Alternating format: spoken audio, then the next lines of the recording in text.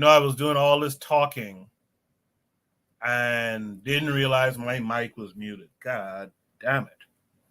Drop a one if you could hear my voice, please. Damn it. Uh anyway. Uh Daily affirmations by Pauline is here saying good evening to her, which I said before. Drop a one if you can hear me. That would be most useful. If you could drop a one, let me know that you could hear me. Let me do this again. I just did this whole nice setup for tonight's show. Tonight we're going to be talking about Jim Crow Resurrected. We're going to be talking about some small hat business tonight too. We're going to talk about Islamization. We're going to talk about the gods worshipped by scientists and atheists. We're going to answer the question, is science universal or does it have a cultural lens? We're going to talk about something in Shoot the Breeze topic number 6 today. Shoot the Breeze topic number 6 is going to be about the Great Nigerian Exodus, aka Japa Ing. I've never heard that before. If you guys have heard of Japa Ing before, drop a 6 for me. It's crazy. I said all this earlier, and you guys couldn't hear me. But yeah, drop a 6 if you've heard about Japa Ing, the Great Nigerian Exodus. We're going to talk about, we're going to answer the question, why is it we don't destroy or chase away or, run off the traitors in our community before they get big? We're going to talk about Nigerian democracy being under attack. We're also going to answer the question, how good is democracy anyway? And I guess because the show ends at so late, at 2 a.m., we're going to close off the show talking about the truth about porn. That's going to be the final topic tonight. I apologize again for the silence at the beginning. My mic was muted even though I was talking to you guys. I see a few of you are here now. Marcus McGee says he can hear me. Yana B says she can hear me. The matron is here.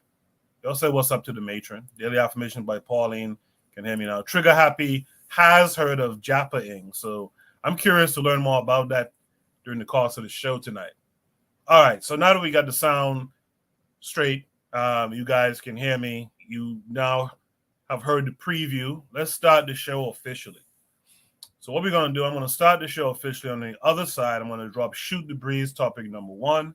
In fact, before I even play the intro, let me drop the link for you guys who want to join the panel tonight. I pinned at the top of the chat tonight. You'll see several links, how to donate to the show, how to check out and support the merch store, how to join the Discord. Shout out to Dorico Cooper Photography for the donation this week. I do appreciate it. I'll let you know how I'm going to use that in the near future. I believe in transparency. So I'm going to let you know how I'm going to use those funds. And if you guys want to donate, the links are right there at the top of the chat. All right. With that said, let's start the show. And on the other side, we will drop Shoot the Breeze topic number 1 tonight.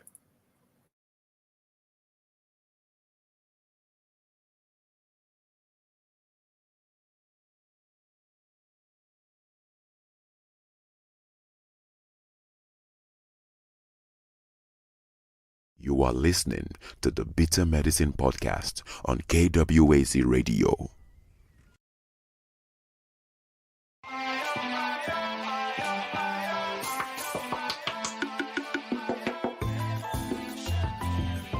Welcome to the Bitter Medicine Podcast, where it's all about Black empowerment.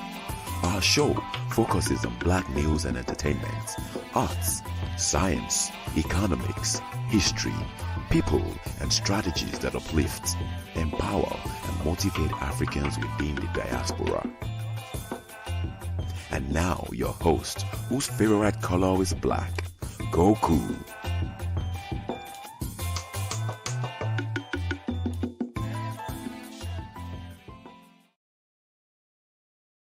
Welcome back to the Bitter Medicine Podcast. I am your host, Koku.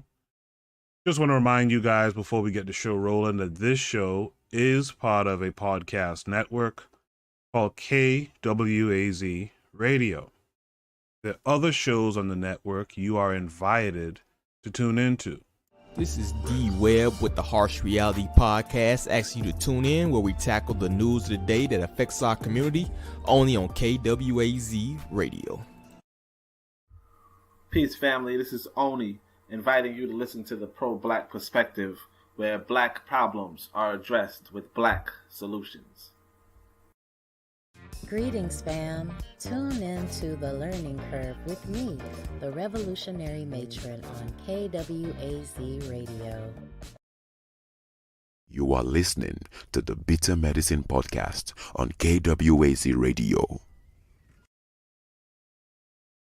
All right. Let's welcome in Bwana Hagaziki this week. Bwana, how are you this week? What's up, bro? I'm good, man. I'm back in the house. Here we back at it again. Right. You guys check out. Bakari did a sports segment last night. Go ahead and talk about it, Bwana. No, we did our first episode, if you could call it that, we trying something original with our sports podcast with a little bit of a black kind of perspective to it.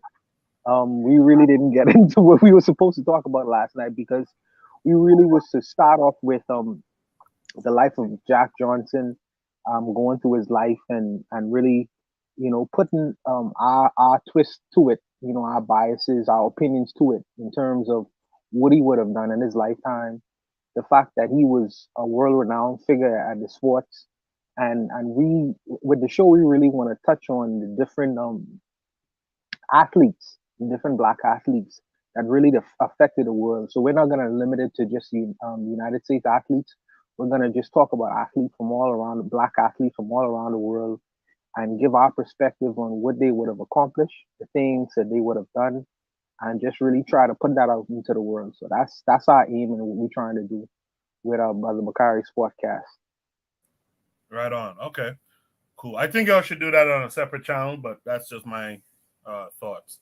But it was good. I was there last night for it. I hope you guys in the chat who enjoy sports, who enjoy especially sports and your black empowerment conversations, you guys should definitely tune in. Are you guys going to do it every Friday? I think that we're going to attempt to do it every 2 Fridays in a month. Okay. It's really according to Brother Bakari's schedule because sometimes it's like that, and sometimes big bros be on that Mississippi time. But we're gonna try to do it for every 2 Fridays at 7.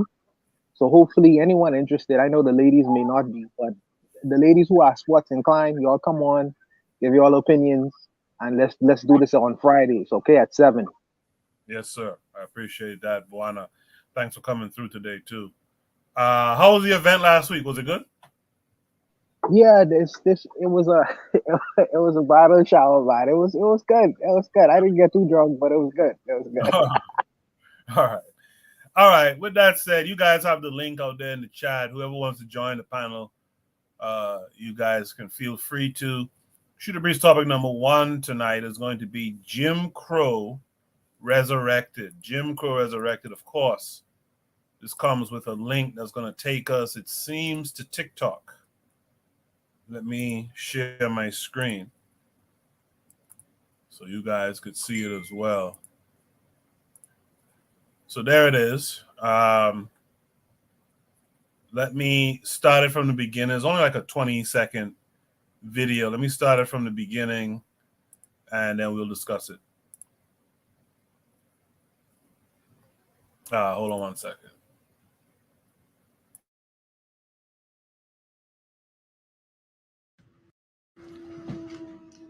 Thank you, Chairman. And thank you, Representative Powers, for bringing this. I think it's a very good idea.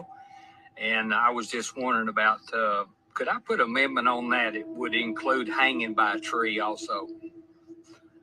And also, I would like to sign on to your bill, sir. Thank you. Leader Carroll.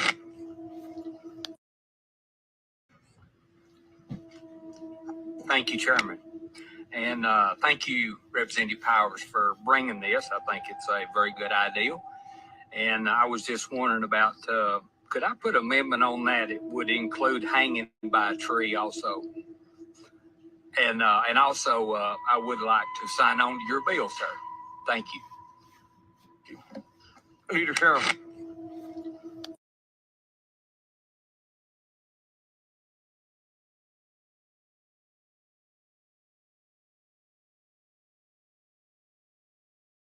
The state of Mississippi is raising eyebrows for some and creating full-blown outrage for others after the Republican-led State House passed a bill that would form a system of unelected judges and prosecutors to preside over part of the capital city of Jackson and expand the Capitol Police Force.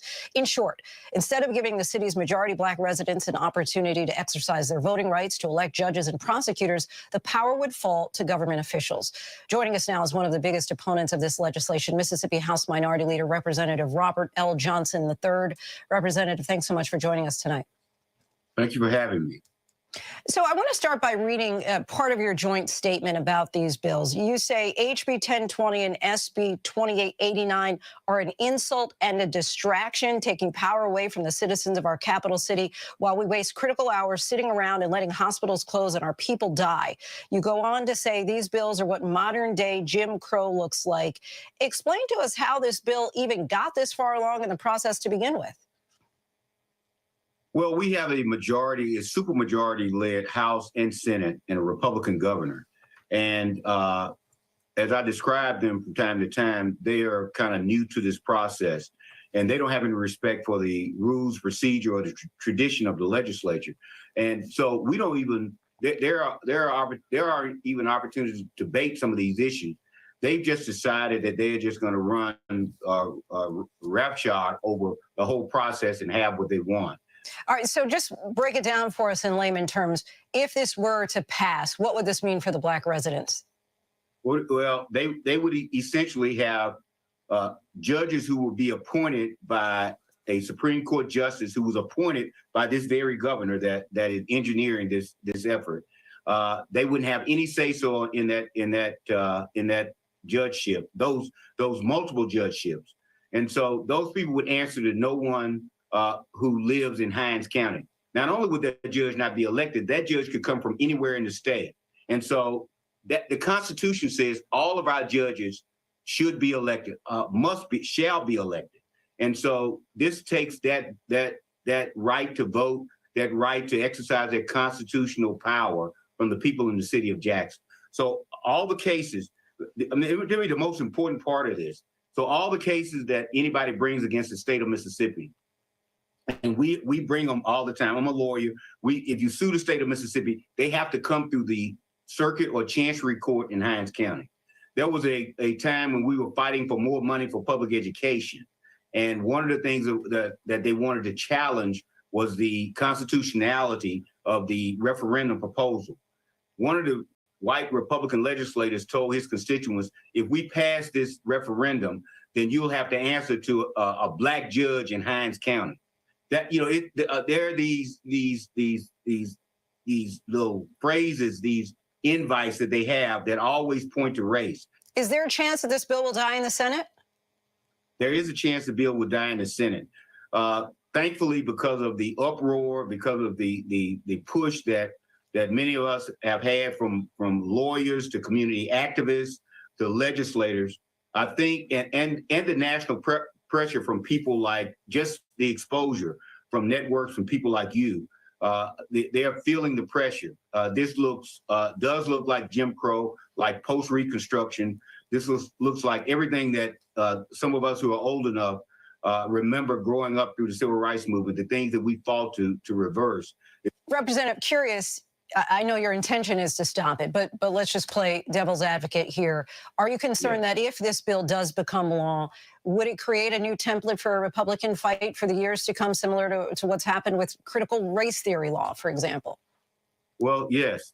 Look, we tell people, we've been telling people all over the state, this is not a Jackson problem. This is a Mississippi problem. If they're going to do it to Jackson, they'll do it to Greenville, Greenwood, anywhere they want to go. They want to create a city within a city that just serves a particular segment of the population. This capital city complex has a disproportionate white population, doesn't represent the actual per capita demographic in the city of Jackson. And this is a template for what they'll do in any city that has Black or African American leadership.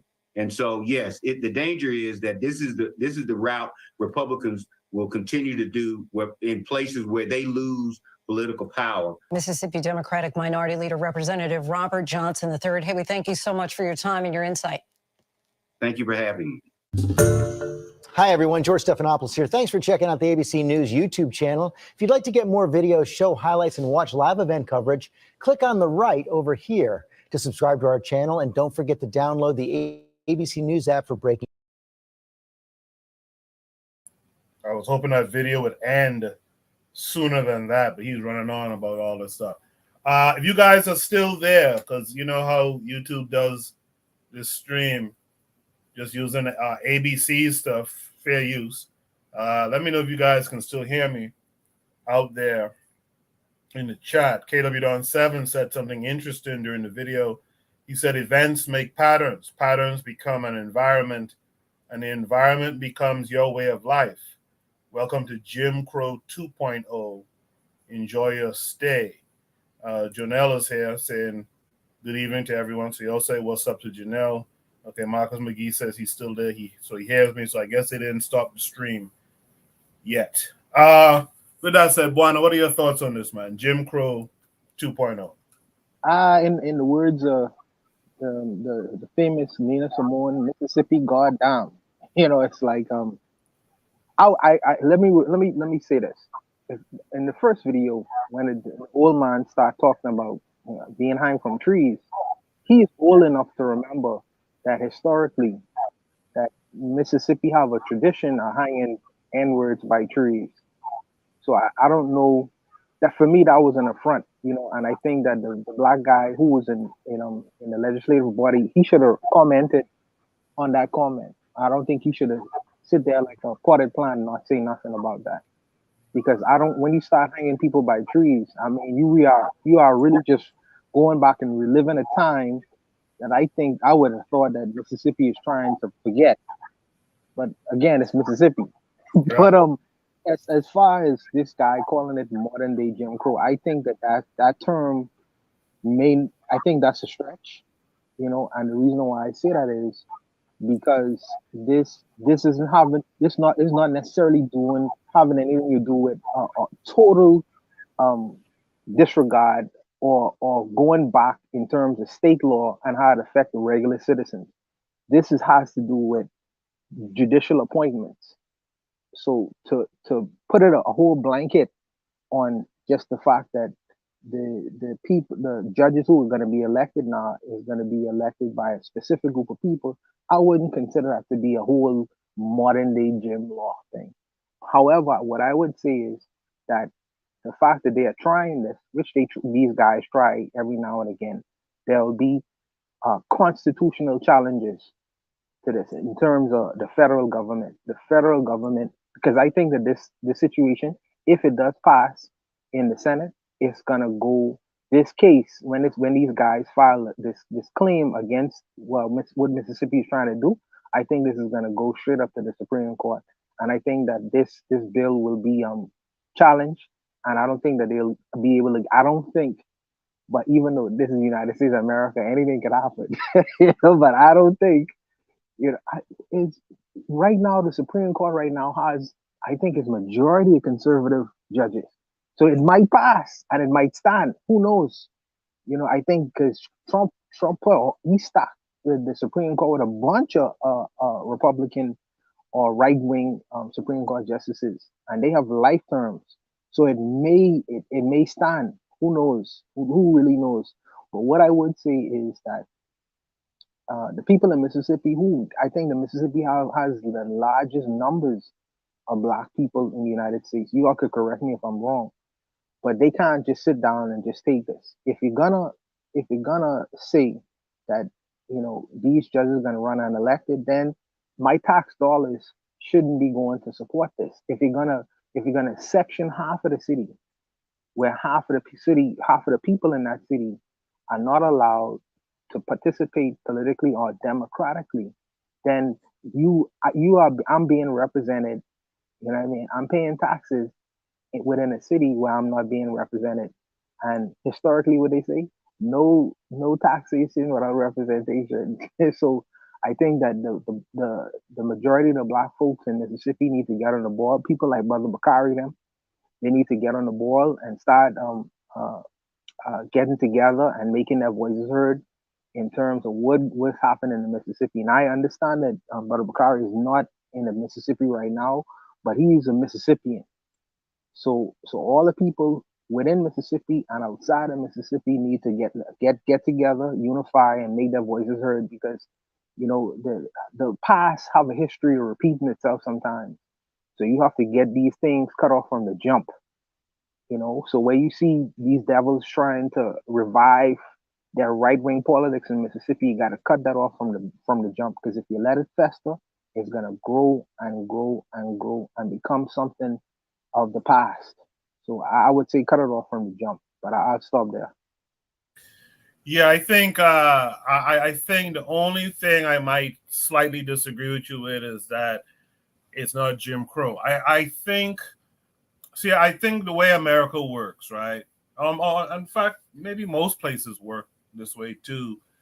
People, and to borrow a saying from you, Buana, people throw a stone. People throw a stone and they listen out to see if it hits someone, right?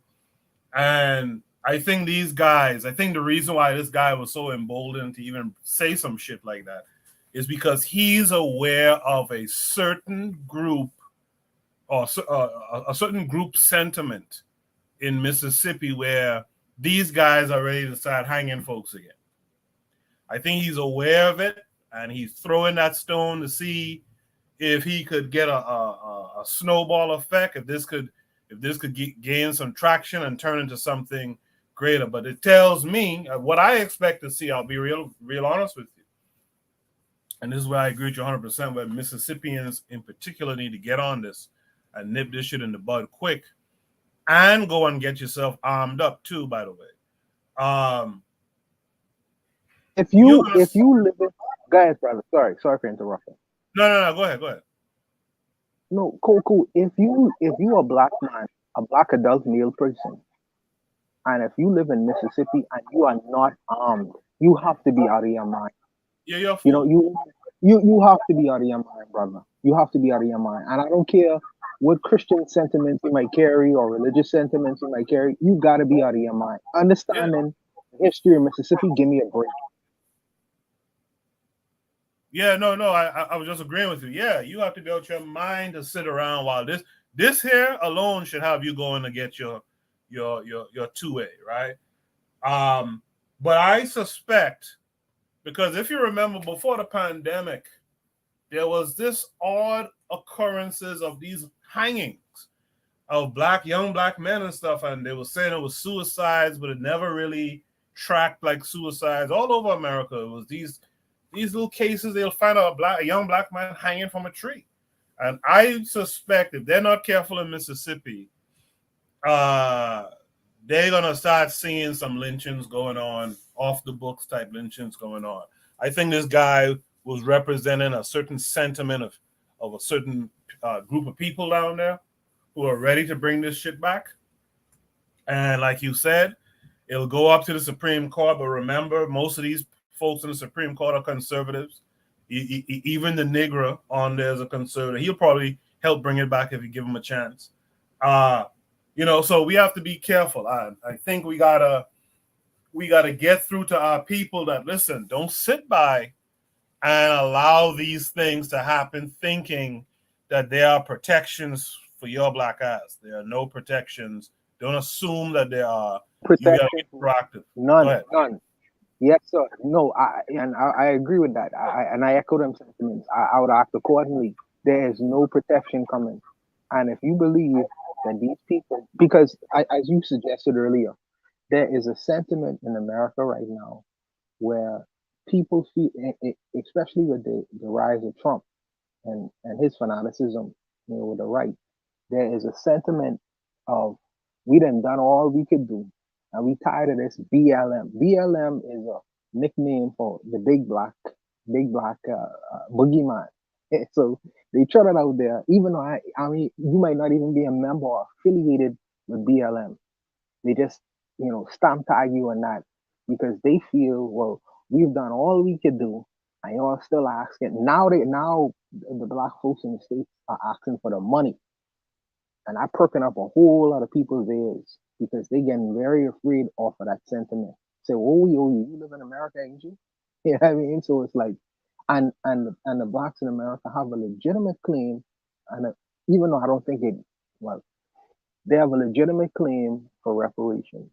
So that sentiment is becoming more national now. The voices of that sentiment is growing, and you have the other voices in the United States, which are white voices, who have a lot of contempt for that race, the race relations that exist in America. And I think that sentiment is which Trump triggered a lot of that sentiment to be revisited, and also with the election of Barack Obama as well, because people see that as okay, we are afraid that America is going to turn into the planet of the apes. So now you have this fear, you have this anger, and then throw the lynching bill. This is the lynching bill. Throw it on the barbecue now, and you have like you say, a lot of people in Mississippi, through their heritage and their roots, they have a long history of lynchings and murder and mayhem and KKK, etc., etc., etc. But what I would say is the black men of Mississippi, all them southern states, it behooves them to start arming before they start taking the guns away, to start arming themselves, start training themselves, and get prepared for what's to come. Because the economy ain't getting no better. And when these folks feel like their money is their pockets are becoming lighter, they become angry and more wicked in the things that they do. Well said, Buana. You know what I think about sometimes, Buana? I think about the fact that, that riding on the back of the bus stuff, that ended like maybe 10, 12 years before I was born. No more than 20, right? But closer to 10, 12 years. And so you mentioned this earlier too, like a lot of these guys were quite aware. They were around. They remember those days. And these are your bosses.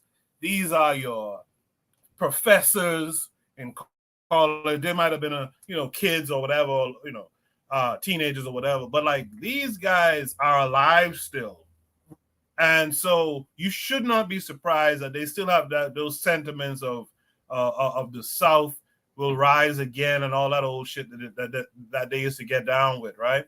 And I think about that a lot. I wonder if black folks really, really study that stuff, that you are still in that, you still share the world with a lot of those folks.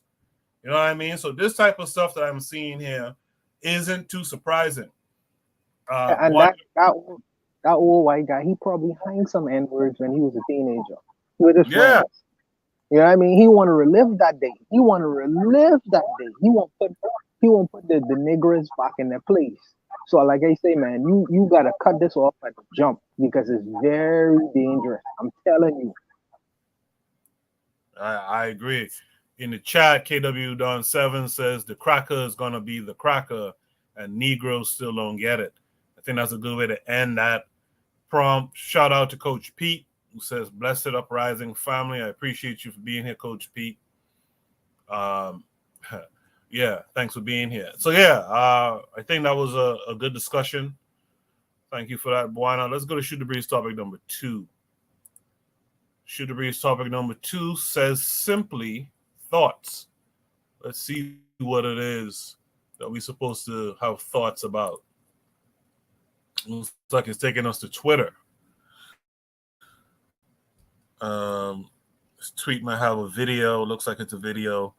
So This is from Gonzalo Lira, who's tweeting this, and he says, interesting video. Did you know these facts? Confirmed by rabbis, as you can see. So there's a video here. Let's start it from the beginning. And so in effect, what happened in World War I is they fought it through to a stalemate.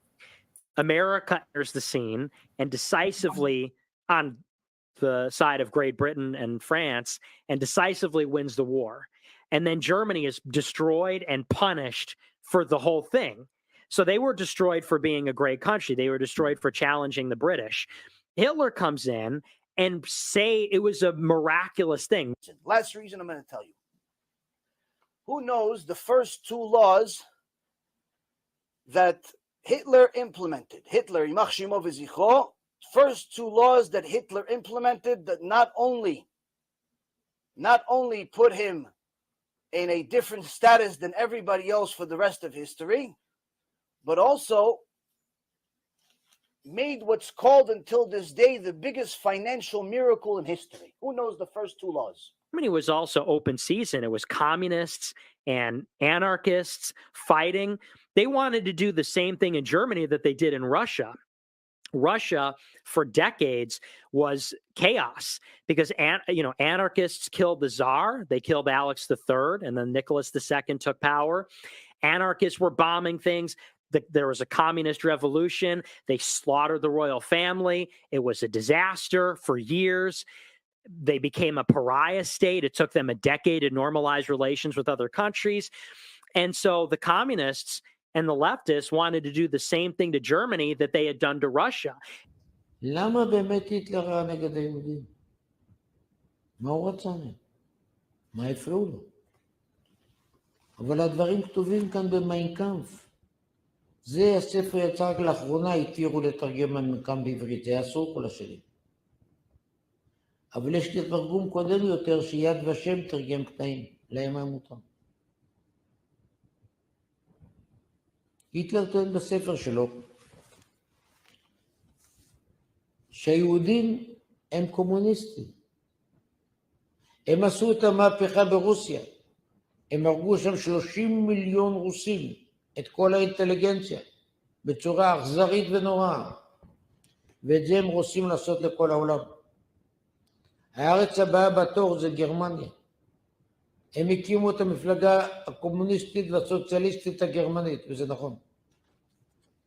אם אנחנו לא נתגבר עליהם עכשיו, הם יחסלו אותנו, וישחטו גם כאן 20 מיליון איש את כל האינטליגנציה. וככה הם הלכו מארץ לארץ. כשבסופו של דבר האינטליגנטים היחידים, החכמים היחידים, יהיו רק היהודים. So Hitler comes in, and the country's like a war zone. The currency is worthless. The economy is destroyed. Degeneracy is rampant. There's transgender stuff, licentiousness, prostitution. There's transgender stuff back then? Yeah. When was...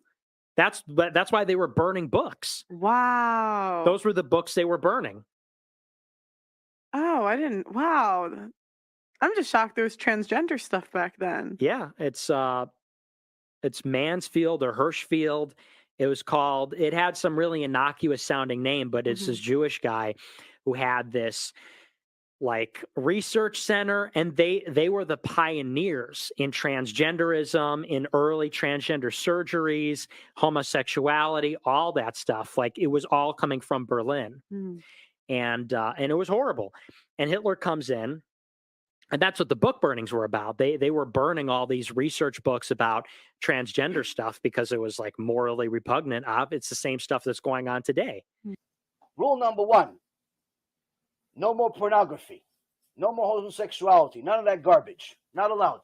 Berlin in the 30s, in the 20s, was the Sodom and Gomorrah of the day.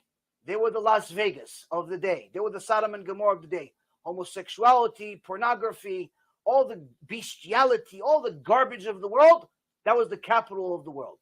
He outlawed it. You're no longer allowed, closed all the bars, all the gay clubs, all the production, which were all run by Jewish people, unfortunately. You know, everybody says the book burnings, they were burning knowledge. That wasn't knowledge. That was perversion. That'd be like if they started burning pornography. Nobody would say that burning pornography is some sick, tyrannical, like backwards. They don't want people to be educated. They would say that's filth. Same deal there. So anyway, so he goes in, revives the economy, drives out the communists and anarchists, brings organized crime under control, builds all this infrastructure. It was amazing. He was Times Man of the Year. Now, he was anti-Semitic. We have to recognize, though, one, everyone was anti-Semitic back then. That's just true. Henry Ford, Charles Lindbergh, all the presidents, all the leaders of Europe, you name it. Not only that, but also the Jews were extremely influential and did inflict a lot of those problems. All that transgender stuff was coming from Jewish intellectuals.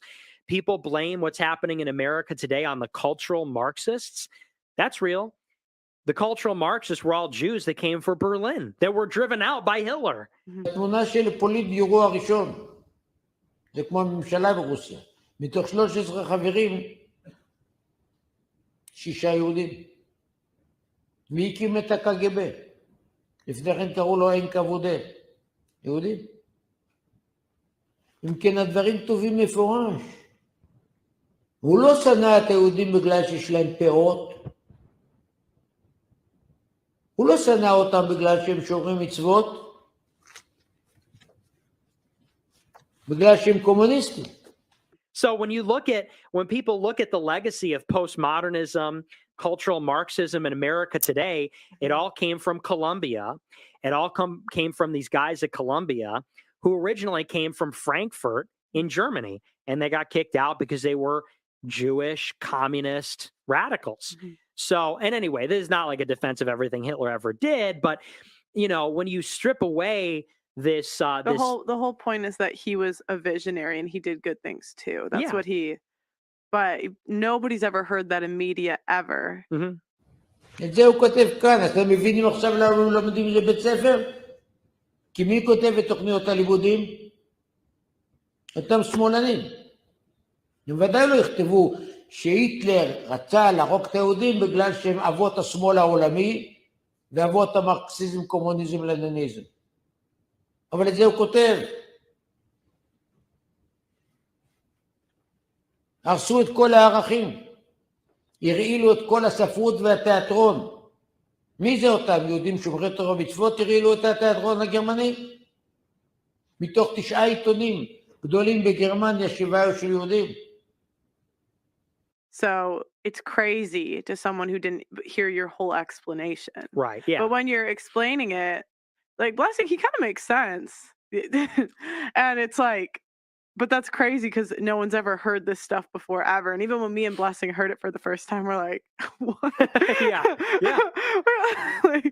We're just like, I think we did a reaction, but we didn't post it because we were scared. I think we put it on Rumble or I don't know, something.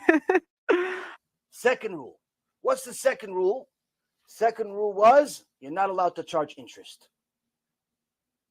No more interest. Now you would think, why? What does he care about interest? Well, because all the people that had the money, that lent the money out, were Jews. He didn't like it. So he said no more interest. Why? Because of the high interest that the Jews charged people was so high, it ruined, it destroyed the economy in Germany. They destroyed, just like they destroyed Russia a few years before that through their communism over there. Jews destroyed Russia, not Goyim. Jews destroyed. Communism is by Jews. Well, don't let anybody confuse you. You look at history, Karl Marx, all the other Reshaim, they're all Jews. Wicked, but nonetheless Jews. They destroyed Russia, and he wrote in chapter 2 of Mein Kampf, they destroyed Russia, now they're destroying Germany, that's why I have to destroy them. Now, this doesn't make he's right. The point is, that's actually real, true history. Now, he saw that the Jews are controlling the system, and they're charging such high interest, they destroyed the German economy to the extent that by the time you arrived to go to the store to buy bread, you had to take a whole horse carriage full of money. By the time you arrived at the store, it wasn't enough. Why? Because the inflation rate was so high. Wow, okay. The bread became so much more valuable and your money went down. So now he says, what's the cause of this? Because nobody could afford to do anything because the interest rates are so high. So he decided no more interest rates. You're not allowed to charge interest rates. And at that time, the Great Depression was happening around the entire world. Everyone was in a financial collapse. America was a financial collapse. England was a financial collapse. Everybody else was collapsing. Germany collapsed worse than everybody else. But after he passed this law of no more interest, within 6 years, Germany became the leading, wealthiest economy in the world. They called it a financial miracle. Why? They were the only ones that were bold enough to stop interest. This is one of the biggest reasons of why he hated Jews. Because they destroyed the economy because of their greed. Rabotai, it's not making them right. Don't let this confuse you. But this is happening again. I think I got red pilled a little bit more this interview. A little bit, yeah. Well, I'd be the guy to do it. You know, I'm the human red pill. Yeah, that's a real good video. I think Oni posted that. I like that. There's something in there. Yona B says, "Wow, not surprised though." But there's something in there that I think anytime I mention it to black folks look at me puzzled. But you know, the Jews, the small hats, a lot of them were backing Hitler, right? A lot of them were backing Hitler. A lot of them financed those ovens, and people don't understand why. But anyway, I think that video is pretty interesting. Buana, what are your thoughts? It's a whole lot of shit to unpack here. I probably won't touch everything, but it's a whole lot of stuff to unpack because I think the guy got a whole lot of shit wrong. But I think intentionally so. You know, first of all, I, I would not blame Hitler for. I wouldn't blame the Jews for the degeneracy of Germany, considering the fact that these white folks, they have a history. You know what I mean? The Greeks and the Romans. Are Germans Greeks and Romans? Maybe not. But Greeks and Romans are notorious for degeneracy. So I mean, and the Western world has taken up that culture. They've been taking up that culture, the Greeks and Romans. So I mean, the fact that they was engaging in all kind of degeneracy over there, I mean, that was cause for the par because that's their culture. I mean, so I wouldn't necessarily blame the Jews for that. I wouldn't blame. While that is true, Buana, I will interject and say, and again, I like Bakari who's saying peace and Black Power in the chat right now. I try not to separate these white folks too tough. To me, they're all the same. But I gotta admit, in history, when you study history, like they said in the video, these people were ran out of mostly everywhere they were, and they were ran out of for a lot of the reasons why even the small hat said these guys are degenerates. They are money hungry, greedy, and all this. And they were ran even folks with their skin color ran them up out of England and all these places like that because of their behavior. So that's in history. You could look that up yourself, right? So yeah, go ahead. Yeah, another thing that he mentioned is the interest thing. I'm curious about that because within Judaism, the Jews don't believe in charging interest among themselves when they do business. They believe in charging interest and not necessarily dealing fair with what they consider to be goyim, people who are not Jews. And I think that we should process a little bit of that, but that's neither here nor there. So that may be another thing when they go into different societies, how they operate financially in terms of doing business with one another and othering people outside of that space, outside of that community, treating them financially or doing business with others differently. Now, whether that's right or wrong, you know, I'll let the audience and I'll let everyone else decide. But I believe in some of that. I believe that we should practice the same kind of politics. But maybe you don't have the same kind of unity. And I could see how they run monopolies and run the board on people, because when you have large swaths of people engaging in different business practices and within the society, you tend to be able to be stronger financially. You know, Chinese do it all the time. Now they doing the Bahamas right now and the Caribbean, but that's neither here nor there. Another thing that he said, and so for Hitler to practice, the same kind of engagement financially without charging interest as the Jews did, that seemed a little bit backwards to me because you were engaging in the same kind of things what they was doing prior to. You know, it's just that okay, so maybe that works, so we're gonna practice this internally and for Germany, you know, for the whole of Germany, but we're gonna practice this differently with other parts of the world. I don't know. Another thing that he mentioned is accusing the Jews of communism. Now, socialism for me, it's just a one step above communism. Just one step above communism. Hitler's party was called the National Socialist Party, the Nazi Party. So he was a socialist. So I understand his argument with the communists, but I don't know, man. There's so much complexities that goes into these kinds of discussion. When he says his book burning was primarily because of transgenderism, that's not necessarily true. There's more that going into that. When Hitler was, see, the problem here we having right now is the younger people who don't have they don't have a long attention span. They wouldn't watch a history video like me and you would, Coco or Butter Bakari would. They wouldn't necessarily sit down and read Mein Kampf. They get information by 3-second or 30-second sound bites. And sometimes when you engage in these kinds of conversations, they have a whole lot of different kinds of complexities. Hitler's argument and gripe against the Jews is he felt, because I read Mein Kampf, he felt that in World War One, the Jews did something to betray the state of Germany, you know, and that's left out of the discussion when these guys are going back and forth. You know, I don't hear that. But there are some things, I agree, there are some things that Hitler should have done. He should have get rid of the degeneracy. If he felt like it was polluting that society, he should have get rid of that. Even though, you know, Germany today, contemporary Germany, have all kind of degeneracy in it. But he should have gotten rid of that. And there are some things that Hitler did I agree with. Hitler was a vegetarian. You know, he did a whole lot of stuff for his state. Now, if you was to justify it with the death and murder a whole lot of people, it depends on which day you're talking to me with, whether I would agree with that or not.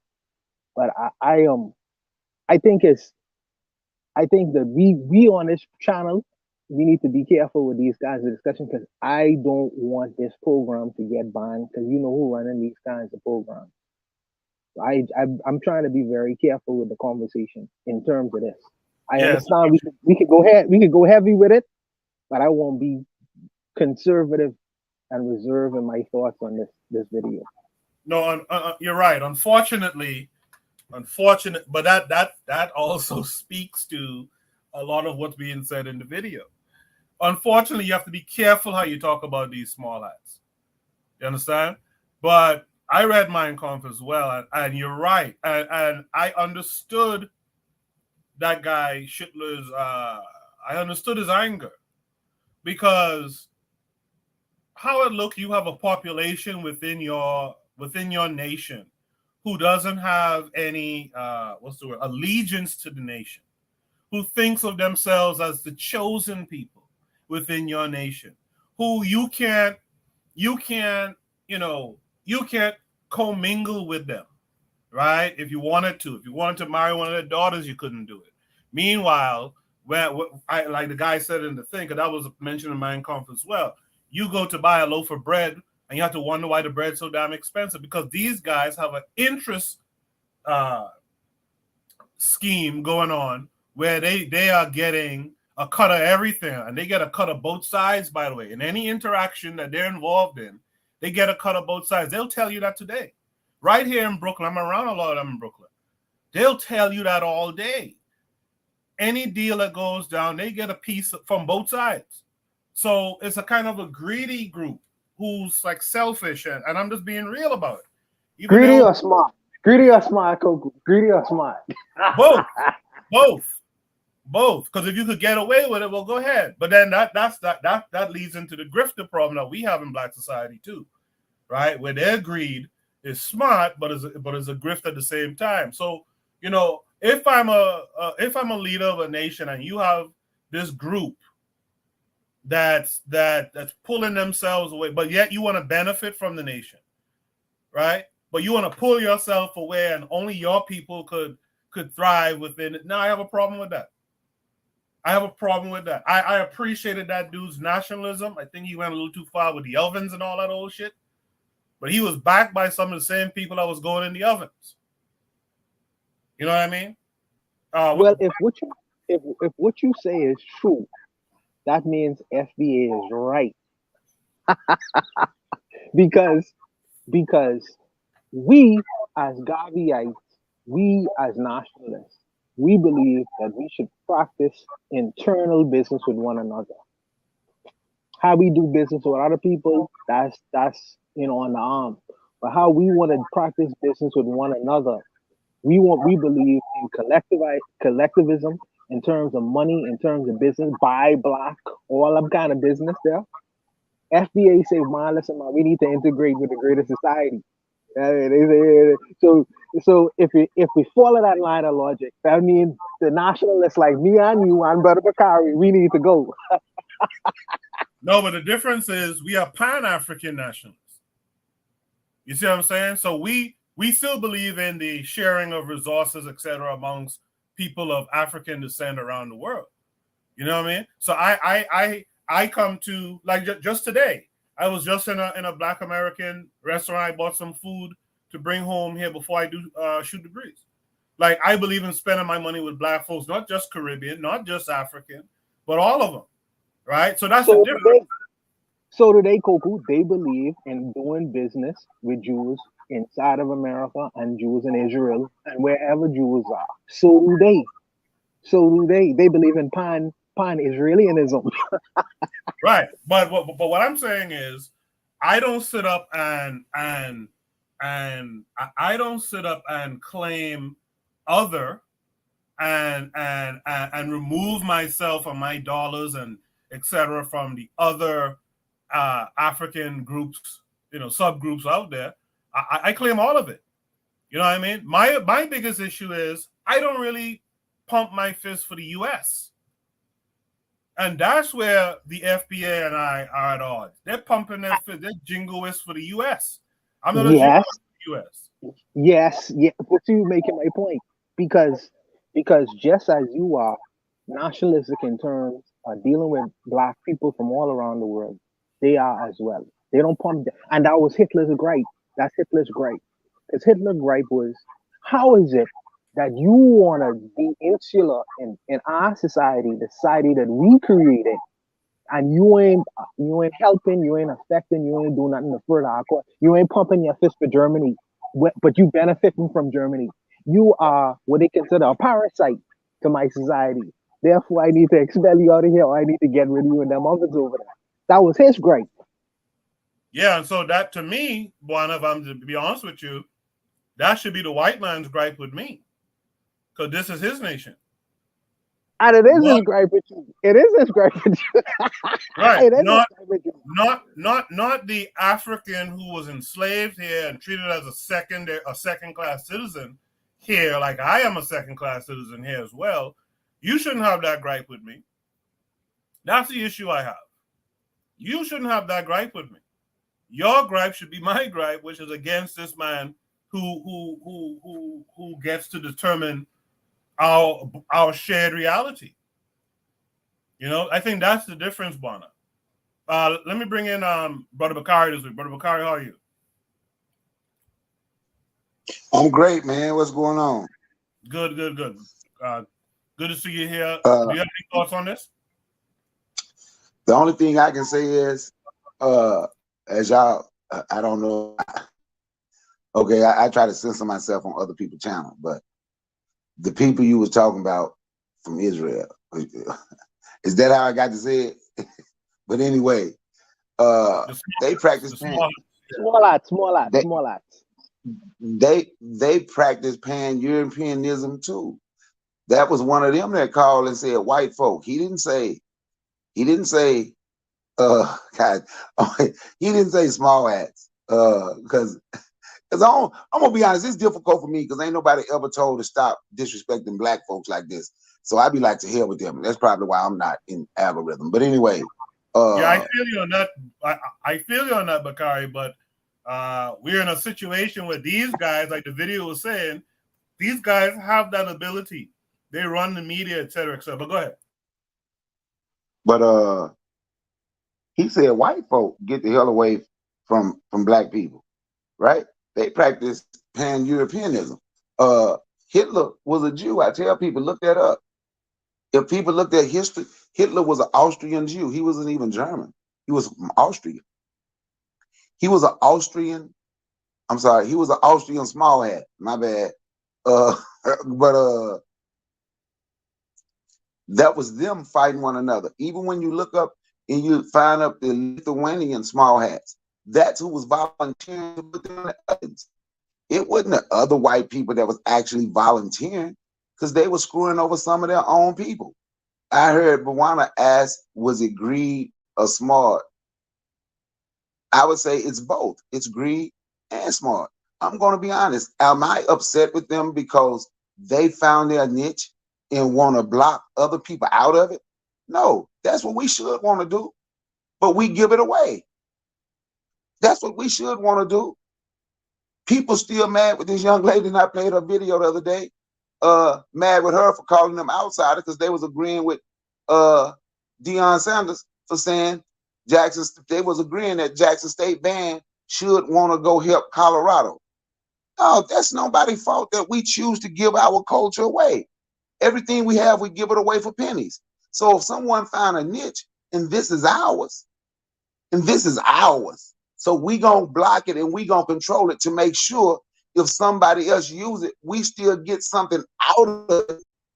I'm not mad. I'm not upset with them for that. I don't believe in the conspiracy that those people run the whole world. I believe white people work together. Those people know they're white. It's just a different white tribe. That's all it is. It's just a different white tribe. We tend to celebrate them. But that white boy, Scott Adams, when he did that roll call, he didn't roll call. He didn't say small hats, get the fuck away from black folks. He said white people. White people. I want y'all to, whoever think they're different, I want that to stick in their head. They said white people. White people, get the fuck away from black people. That's what he said. Those folk work together. Because anything that the small hats, anything that those people is anything that they're making money off, you don't think Donald Trump then was making money off it? You don't think other white people was making money off it? Even down to damn the Chinamans. We just not, because everybody has blocked us out. And since everyone has blocked us out, we tend to say it's one, that's their niche. According to the great Dr. John Henry Clark, then when you look up certain things, people, but look what they did in the entertainment business, how they control that. Okay, we gave it to them in a sense, but of course they've been writing plays. Studies. See, who's been writing the plays for the longest, for a very long time for everybody. That's who was doing it. They've been controlling jury and doing certain things. So, because it's 500 years later, are they supposed to share what they have? I'm more mad with us for not understanding that we should be blocking out what we have. But we are too busy hating on one another to try to, we got to make sure if it's anything that a black person, don't care what it is, whether they are, even if they're not scamming or hustling from you. Our goal, especially here on social media, and I ain't just saying, I ain't talking about us here. I ain't talking about us three on this panel or nobody in the chat. But if you look at most of the videos in YouTube, the one that in algorithm, what they are going to be able to make money from it, what are they talking about? Who are they talking about? We are talking about us. So am I mad with those people? Am I mad with European people for saying they don't stick together? In the process of them fighting each other, they know how to stop fighting each other and make it work. Am I upset with, well, we just talking about the Europeans, but every other group do it. Every other group do it to benefit their race. We tend to separate them. They don't separate themselves like that. They'll separate and say they're Jew, but other than that, they know they are still white. That's why they all work together. Why do you think the United States is so quick to give Israel billions of dollars? It's not because they run America or run the world. It's because that's them sticking together. Why do you think when some South Africans, when some South Africans kill some Boers and some Afrikaners over there, and they was talking about revolution and what they're gonna do? Why do you think those people from Israel were so quick to reach out to the Boers, Afrikaners over there in South Africa with weapons and send mercenaries and say, we're gonna give y'all military training to help y'all destroy them? These people stick together, but we tend to separate them. And the problem, I'm gonna say this, then I'm gonna finish. But the problem I have, even with the guy that started calling them small hats, who everybody got that from, Irritated Genie, the problem that I have with that, now we got people that tend to think a white nationalist is gonna work with you against those people. It's not gonna happen. Those people are race first, and it don't bother me at all. On there, I hear Mike. Bakari, I appreciate everything you had to say. I'll echo this too. I try not to separate these folks. Like you give the examples of their assistance to the Afrikaners and all that stuff. To me, they're all the same friggin' people. That little thing that happened in around 1945, that's an internal conflict. I really don't care about it, to be honest. But I do recognize that they have carved out a space for themselves, and they have created a system where you can't really call them out on it. And because of that, that's why Irritated Genie and us here have to use the term small hats, because they do control spaces like this, like these platforms, right? They have amassed some power, and I commend them on that too. I commend them on that. But at the end of the day, they're just another group of white folks, as far as I'm concerned. Buana or Bakari, you guys have any last words you want to add? No, I'm good. I appreciate Brother Bakari's thoughts. Yes, sir. You know, my thing is they have something that they control. We had things that we control. We gave it away. Yeah. We gave it away. We chose, because people love, for some strange reason, people act like hip hop is the greatest thing that ever happened to black people, to Africans in this country. But so I'm going to say hip hop. We gave hip hop away. We gave it to them. We made sure in our music, once we gave it to them and allowed them to control it, we made sure that it become degenerate to satisfy them, so they could finance our destruction. And we turn and we get upset with them. I'm not saying they have never done anything that you can't be or shouldn't be upset with. But what I am saying is, we don't have to give them everything. Everything we touch don't have to be considered old. We don't deal with us the way that we should deal with us. When was the last time you saw somebody wear some Carl Kanai jeans? When was the last time you saw heard somebody mention cross colors? When was the last time you heard somebody mention FUBU? We can't get mad with them because we will throw our stuff in the trash and say it's old. Then a generation want to say, oh, you see, it's the old people. No, it's not, it's y'all. But people still wearing Levi's, which was created in 1853. They still bragging on Louis Vuitton, which was created in 1854. You can go back and see when Gucci. They still bragging on, ooh, I got Nikes, or ooh, I'm wearing Adidas. or Puma that was created during the Olympics in which Jesse Owens ran.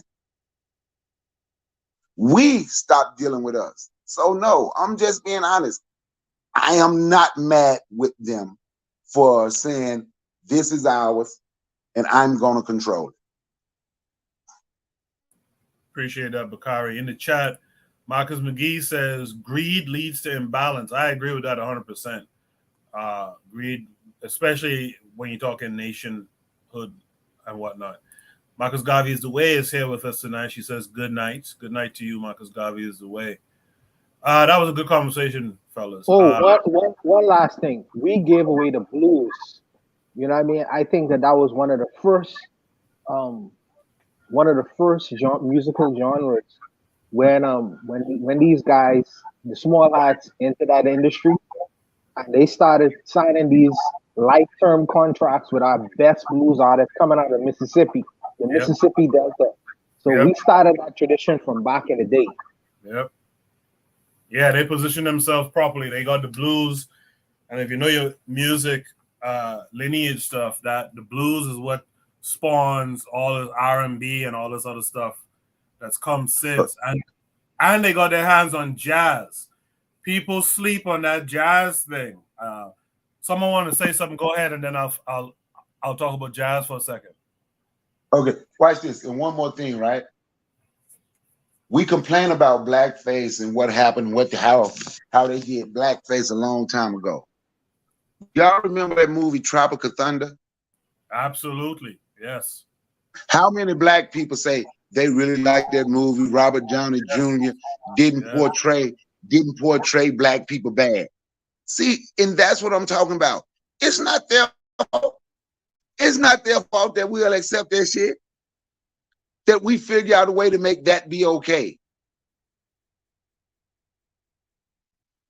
Well, somebody can dress in blackface, try to be you, and we think it's okay. It's just a movie. No, it's insulting you. Yes. And the crazy, Go ahead, No, go ahead. Finish. No, I was just repeating myself. It's not their fault that we accept that. It is not their fault that we accepted that. And I'm quite sure it's some more blackface stuff. It's not nobody's fault that Gucci made that stuff blackface and then we go get in line at the Gucci store later.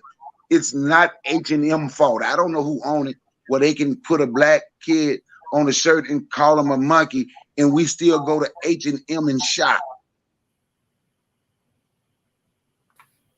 We can blame who we want to blame, but eventually we got to look in the mirror. Go ahead, Bawana. The game is so messed up. Let me tell you how messed up the game is.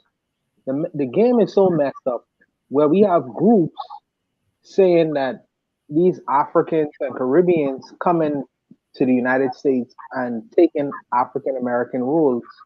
When you have this Jewish guy in blackface acting as a Black American character, and you hear nothing about it.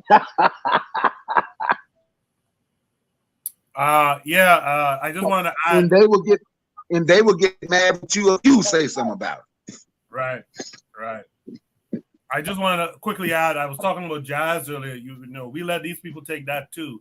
I saw someone talk about this recently. How you go to a jazz concert and maybe 5% of the people there are Black, and that's our shit. That's our classical music. But we just let that go, man. We let that go. We vacated it. And they have run of that stuff now, man. We got to stop doing that stuff. Gassed them up in the chat says Hitler did not eradicate interest rates. Stop this 125th fresh out of jail scholarship. So welcome back. Gas them up to the chat, I guess. Anyone else wants to add any last words here? No, I'm good, man. I'm good. That was good. That was a good dialogue. Let's go to shoot the breeze topic number 3 then. Topic number 3 is the Islamization doesn't seem to have taken place that peaceful after all. So this came with a link. Let's check it out. I want to tell you too, while we were talking about the small hats there, suddenly, I don't want to be a conspiracy theorist, But suddenly, my computer started to drag during that conversation. I don't know why. Let me share a screen with you guys. Shout out to Gas them up too, by the way. This takes us to a video with I'm sure with a familiar voice. Let's check it out.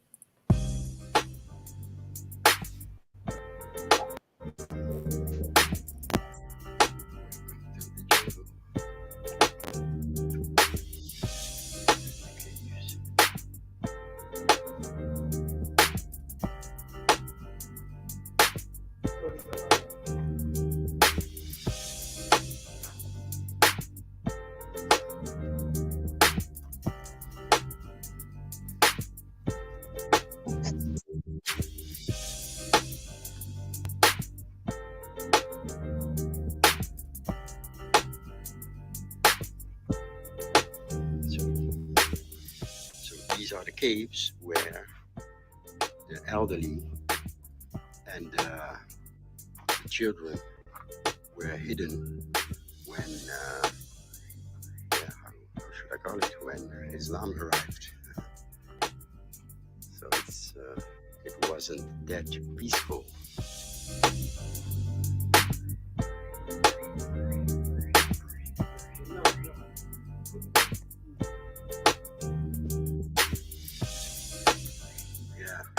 Lots of caves here. A lot of caves. So here, our people used to hide from the Islamization. And obviously, it did not prevail. Anyway.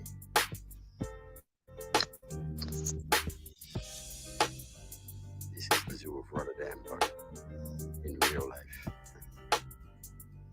Well, it reminds me of the zoo in Rotterdam. But, yeah, reality is different of what the people want to believe nowadays. Still in the caves, but I'm told here, this black powder was an alternative to gunpowder. So they used it in their muskets to defend themselves. In this song. That's our story. Our story never told. Right? And I thought the big one over there is apart, but it's all interconnected. The caves are all interconnected inside, and they advised me not to go inside because of snakes and such. So I'm gonna be over here.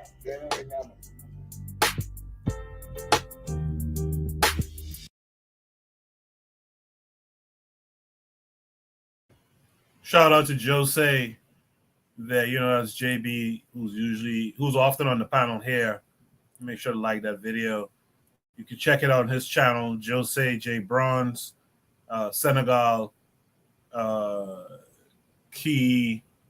Kedugu region 06, the cave.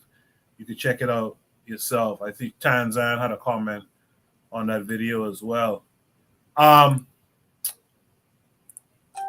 I guess that prompt came up because if I'm remembering correctly, I think JB might have had the argument in the past that Islam was not a warful type. It wasn't a violent conquest in Africa. I think that was a position he took in the past, and maybe this is a follow up to that, which is Shooter Breeze topic number 3, that the Islamization doesn't seem to have taken place that peaceful after all. So I think that's what he's referring to, and he's showing us the caves in Senegal where people had to hide from the Muslim or Islamic invasion.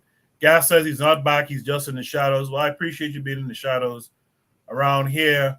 But, Gas, I got to tell you, too, a black 125th Street scholar, fresh out of jail, didn't say that in that video. The white boy Jew who said that. So you got to take it up with the white boy Jew who said that. With that said, let me go to Bakari first. Bakari, what say you to this idea, this proof, I guess, that Islam was an invader in Africa? Or maybe Bakari stepped away. You're muted if you're talking. All right. Buana, can you hear me? Yeah, I can hear you. Yeah. Right. Yeah. So I know I would have known this prior to ever even. I guess that this argument was really for the person who said that Islam came to Africa peacefully. I mean, for someone to say that, I would just say that they need to do a little bit more research and find out what was going on. But what I would also say is,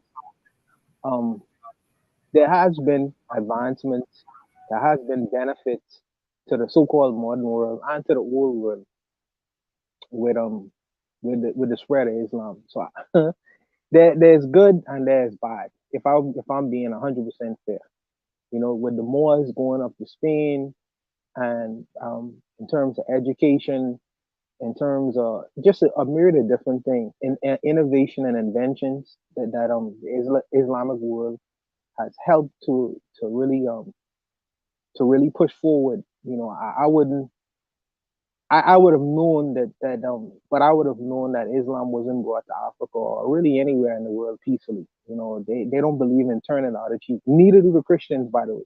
Neither do the Christians. Even though that there's this idea out there that Islam is not a peaceful religion. Well, you think Christianity is a peaceful religion? You need to check out what the Christians do in Africa before you point the finger at the Islamists. But for me, I am more, if Africa was to have any religion inside of it, Africa has mountains of spirituality. So for them to really go towards any kind of Islamic faith where they have so much spirituality that exists within that continent, it to me is a little bit of ridiculousness. But if I'm speaking with the historical hat on, I would say that yes, Islam, when it came to Africa and different parts of the world, it was horrible. But there has been benefits with Islam coming into different territories in Africa and in Europe as well. So, but I'll stop there. I don't really have much to say on this particular farm. I appreciate that, Buana. I think Bakari's back. Bakari, what say you? What's up? Can y'all hear me? Yes, sir. Okay, because I'm going to pick my son up from work. It might go out again. But anyway, right? Islam came in finally, even when we mentioned the Moors, right? Even when we mentioned the Moors, if it was black people, if it was African people that went to Spain and do it, why aren't they called Africans, and why aren't they mentioned about what region they're from or what tribe they're from? Even in that sense, they have to accept what somebody else calls them because they was rocking with somebody else. You understand what I'm saying? Even in that sense, they were dominated. And when we go to war for Islam, right? It's just like anything else. I did a podcast about this about a year or two ago, but I think I might have to do another one. It's called Slavery and the Military. People always made their slaves fight for them, made the slaves get on the front line because they make the slave feel you're going to get something. When you listen to people here talk, one of the biggest reasons a lot of black people say this is our country too. I would never say that. Because we fought in every war. Because we don't have an understanding of what people do to you, right? Once you have been enslaved and you're fighting for a slave owner, hoping that slave owner give you some rights. But I'm gonna say this, Bawana, I like what you did. See, I saw when you switched to Christianity, right? I'm not going to talk about the Christians. They beat up enough. But when it comes to Islam, we have to include the Christians. But Islam ain't. But when you talk about Islam, you include the Christians. But when we talk about Christians, we only talk bad about Christians. Look, All right, I ain't gonna talk. The hell. I ain't gonna, By the way, bring Keyway on though. By the way, bring him on. But I'm going to get it now. But my point is, right? Look, I ain't gonna say nothing about. I ain't gonna talk negative because I can't. If I can't talk negative about nobody, about the small heads on here, I'm gonna say Arab tonight. So I'm not gonna say the derogatory term for the Arabs. But my thing is, of course, this came in violently. And me personally, I don't give a damn about the Arabs or their religion. But I am not mad at anyone that have that religion. If they have that religion and that religion give them balance in their life and make them a good person and help them understand what and help them see what we need as a people, I will stand with that black person. And on that note, I hear them. I appreciate that, Bakari. In the chat, my boy Kyle Hezekiah, our boy Kyle Hezekiah says Islam isn't peaceful in Africa now, in the present day.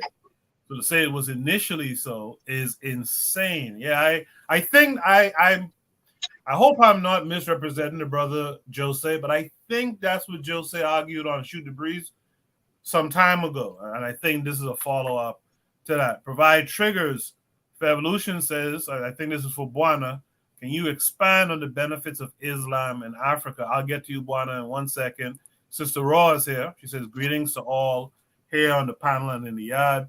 And Trigger Happy 262 says, yeah, the argument typically is that Islam came into West Africa because of trade and that it was pacifist.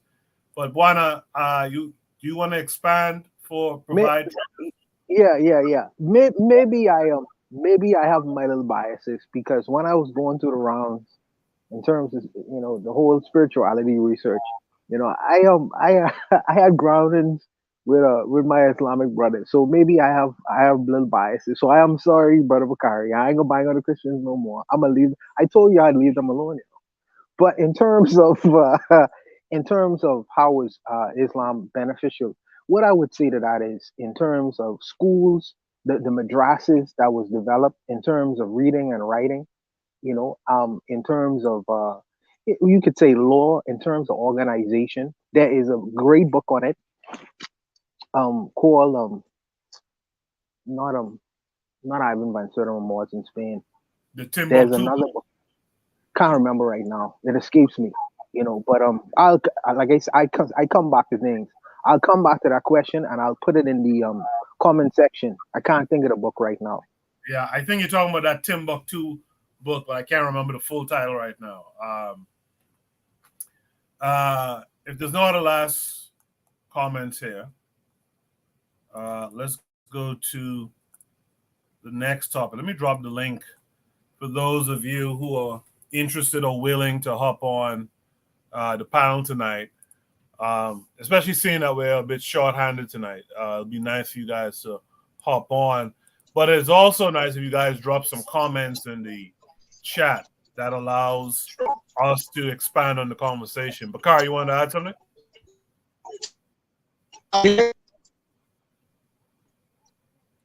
Y'all can hear me? Yeah. Y'all hear me now? You're kind of in the matrix a little bit, but yeah. So what I want to say was about the schools, right? And that's what I hear a lot of people say. What Bawana just said, even with the schools, look what they made them study. They study Arab language. They had to study all of that. The schools truly was not there to benefit the African. The school was there to benefit them, and the African had to kneel, learn their language, and learn their customs, learn their cultures. And when I said something about Christianity, I don't give Christianity no pass. I'm just saying when people talk about that, them, I don't give no Abrahamic religion, a pass. But like I said, we got brothers and Oh, look like Bakari fell off. I think that's an internet connection. So Provide Trigger says, appreciate Gas Sim Up's presence in the chat. His insightful comments were missed, as well as a sense of humor at times. Oh, yeah, I don't think I missed any of his comments in the chat today. But yeah, he's Gas is a good panelist. Gas is a very, very good panelist. I appreciate Gas Sim Up. He'll be back. I ain't worried about Gas. He'll be back. He being an old man right now, or curmudgeon. I ain't worried about him. Listen, what I have to say to Brother Bakari is, remember, brother, there are the sciences, mathematics, all these kinds of things that the Islamic world at the time, they were taught through Arabic. They only getting religious instruction now. They getting also scientific instruction and building instruction and whatever would have worked, it's in terms of industry in Africa. They also get that instruction, but they learning it through Arabic. In the same instance, we in the Western world speaking English language, but the way we learn about science, mathematics, biology, we learning it through English language. Now, of course, the English language, my lady says, is an equivocal language. There's limitations to that language as well, and also there's biases, because when they talk about black ball and it's been a black day, and they throw their little biases in that as well. But I would say, what I usually say is, you got to eat the meat and spit out the bones. So yes, I learned mathematics. Yes, I learned science through English language. But I know, and at least I developed my mind to discover that the English language also was written by who, and they also gonna put their own biases and influences in that. I developed my mind to a point to where I could displace that kind of information. And it's also to say that, of course, I would think that there were some people at that time who would have had the foresight to say, yeah, man, I learned in Arabic. I learned science through Arabic. But, I'm an Arab. I'm a black man. Not many, but I'm sure there existed a whole swath of people who would have said, yes, I learned about science, biology, and all these things. However, I learned it through Arabic. But if this the way, this is the way I have to learn it, this is the way I have to learn it. You know what I mean? Bakari's in the chat. He says, Buana, that just means we should just accept our position because we need Arab to teach us science and mathematics, but the Shango bone with mathematics is older than the Arab. You know what, Buana, I want to before you go, give 1 second. Give me 1 second. Okay. Yes, you are absolutely right. I do not accept it. In fact, Dr. Obadele Kambon, this is one of his issues. I'm sure you know who he is. Yeah. He suggested to have how we understand technology right now. We understand it through English language. He said, no. We should teach these kinds of sophisticated, kind of complex industries within our own language, and learning it through tweet, learning it through the different languages he would have learned in living on the continent and teaching himself. He said, well, we need to start there.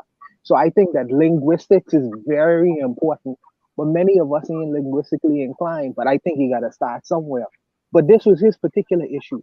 He said, if we must learn these kinds of sciences and arts and industries and things, that we should be able to figure out the way where we could learn it in our form and fashion, in our languages. What does this mean in Tweet? What does this mean in Swahili? What does this mean? These kinds of terms that the Europeans would have put on these terms. We have our own terms and meaning for these particular things. But we have to go back all the way back. Start with the kids and learn linguistics first. Learn our own languages, because we in the West. Most of us don't even want to learn an African language.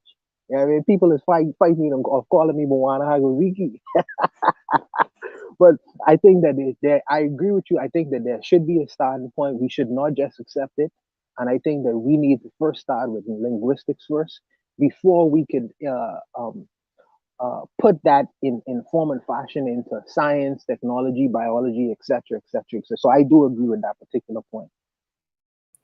Just to build a little bit quickly on that, One of the things I think we misconstrue is like the Arabs came and gave us science, and that's really not the case. I think what the Arabs did do, and I gotta go back and look at this, but I think what the Arabs did do, the Arabs had to standardize measurements, and I think that's what they probably gave us, really, right, in their language. We had our scientists, as we all here should well know. We had our scientists, we had our science, and we're going to talk a little bit more about this a little later. But this idea that the Arab gave us science is something we gotta get away from. I do think they were the ones who came up with those concepts of units of measurement and stuff like that. But that's about it. Let's welcome in our brother Carl Hezekiah this week. Carl, how are you? Hey, Coco, how you doing, man? I'm doing all Good. right. First of all, the Arab has my undying hatred because they created algebra. So I hate them for that. You know, but that was always my worst class in school was algebra.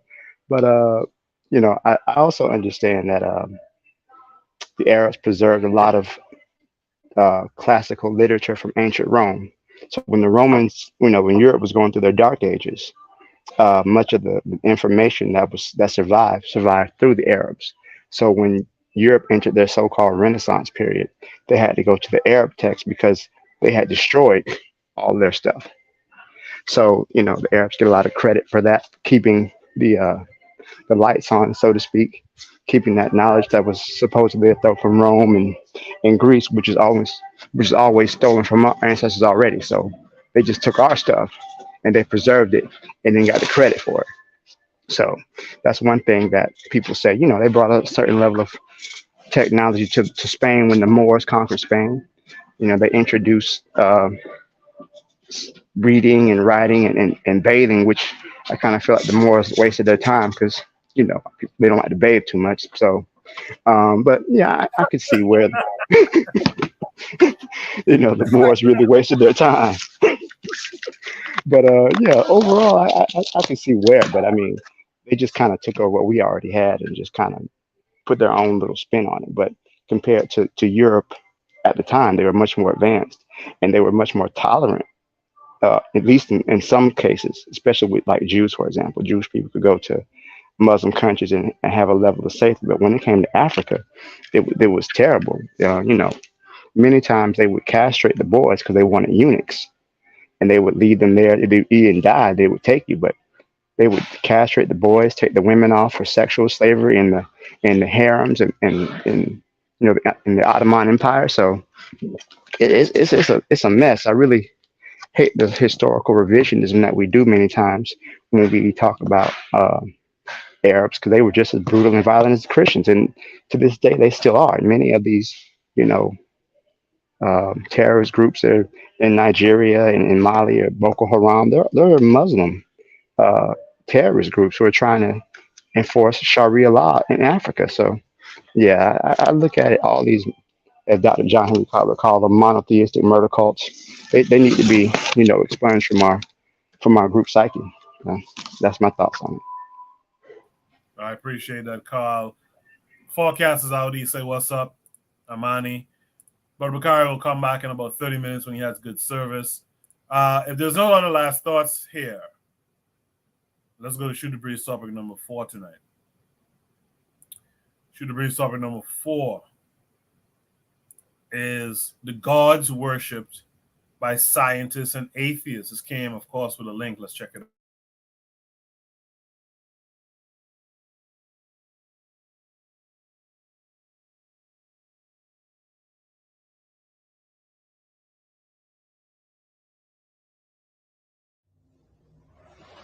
When we think of science, we think of the scholarly and objective pursuit of factual knowledge.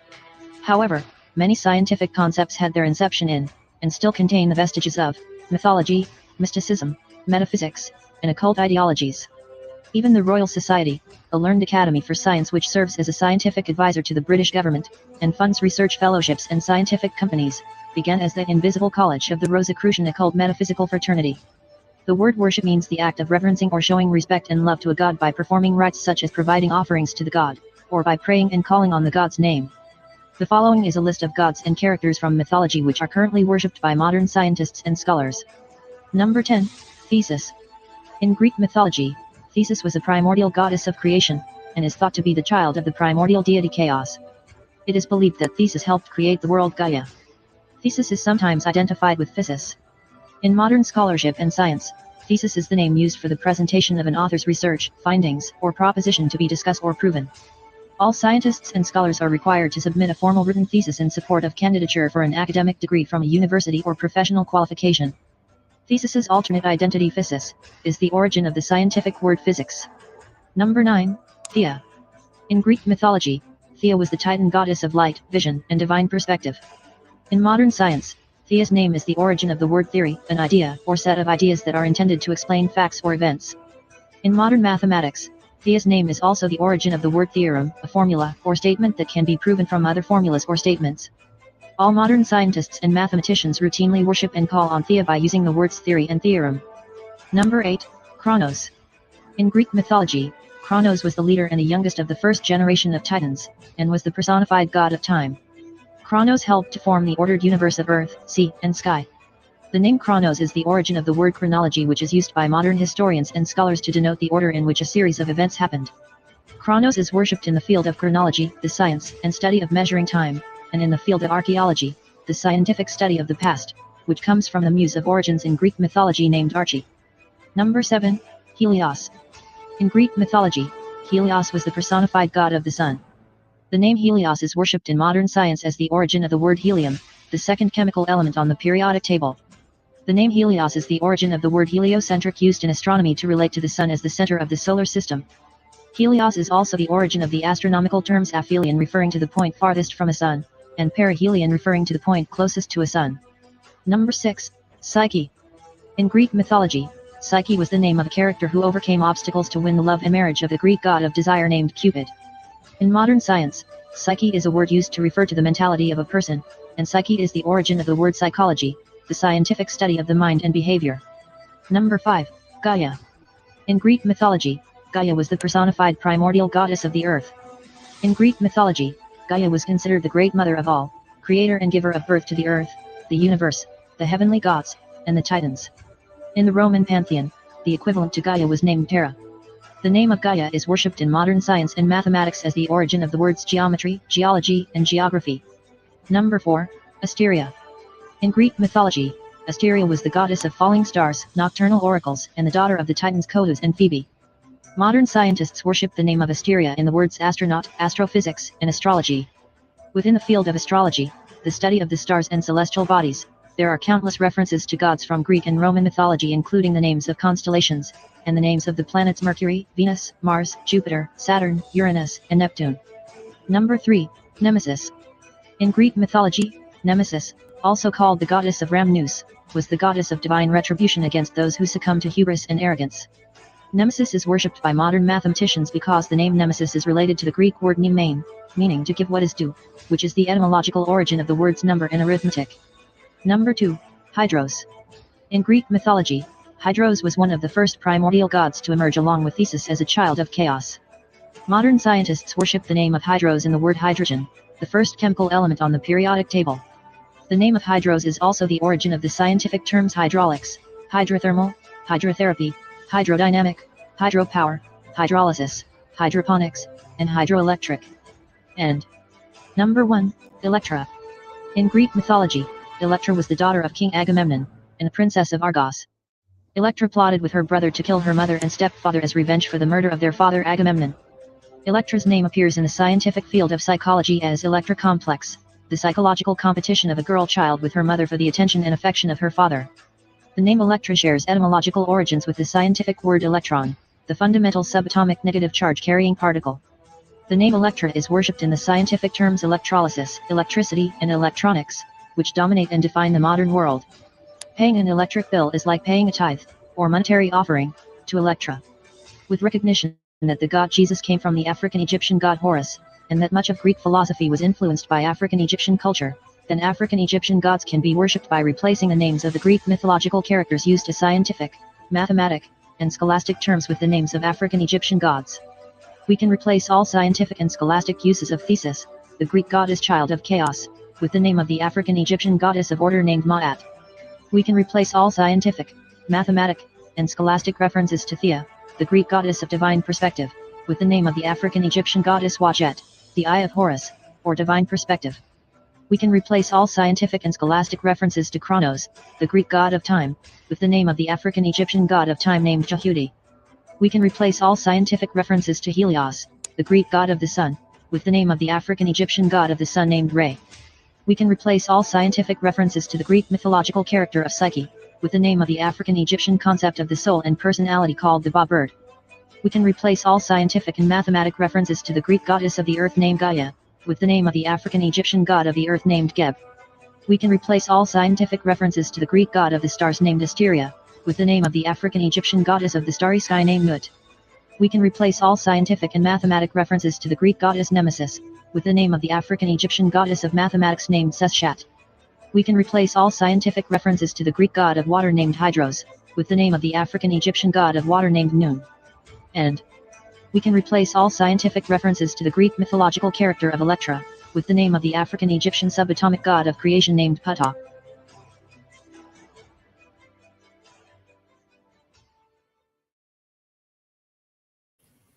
I don't know if it has to do with being a scientist, but that was a dope video. That made me consider some things I hadn't considered before.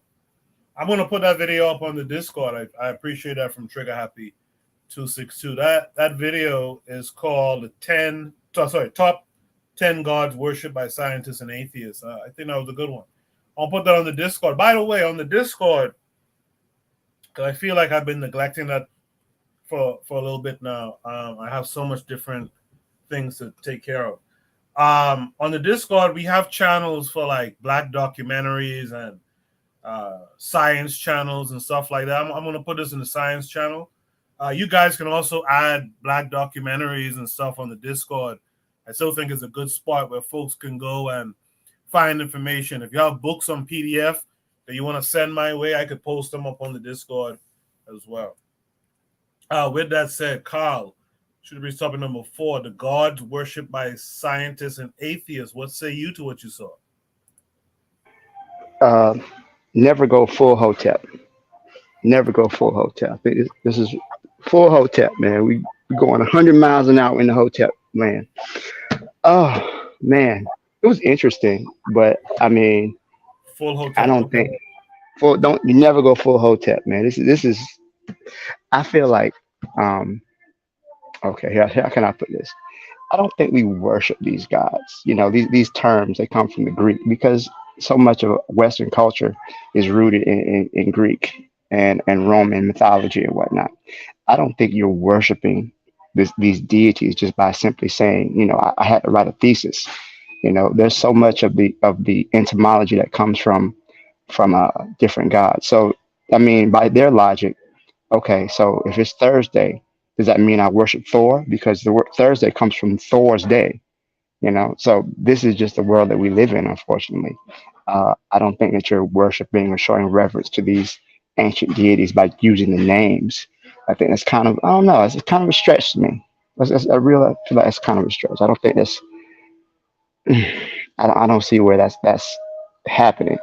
Many people even know the history behind etymology of these words or the origin behind these words, but I don't think by using these words you're paying homage to these ancient Greek deities. As far as replacing the words, that's fine. If you want to do that, I don't see there's any harm in it. But I just don't feel like we're worshiping these gods because we're using the etymology behind them. Many times because we live in the Western world, we live in a world that's dominated by European culture, and they take their lead from ancient Greece, ancient Rome. That's considered to be the foundation blocks of their society. But I don't think that, you know, that proves that we're worshiping whoever those gods are. You know, if I say meteorology or astronomy, and I don't think we're worshiping those particular deities because we use those words. That's just, you know, my thoughts on it. It seems a little far-fetched to me. I feel like we went a little bit too far into the realm of nonsense. And just my thoughts on that. I can appreciate that, Carl. I take a different look at it, man. Over the last few years, I've been really looking at, I've been really trying to understand the spirituality thing more. I grew up religious, but I'm not religious. I'm trying to understand the spirituality thing more. And this is where a guy like Gaston Up will probably be good with that occultism stuff, because I realize there's a power in naming something, right? Like we talk about these states, these nation states in Africa, who's a Nigerian, who's a Ghanaian. There's a power in that shit. There's a power in being named a Nigerian, because we know who that name, who that was named after. And so there's a power in this thing. I talked about this, I believe it was last week or the week before. Maybe it was the week before. I think Buana was here. No, actually it was last week. Like I have a European last name, unfortunately. And so you could tell from my last name. No, Buana was here. It was the week before. You could tell from my last name. Or, for example, if you listen to that last name, Roll, like we know where you from in our country. You from Exumo, you're from that plantation. We know that. So I think there's a power in this naming thing. And so this video kind of opens me up to this idea. Some of these terms that we use, and we got to question it. Cambon, Obadali Cambon, who Buana mentioned earlier. I read a paper of his on this show here. And I feel him on what he was saying as a person searching for spirituality and better understanding. I feel him on what he was saying. He was talking about like Pan-Africanism and how we name our people and stuff like that. And how, we'll name a kid David, for example, and don't know that David means something like the head cracker or something. And then you wonder why you have these problems with these kids. You've been naming them some other shit. Why don't you get back to our naming systems in West Africa or what have you? And I think there's a power in naming something. And I think there's something to that, because if you look at this European, anytime he so-called discovers some shit, he names it after himself. There's something to that. And we have to consider that and look into it a little bit deeper. Before I go to Buana, let me read, Yana B said, this is some bullshit. She said, no. Okay. Trick Happy 262 says, my question is, for one, he mentioned the definition of worship. And I think a lot of times African people don't seem to acknowledge that there is a cultural lens to science. But also, if it's the case that they name their scientific concepts, then why can't we do the same thing? Meaning, if it's the case that other people have different approach and lens to science, why couldn't we do the same thing? And I think this follows up with the rejection of African spirituality by a lot of atheists amongst our people. You seem to trust European lenses to science and not yours. Marcus McGee says, I get pissed when every theory and planet is named after someone who hates me. Yeah, man, there's a power in this shit. Like I live in Brooklyn, and the names of these streets in New York City, when you come to check out who is Nostrand, this dude is some slave owner. And we around Nostrand Avenue and Flatbush Avenue, all this shit all the time. Like, there's something about that shit. There's something to that. With that said, Buana, what say you to all of this? Well, I think it was an insightful video. I've learned some things that I never knew before. I would really pass this prompt on to the Black Pentagrammers, because I'm not the best. I'm not a metaphysician. Those guys are metaphysicians, so they'll break down these kinds of terms and the occultist connection to it better than I can. But I think that what happens is the reason why we don't go about the business of renaming these kinds of things, it has to do with power. It has to do with, we don't have the power to. We are formerly colonized people, so we was more inclined to be accepting of these things because it's a common agreement among colonizers, and if we exist in that spaces, it's something that we accept. So until we are able to get out of that space and redefine these terms and ideas, this is where we are. In I think the Chinese, I don't think the China, they talk about the Chinese New Year. So I guess they have a whole calendar of what they go by.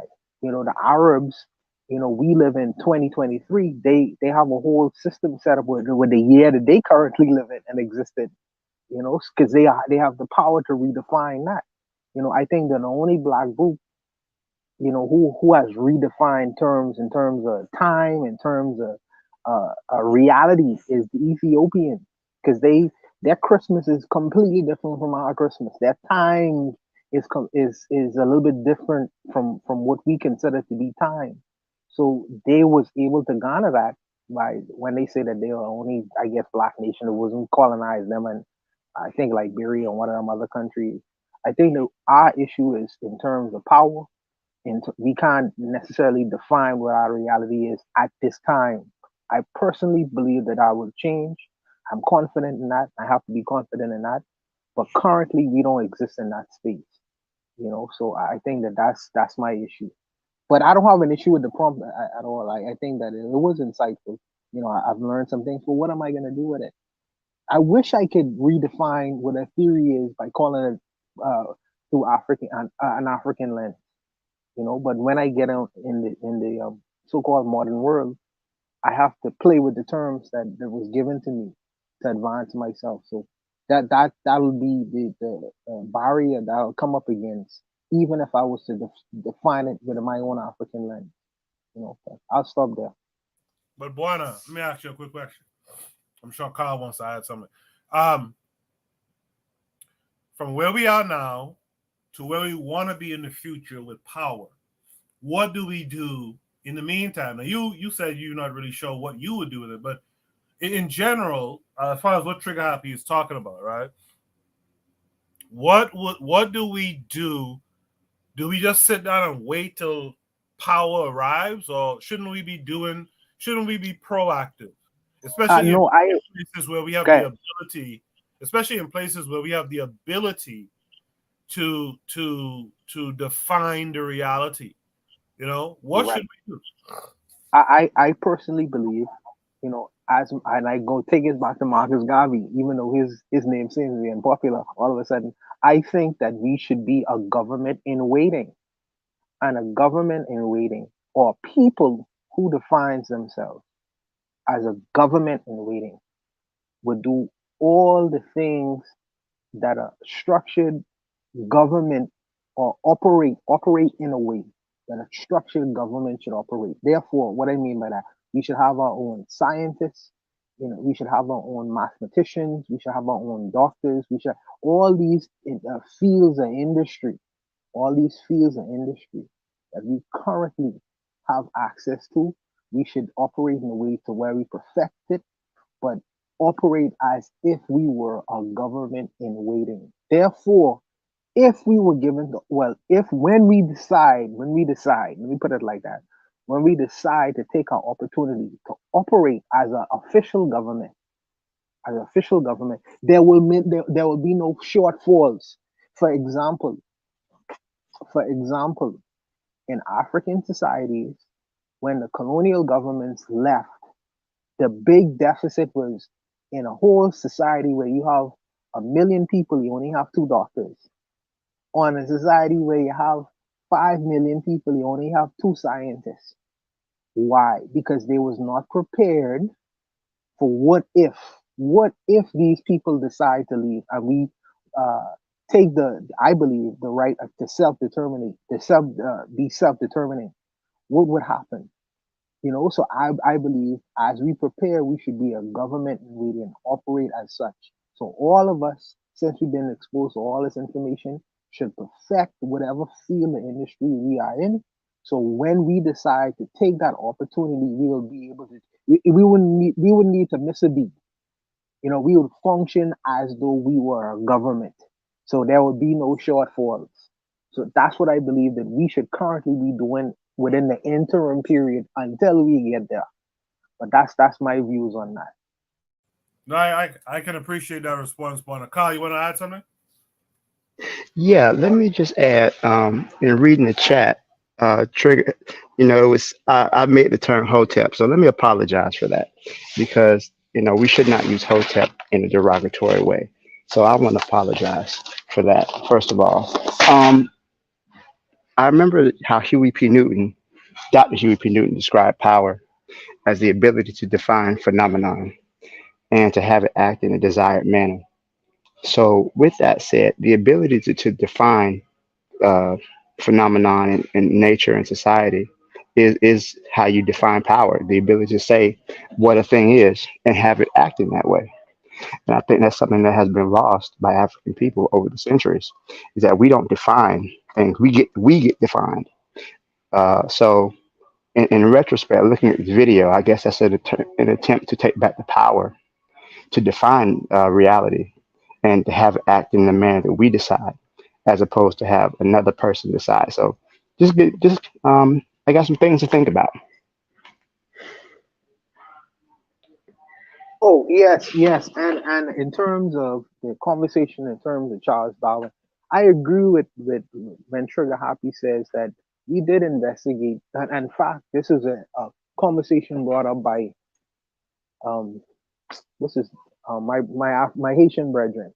Yeah, this is a conversation that we had when I told Urzuli. him Urzuli that when I told him we did investigate in terms of evolution, I gave him I didn't have the name back then, but the name of the person who did write books in terms of evolution prior to Charles Darwin, his name is Al Jahiz. He made a book, Al Jahiz, Jahiz. He made this book called The Book of Animals, if you reference that book, he was talking about in terms of the evolution with Charles Darwin. I believe he get a lot of shit from him. That Charles Darwin was talking about, that really started with Al Jahiz. So I do agree with that we did have our own evolutionary theories prior to Charles Darwin, but it's like I say, we have been colonized. So we operate as if we are colonized people. So until we get out of that mind state, that will continue. So we'll always reference Charles Darwin instead of Al Jahiz. But I'll stop there though. As we were having that conversation after watching that video, I had a thought that's kind of crazy. I thought ahead to when we have power again. And I thought about how, for example, like there's a future where we have power and we have the power to define our life experience, our reality. Where like a horse won't be called a horse anymore. Like I don't know if that just hits me stranger than others, but that's a crazy feeling to know that we would have a future when we get our shit together. Where like the shit that we call a horse or a monkey or something, like it'll be some African term. It'll be some Africanized term. That's a crazy thought. That's a hopeful thought on my part, I guess. Trigger Happy 262 in the chat says, "I'll do you one better, Buana. But Congo creation stories already conceptualize the emergence of existence, the same as the Big Bang Theory."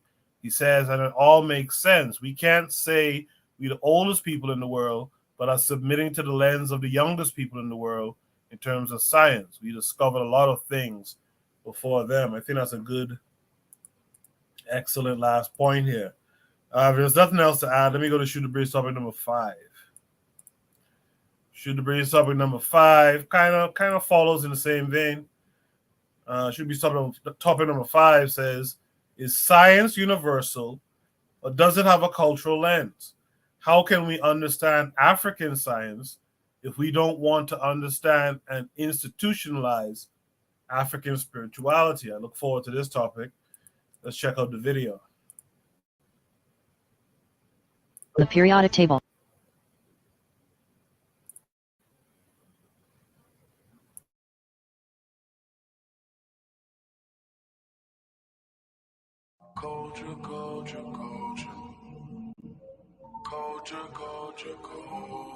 All right, peace family. It's none other than your brother, Professor Ace, AfricanCreationEnergy.com. This video is entitled The Influence of Culture on Science. So the purpose of this video is fivefold. 1, to address criticisms. 2, to answer the question, does culture influence and impact science? 3, to answer the question, is it right to racially or ethnically qualify science, or is science universal? Meaning, is it correct or erroneous to use terms like the white man's science, the black man's science, European science, or African science? 4, specify the purpose of making parallels between science to African cultural mythology, philosophy, and theology. And 5, foster and facilitate communication between the Black community, the Black conscious community, and those people in the community pushing and encouraging our people to pursue science. So the first question we want to tackle is, what is the difference between race and ethnicity, right? Ethnicity or ethnic groups are based on culture, geography, and nationality. And I'll provide links in the description to all the resources used in this video. There are 9 major categorizations of cultures or ethnicities globally, which can be further subdivided into even smaller groups. There are over 200 nationalities in the world, and those can even be further subdivided. But the 9 major groups are Western culture or Western civilization, Eastern Orthodox culture or Eastern Orthodox civilization. And when you speak of Western culture or Eastern culture, all of it is European, but the difference between what's qualified as Western culture or Western civilization versus Eastern culture and Eastern civilization when it comes to Europe goes back to the first Christian emperor Constantine, who divided Europe into the Greek East and Latin West. The third type of culture, civilization, or ethnic group is Islamic. The fourth is Sinic or Chinese. The fifth is Japanese. The sixth is Hindu. The seventh is Buddhist. The eighth is Latin American. And the ninth is African. So when it comes to race, race is usually self-identified based on inherited physical characteristics and attributes, and not based on biology, genetics, or anthropology. The definition of race is not consistently applied everywhere, but in the United States, race is based on self-identification with specific nationalities or ethnic groups. The 6 racial groups are white. Those are people identifying with one or more nationalities or ethnic groups originating in Europe, Middle East, or North Africa. Black, those are individuals identifying with one or more nationalities or ethnic groups originating in the Black racial groups of Africa. One issue I've always had is that it involves circular logic. In order to identify as Black, it says you're Black if you identify with one of the Black racial groups in Africa. So it's like, it's circular logic. They don't apply circular logic in the definition in any of the other races, but they do with Black. And all the other racial groups, it always says identifying with the original people of a specific landmass. But when it comes to Black, it says identifying with the Black racial groups of Africa. That circular logic annoys me. Asian is defined as identifying with any of the original people or ethnic groups or nationalities originating in the Far East, Southeast Asia, or the Indian subcontinent. American Indian or Alaska Native is people identifying with any of the nationalities or ethnic groups of North America and South America, including Central America, who maintain tribal affiliation and community attachment. Native Hawaiian or Pacific Islander is any people identifying with the nationalities or ethnic groups originating in Hawaii, Guam, Samoa, or the Pacific Islands. And multiracial is anybody identifying with a combination of any of the above mentioned races. So let's be clear, right? Race is defined based on self-identification with a specific ethnicity, culture, or nationality, right? And that's the census definition. Again, the resource links are in the description. So now let's answer the first question. Does culture influence and impact science? The answer is yes. Science is not developed in a vacuum or a void free from the influence of culture. In fact, culture drives science, but you don't have to take my word for it. So here is one quote from an article from Berkeley University of California. And again, the link of this resource is in the description. It says, scientists' values and beliefs are influenced by the larger culture in which they live. Such personal views can in turn influence the questions they choose to pursue and how they investigate those questions. Here's another quote from another article entitled Science and Culture from PubMed. And again, the link to this resource is in the description. The quote says, science and culture are not different entities. Science is part of culture, and how science is done largely depends on the culture in which it is practiced. Lastly, just as science is influenced by culture, culture can also be influenced by science, and cultures that were historically heavily influenced by science tended to develop what's called a scientific culture, which allowed them to become more highly productive scientifically. This blending of science with African culture to create an African scientific culture, which will facilitate making Africans and people of African descent highly productive scientifically, was one of the aims of the African Creation Energy series of books. But again, don't take my word for it. Here is a quote from another article from Sage Journals. The link to this resource is in the description. This article is entitled Scientific Culture and the Construction of a World Leader in Science and Technology. The quote says, "Scientific culture provides a solid foundation and is an important indicator of a world leader in science and technology. Without a world-class scientific culture, it is impossible for a country to become a world leader in science and technology." So does culture influence and impact science? Yes. Next question. Is it right to racially or ethnically qualify science, or is science universal and should it be free from racial and ethnic qualifiers? Meaning, is using terms like white man science, black man science, African science, European science, etc., is that erroneous or is that valid? All right. So the reason why we wanted to start off by defining race and ethnicity is because now that we know that Western civilization is a large ethnic group, then we know that the most frequently used ethnic qualifier when applied to science is the term Western science. The Western in Western science refers to Western civilization or Western culture. And again, those terms, Western and Eastern, as it applies to Europe, that goes back to Christianity and the Pope Constantine. So the first part of that question, is it right to ethnically qualify science? The answer has to be yes. If Western science is a valid term to use, which ethnically qualifies science, and that term is used in a multitude of scholastic papers, then it's right to at least ethnically qualify science. Now, again, recall that race is based on self-identification with a specific ethnicity, right? So if it's right to ethnically qualify science and race is simply self-identification with an ethnicity, then it follows that it must be right to racially qualify science. So terms and phrases like African science or European science, those are ethnic qualifiers to science. Those are valid because Western science is valid. And it follows that since race is self-identification with ethnicity, then terms like white man science and black man science, or white science and black science, can be considered valid also, right? But in terms of answering the question, is it right to racially or ethnically qualify science? Then the answer is yes. Modern science is not yet a universal science, right? Where it has an equal cultural influence by all the people of all the world. That is something aspirational, but does not exist at this point in time. In order to bring about a truly universal science, that means all people from all cultures all over the world would have to contribute their cultural science to the universal body of scientific knowledge. What we can say now is that modern science, which is also synonymous with Western science, that there are people of all races and ethnicities that contribute to modern science, but that doesn't necessarily make it universal science, right? The difference between that and what I'm arguing is like the difference between equal integration versus assimilation, right?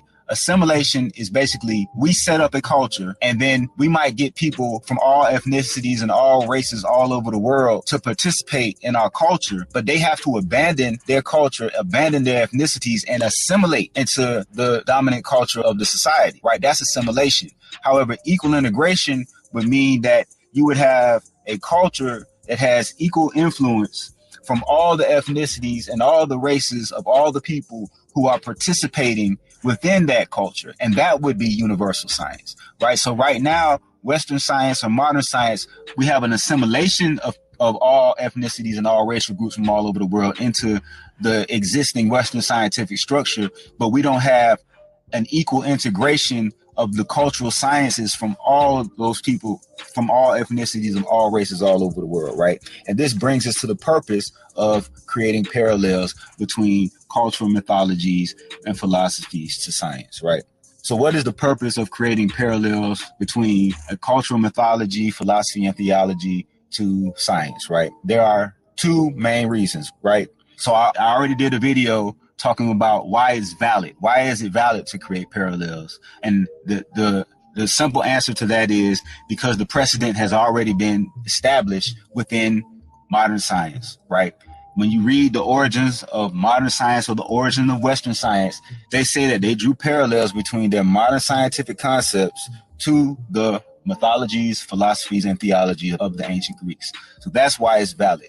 But what is the purpose? What is the reason for drawing those parallels between African cultural mythologies, philosophies, and theologies to science? Well, there are two reasons, right? One is to show the evolution of the scientific idea.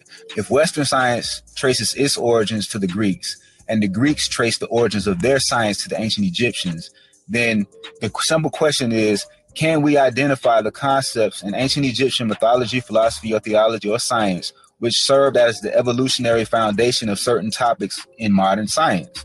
Right? It's basically just drawing a line back. Well, okay, modern science says that their science was influenced by the Greeks. The Greeks said that their science was influenced by the ancient Egyptians. Okay, can we identify any modern scientific concepts that evolved from those concepts of the ancient Egyptians? Right? So that's one reason for creating those parallels between modern science to African cultural philosophies, mythologies, and theologies, right? And it's not done to say that the ancient concept is the same thing as the modern concept. That's not why it's done. That's not the reason why either.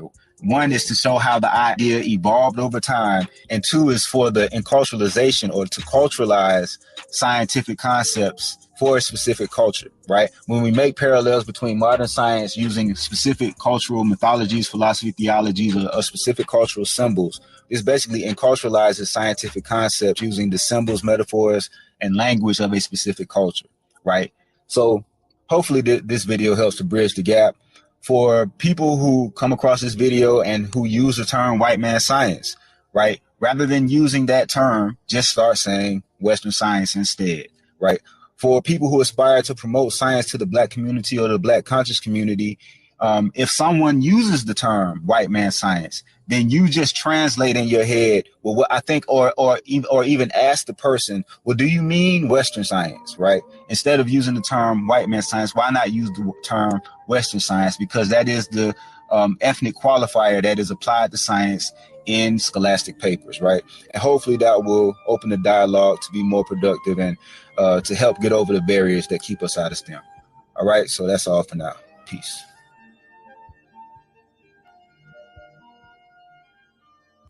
All right, I ain't mad at that video. I get where they're coming from there. Gas has a bunch to say in the chat. Trigger Happy 262.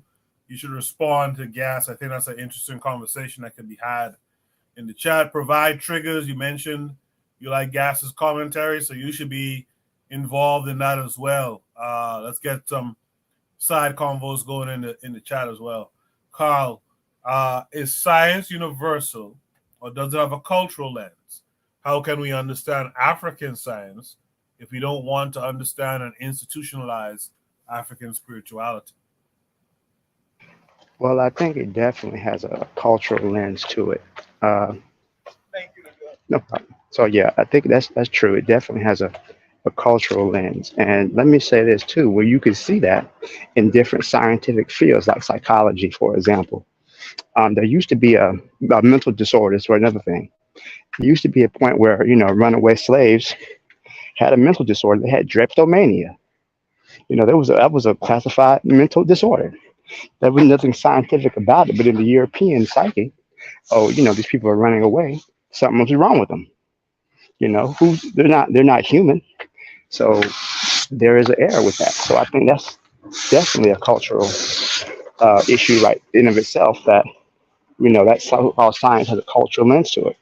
I think that we're going to have to reevaluate what that means. And I'm sorry, what was the second question, Coco? Second part of that question?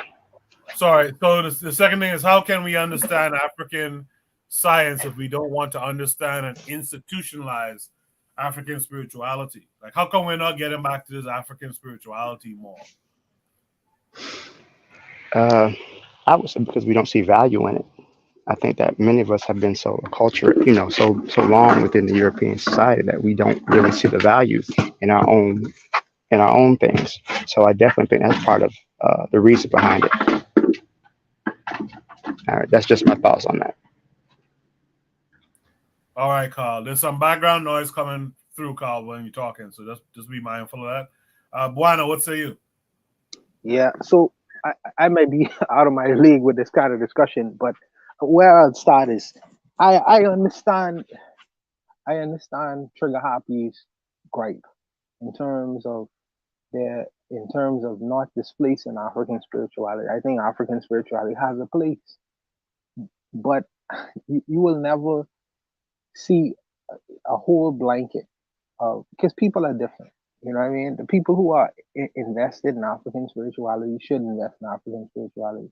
the people who feels as if or believe that is not contributive to their existence, then they just leave it alone. You know what I mean? You ain't gonna never have a complete, you know, situation where everybody disagree that African spirituality has a place. Even in a completely African society, you're gonna always have the outliers who's gonna say, well, that really has no form and fashion in my life, and they're gonna operate as such. But I understand his perspective in pushing this idea of African spirituality because it needs to be pushed, in particular in the Western world among us. You know, that idea needs to exist. You know, I think it does have a space, and I am an agnostic person saying this. Keep that in mind. In terms of sciences, there is, I believe, that there should be parallels that exist. You know, in terms of because there's a such thing as scientific racism that has a long tradition in the Western world, and these things should be considered in terms of this whole universal approach of Western science and Western medicine and all these other kinds of terms.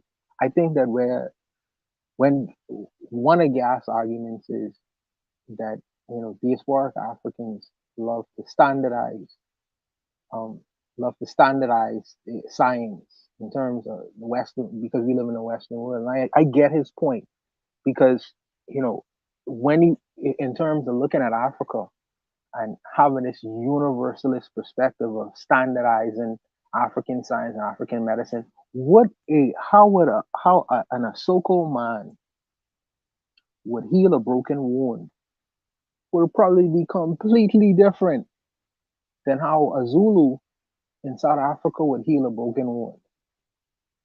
So I understand that. I really do. So you can't just stamp African medicine on top of that and say, well, this is African medicine, because how one group of Africans would look at a particular objective or perspective, scientific problem would be completely different than how another group of Africans was. So to standardize it, there will be a whole lot of difficulty involved. But I believe the problem in his assertion is when he says or suggests that, well, he only said that diasporic Africans take this approach. But what I would say to that is how a Jamaican would deal with a cold, because we ain't talking about westernized. How just a Jamaican would deal with a cold, he would use Monash water. That's what they say. If you have a flu or cold, get some Monash water. How a Bahamian would deal with a cold, he say, get some Sorosy. Yeah, get some Sorosy. If we had the mumps, they say, well, bathe that Dejarine over there, or shepherd needle. A Jamaican would say something completely different. So we don't necessarily when you look at us in the Western world, we don't really standardize unless you completely have a westernized mind. You say, well, take a pill for it. Go to the doctor and take a pill for it. How we deal with our scientific and medical issues is you would find that is variances that exist among us as well. But I think that there is a difficulty in this whole idea of standardization, and I believe that creating parallels, but it just becomes a hodgepodge of things, because what one doctor say in the Western world will be completely what one doctor say in the Eastern world will be completely different when you go to the hundreds of nations that exist in Africa, or what all of them are saying. So I think that standardization has its place in a situation like that. So, but in dealing with that, I would say, if you look at a scientific or a medical issue, what is the best solution for the problem that exists? What has the best outcomes? And when you're dealing with that, my approach would deal in bulk, because if 50,000 people had a particular problem, let's say flu, and I was able to cure 50,000 people, but over here I was able to cure 1 million people with my solution to the problem or my approach to the problem. I think that in looking at that particular situation, because the outcome is greater, I would accept accept the African solution from the outcome where is 1 million people as opposed to 50,000 people. So that would be my approach in trying to even solve that kind of issue, in terms of trying to come up with some version of standardization. But I do agree that there should be parallels that exist, because what one man say in the Western world, it might be good, but the Eastern world might have a completely different approach, as well as the African man, as well as the other men that exist on this planet. So I think that all these things have its place. It's just that we ain't work out the kinks of these kinds of different issues that currently exist. But I wouldn't just put a stamp on it and say, well, this is the African way. What's that? Which part of Africa? Who African person are you talking about? I think that these kinks have not been worked out as yet. These approaches in terms of stamping the term African medicine on it has not been worked out yet among us. That's not really been approached. As a matter of fact, we still in the white man hospital. We still looking at white man solutions for these kinds of scientific or medical problems that currently exist. So I think that the first step is to break away from that first, and then get to a point to where we could standardize in going forward in our terms and our traditions and our ways in solving our own issues. Commodifying it, quantifying it, writing it on paper, and then take that approach going forward. But that's the way I would deal with that particular issue. It's had so many different nuances when you reference these kinds of questions, man. But I enjoyed the video, and I'll stop there. Yeah, I'm also going to post this video on the Discord so you guys can check it out. I will say something. I'll add something here before any last thoughts. Unfortunately, I think the way we go about our re-Africanization, we go about it in a European way. So I think we tend to think, okay, well, if we're going to implement an African spirituality or African science, that it has to be this all-encompassing, all-continental ideology that, of course, could clash with the spiritual and scientific of different regions, etc. I think we just need to understand that we need to, right? When we say Africa or African, just understand that we need to define our own realities. And if the Isoko man sees water as, instead of having 2 hydrogens, it has 4, then that's the Isoko man. Then that's what he does. He operates around that belief, right? If the Zulu decide that H2O doesn't even make sense and water is symbolized better by something totally different, that's cool for them. Just make it work. Build off of whatever that is, build upon it, and make it work. And if it doesn't work, you're gonna have to seek something else. But make it work. If the Isoko man has a African science that involves his spirituality, if it has results, then keep at it. If it's giving you results, then keep at it. We don't have to have this one definition of what African science or African spirituality is. Again, that's how the Europeans standardize their bullshit. That's how they standardize their bullshit. We don't have to do that. We can have different strains or varieties of quote unquote science or spirituality. Do you guys have any other words you want to add here? No, ultimately, I think that it all falls down with who controls the world, who has the power to implement their view and their way. In the Western world, they say might makes right. So I think that ultimately it'll fall to that. However, you will always have some variances in terms of power. So the Chinese has been able to keep their way and fashion of Eastern medicine because they have the power to. They have the collective power to. And I think that until we get the collective power to as well, this will always be the question that's put out there. You know what I mean? But that's just me. Gas in the chat says, Koku, think of this. They often chide us and say they never invented the wheel. Have any of them ever tried to run a wheel on non-paved soil or mud? LOL. Yeah. You know, I think we got to get off this. I think even our re-Africanization is Europeanized, unfortunately, and I don't know how to deal with it.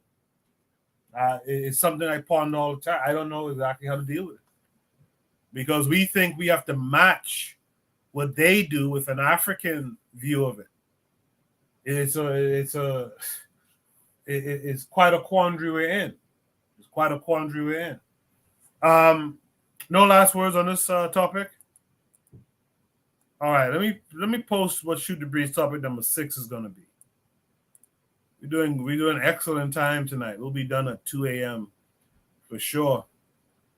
Shoot the Breeze topic number 6 is going to be the Great Nigerian Exodus, aka Japa Ing, which I've never heard of before. Trigger Happy heard about it.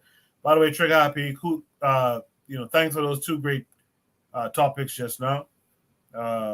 Hopefully you'll post more, similar topics like it. We can have further discussions on that too. And Gas, if you ever decide to come back on the net, man, let's me and you do a discussion on this very topic and the Newtonian and Kant's and those concepts and stuff. Let's talk about that in terms of African worldview. I think that's a good discussion to have. With that said, Should Be topic number 6 is going to be the Great Nigerian Exodus, aka Japa Ing. Let's do a station ID break, and on the other side, we'll discuss Shoot the Breeze topic number 6. You are listening to the Bitter Medicine Podcast on KWAZ Radio. This is D Webb with the Harsh Reality Podcast, asking you to tune in where we tackle the news of the day that affects our community, only on KWAZ Radio. Peace, family. This is Oni, inviting you to listen to the pro-black perspective, where black problems are addressed with black solutions. Greetings, fam. Tune in to The Learning Curve with me, the revolutionary matron on KWAZ Radio. You are listening to the Bitter Medicine Podcast on KWAZ Radio. Yes, indeed. Make sure you're also checking out the other shows on KWAZ Radio. That's Tanzan African Mind. That's the Brother Bakari podcast, who's also doing the sports segment on Friday nights. Check out Cassandra Cheek, who was on earlier today, and check out, of course, the Forecast Radio. His conversations be interesting, man. You guys should be tuned into those conversations as well. Make sure to subscribe to all the channels. Click the bell to be notified when they post new content. I see YouTube has a podcast thing now too. I guess I signed up for it or whatever you call it. But we'll see how that works out. But yeah, you guys check out all the other shows on KWAZ Radio. Should be topic number 6, the Great Nigerian Exodus, aka Japa Ing. Let's check out this link, and then we'll discuss it. Shodi has spent years saving up and says he's finally ready to leave Nigeria. His plan is to go back to school in the UK. He's a JP and wants to get a master's in reproductive health. Since Brexit, London has been issuing more study and work visas to foreign doctors. I've not lived there before, I've gone for holidays, but I've not lived there. So things are going to be a culture shock for me. I know that all might be because you hear that some doctors or some people that move out, they actually become depressed and all of that. I get that, but to be honest, it's a risk we're all willing to take because we all want better. Mrs. Salako would also like to study abroad, but that won't be easy as she wants to migrate with her 2 children and her husband. She has to save more than 20,000 euros to cover all the costs. It's a big sacrifice, but one that she's willing to take. After 5 years, I'm going to be a better person. I would have had the qualification I desire to have. I would have been practicing in the field of my desire. My children would have had the kind of quality education I want them to have. But there are those who see promise in Nigeria's future. At 26, Kraka Malo is an established talent in the Nigerian music industry. One of his tracks is even on the soundtrack of the movie Black Panther 2. The composer and singer has always lived in Lagos and plans staying as he continues to build his career.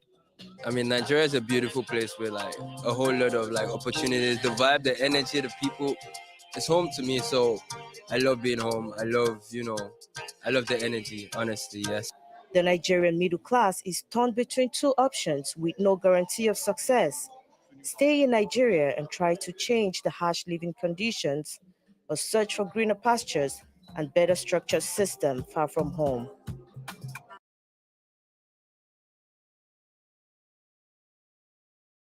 Yes, indeed. The great Nigerian exodus, aka Japaing, got some up in the chat, says these are psychos and lunatics. He says, unfortunately, you will notice that the northern Nigerians don't leave. With that said, Carl, have you heard of Japaing before? No, I haven't heard of japping, but I'm familiar with the they call it brain drain, where people leave their home country as a way to have better opportunities. That happens quite often, uh, especially in situations where you may have an education and there's no jobs for you in your home country in that field. Then you'll leave to find more opportunities. So, although I'm not familiar with the term japping, I kind of understand the idea behind it. These people they they're leaving because they feel like the conditions in their home country aren't conducive to them having the type of life they want. So they just get out of Dodge as fast as they can.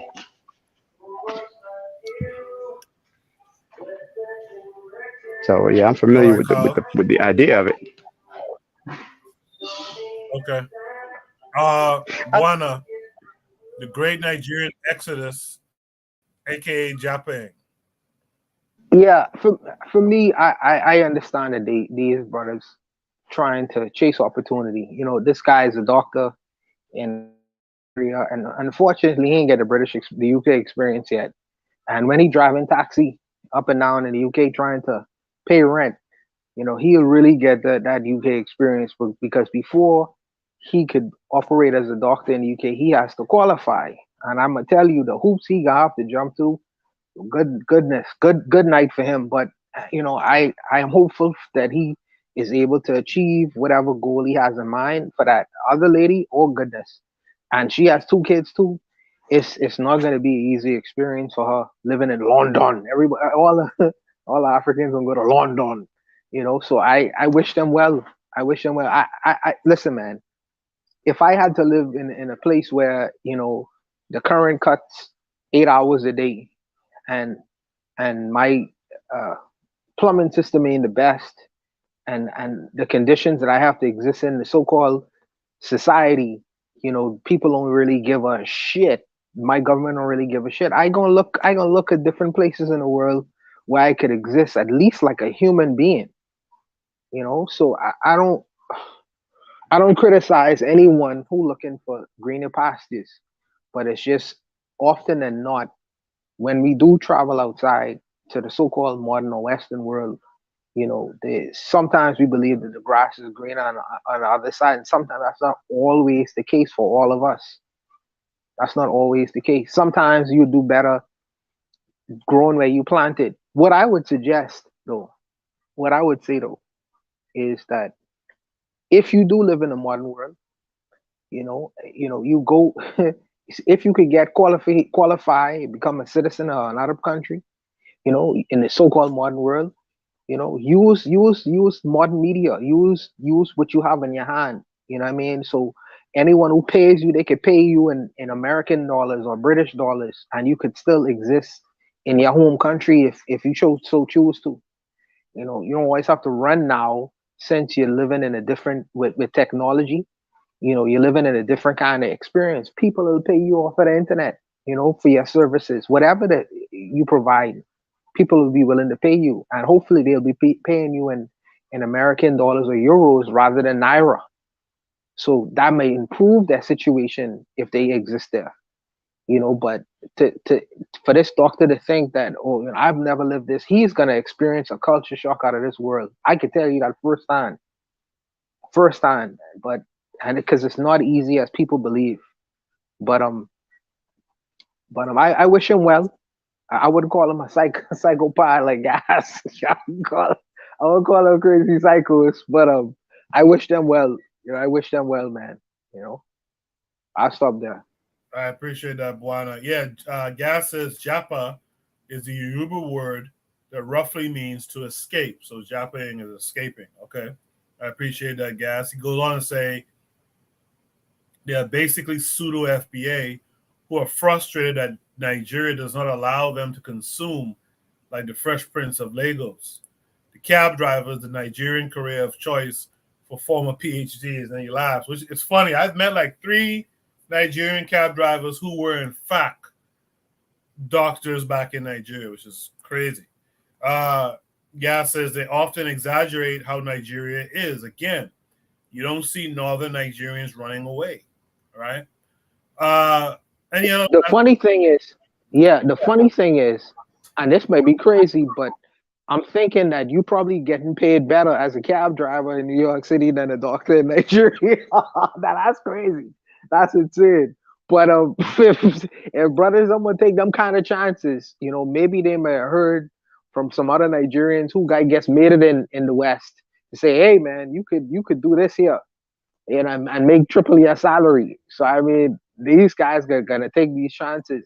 But like I say, it doesn't always work out for everyone. Like you say PhDs and doctors and engineers, working at McDonald's and shit like that. Where do I go wrong here in my life? So it's a chance, and people take that chance. Sometimes it pays off, sometimes it don't. Usually they're not. These Western societies, because you have a black face and a big nose, they grind you. And these are some of the experiences that when we do go over to these places, we don't necessarily send them kind of stories back. We only send success stories back. We don't send the kind of stories that, hey man, I had to do this while I was over here. Very you know what I mean? Absolutely. Yana B in the chat says West African, were they always Western Africans? The Nigerians from the north got used to being at the bottom, it seems, why they stay.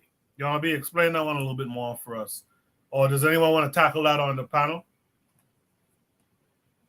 I would say that my perspective being a little different because I was born in the United States.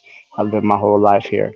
I know the concept of brain drain, but I also know how the West is propagandized as being such a great place and so wonderful. So I can imagine the shock that comes from people when they actually get here, having to deal with the racism and deal with the true reality of living in the Western world. I really think it's too also can we look at the fault of these governments of these countries because they're not producing opportunities for their people to thrive and for them to use their skills in their home country. Like, I'm just wondering where can we look at some of the governments of these countries and how they're not investing in their people so that where they don't have to leave, so that they can live, maybe not a life of opulence, or they can just live a comfortable life. I don't think you want to be able to go out and, wine and dine and have all the nicest cars, but you do want to produce a living for yourself and for your children. And if these people don't feel like they can, and they feel like it's hopeless, then, they're going to do what they have to do. They're going to risk their lives to have a better life. We see that over here in the West, what's going on with Mexico and in Central America. Many people are leaving those countries to have, crossing the deserts, crossing into the United States to have a better quality of life. So I'm just wondering, looking at it from an outsider's perspective, if the countries involved, like if Nigeria is not doing enough to invest with its people, so that way they don't have to leave. Just my thoughts on that. No, I completely second that opinion. I'm gonna say something controversial. There are a series of Nigerian billionaires that should not exist in a place like Nigeria, where the average wage or the yearly wage is maybe what, $1,000, $1,000 American. So there is something absolutely wrong with that picture. Absolutely. And I like Gassy, y'all don't listen to us. I've been listening to the continental Africans, where you have these enclaves, like Banana Island shouldn't exist. Banana Island shouldn't exist in Nigeria until you are able to at least bring up the standard of living of your regular citizen. These kinds of people and areas should not exist yet. You ain't cured this. You ain't cure plumbing yet, let alone the energy crisis. And Nigeria is supposed to be a place that's oil rich. You know what I mean? So you ain't solve the day-to-day running and operations of that city. And I granted that city is 200 million people in our country. So that's a large people to organize and ensure that their daily lives. But if other countries are doing, oh man, come on, man. So I say that I think that the reasons why you have the educated class of people who have decided to say the hell with this, I'm not mad at them at all. I'm not mad at them at all, because if you have this opulence among such poverty that it currently exists, and the regular things, basic plumbing, you ain't solving these kinds of issues. So if I'm looking at that scenario and I'm saying, well, these guys are just trying to get at how they live. The new president of Nigeria, Tinubu, his nickname was the Godfather of Lagos, and he was involved in some situations in his time. You know what I mean? So if you have these kinds of gangsters at the top, you know that for me to operate as a regular, a law-abiding Nigerian citizen is not gonna be of any benefit to me. But I'm not a criminal, so where do I exist? What do I do in that scenario? I can say "c'est la vie." I mean, let me get out of here. So I understand their situation, and if I was in that kind of same situation, I probably would take the same kind of opportunities as well. Say the hell with y'all. So I'm out of them, and I don't criticize them for doing what they need to do for their families, because everyone else is. I feel you on that. Want to add something. I remember something Kwame Ture said. He said that the African bourgeoisie is the most corrupt bourgeoisie in the world because they seek luxury in the midst of mass suffering. So, just thinking about that, the fact that these people seek luxury in the midst of, the suffering of the mass of the people, it's just something to think about. I'm reading Gass's comment. He said that Nigeria is British real estate. So the government works as a resource extraction. So the government is not investing in its people, but it's exacting resources from multinational corporations to keep a few people very wealthy and the masses of people struggling.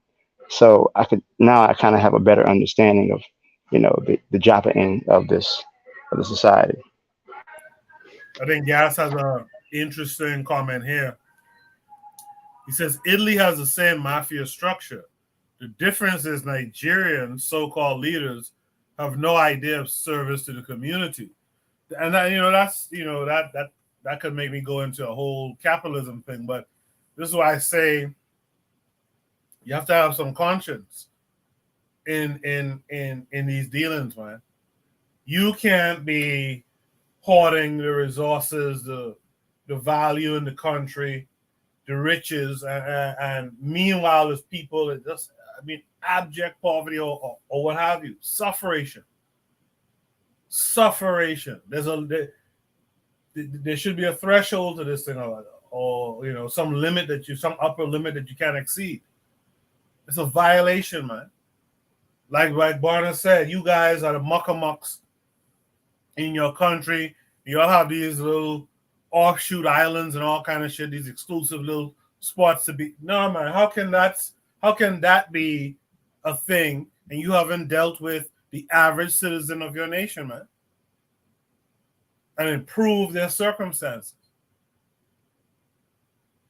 That's why I say I don't have a problem with the capitalism thing, but there's a point where it goes too far. It goes too far. You'll throw your own people under the bus behind this shit. No one else has anything to add. Let's go to Shoot the Breeze topic number 7. We're making good. Coco, I wanted to say one brief thing. The wicked thing about it is the musician in that video, because the young brothers them believe and think the way that I need to get out of this situation is through music. So everybody looking at Burna Boy right now, that is a lottery ticket. That's like playing, and that's like winning winning a job with the NBA.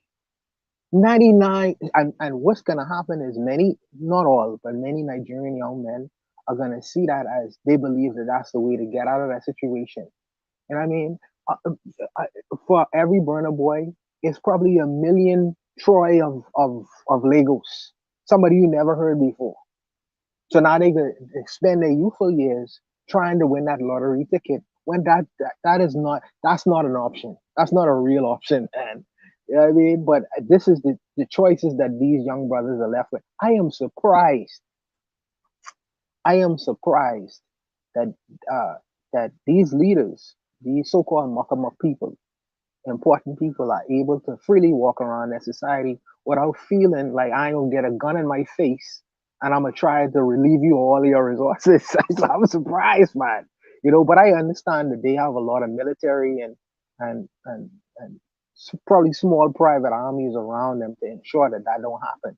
But I couldn't be in a situation where I'm seeing. Well, I'm currently in one right now and living here, but it's very difficult for me to be in that kind of scenario, where you have this dirt poverty, and in the middle of that, you have these enclaves where you have these $1 million opulent homes, and you think that you're gonna live comfortable like that. No, man. If my child ain't eating, your child ain't eating either. How about that? I think it's part of the fundamental nature of capitalism itself, that is exploitation. So I don't think that you can have a situation where capitalism exists and you don't see this level of exploitation. I think that's inherent in the system itself. Just like there are periodically there are crashes within the capitalist system, because the goal is to make as much profit as you can. Profit is more important than human lives. So when you have a capitalist system and you don't have the so-called checks and balances that you're supposed to have, which eventually the corporation, the people want to override those checks and balances because they interfere with making profit, which is the most important thing of all. So when you have a situation like this, it's going to happen as long as you continue to hold to a capitalist economic structure. It's going to incentivize poverty, incentivize lack of oppression in situations like this. I appreciate that, Buana and Carl. Let's go to Shoot the Breeze topic number 7. You guys in the chat, man, you guys, besides Gas and Trigger for a little while there, you guys aren't really saying too much, man. Let's get the conversation going in the chat a little bit more. Let's get some interaction. Drop a 1 if you're still with us. Drop a fire emoji if you like the conversation.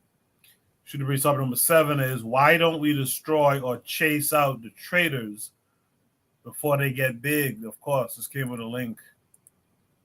Let me share that with you guys.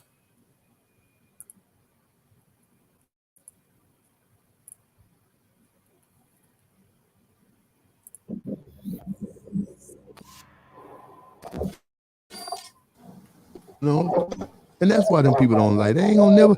One thing I learned very early in the music business: if you've been raised, they don't like you. Mm. They don't like you. Yeah, because you come from something. Yeah, they need a motherfucker come in here and treat them like, man, please, you my daddy. Show me, ooh, please, man. Whatever you say, I do it. You know what I mean? Why is it? Because this is my last question here, but you done got me started with what you just said right there.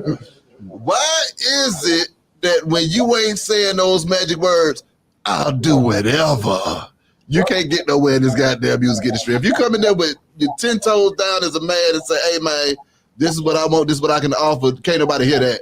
They got to hear you say, I'll do whatever to get something. Because shit.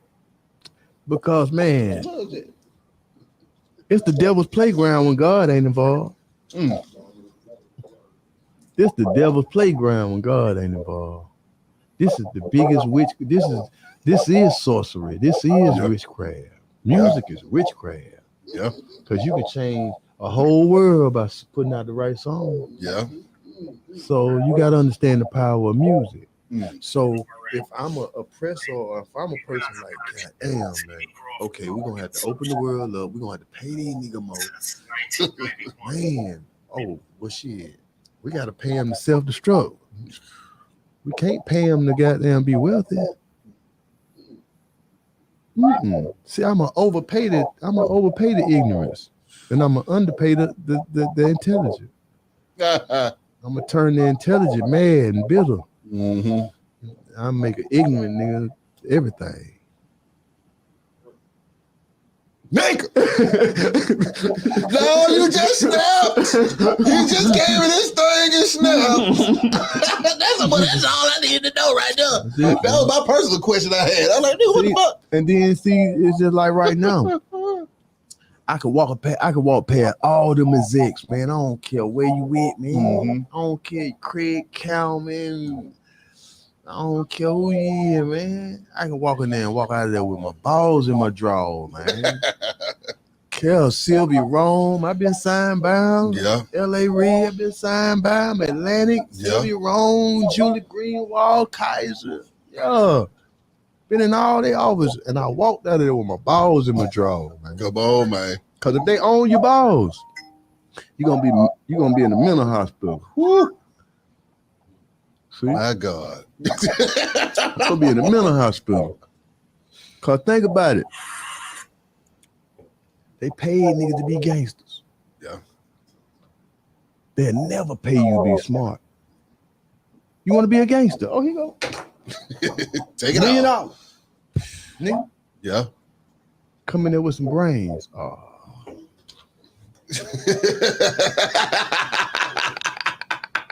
Can't make no money with this nigga. Come on, man. I need an ignorance. Yeah. Ignorance. It's just ignorant sales. Yeah. To black people.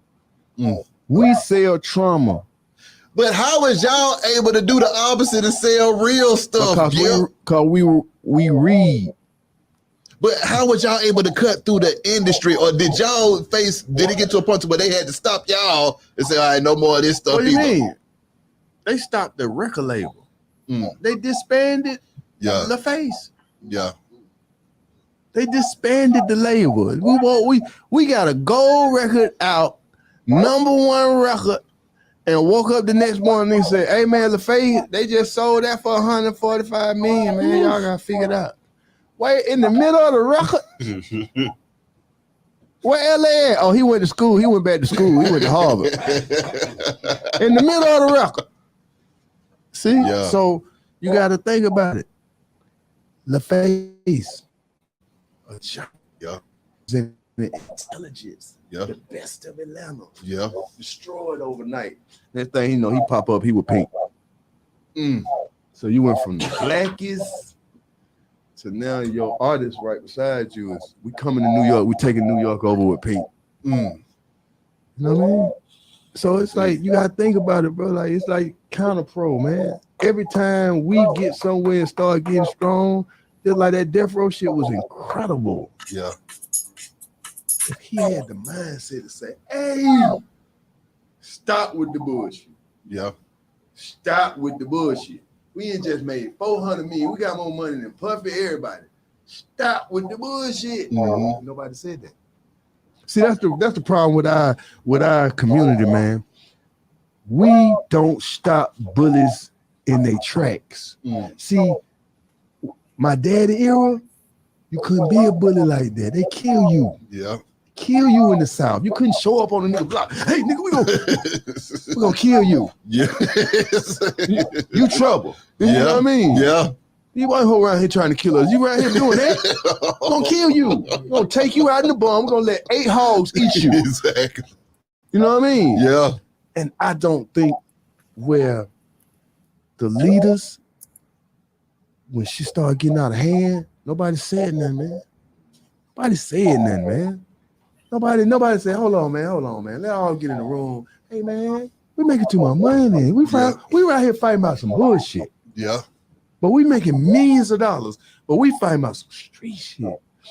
You only become a threat when you have them come up, them conversations. Yeah. As long as you out here doing all this gangster shit, they sit around and look at it. That little stupid ass nigga, man. Niggas ain't scaring nobody. Man, I send the National Guard down the street, man. Clear you niggas out, man. Yeah. If I want to. Yeah. So just think about it right now. If all of us, you gotta understand, bro, when Shoot them ran up on Puff them and the boy got laid out in the street. Give it without. Seen it? Yeah, I sure did. Seen it? Laid right out there, blood was laid out there. Damn blood. That shit fucked up, Charlotte. Messing with them New York nigga, gonna get you every time. But same time, when Wolf came into Magic City tonight, he got killed looking for Meech. Same shit. Energy. Yeah. You know what I mean? Energy, bro.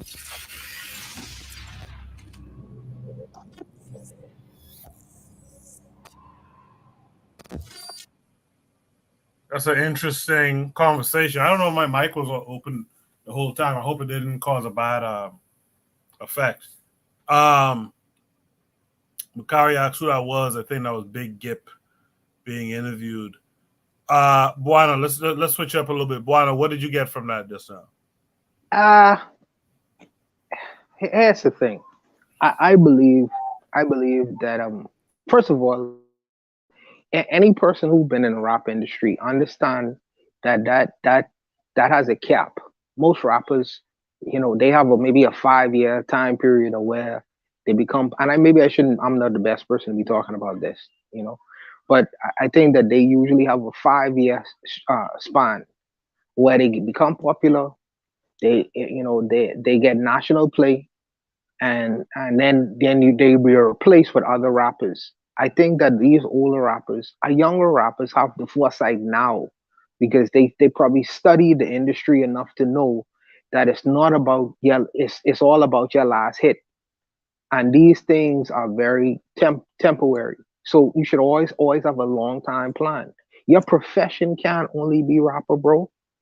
Your profession you have when you have that opportunity like that, understand that you have opportunity. People are availing themselves with all kind of different opportunities for you to get into other industries, and you have the money to support it. You probably for the first time in your life. Now I understand that most of these brothers, these are street brothers, some of them coming from out of the mud, and they may not have the foresight and understanding that look, I could use this vehicle of rapping as an opportunity to enter into other economic vehicles, to do other things. So this can't be a long-term plan.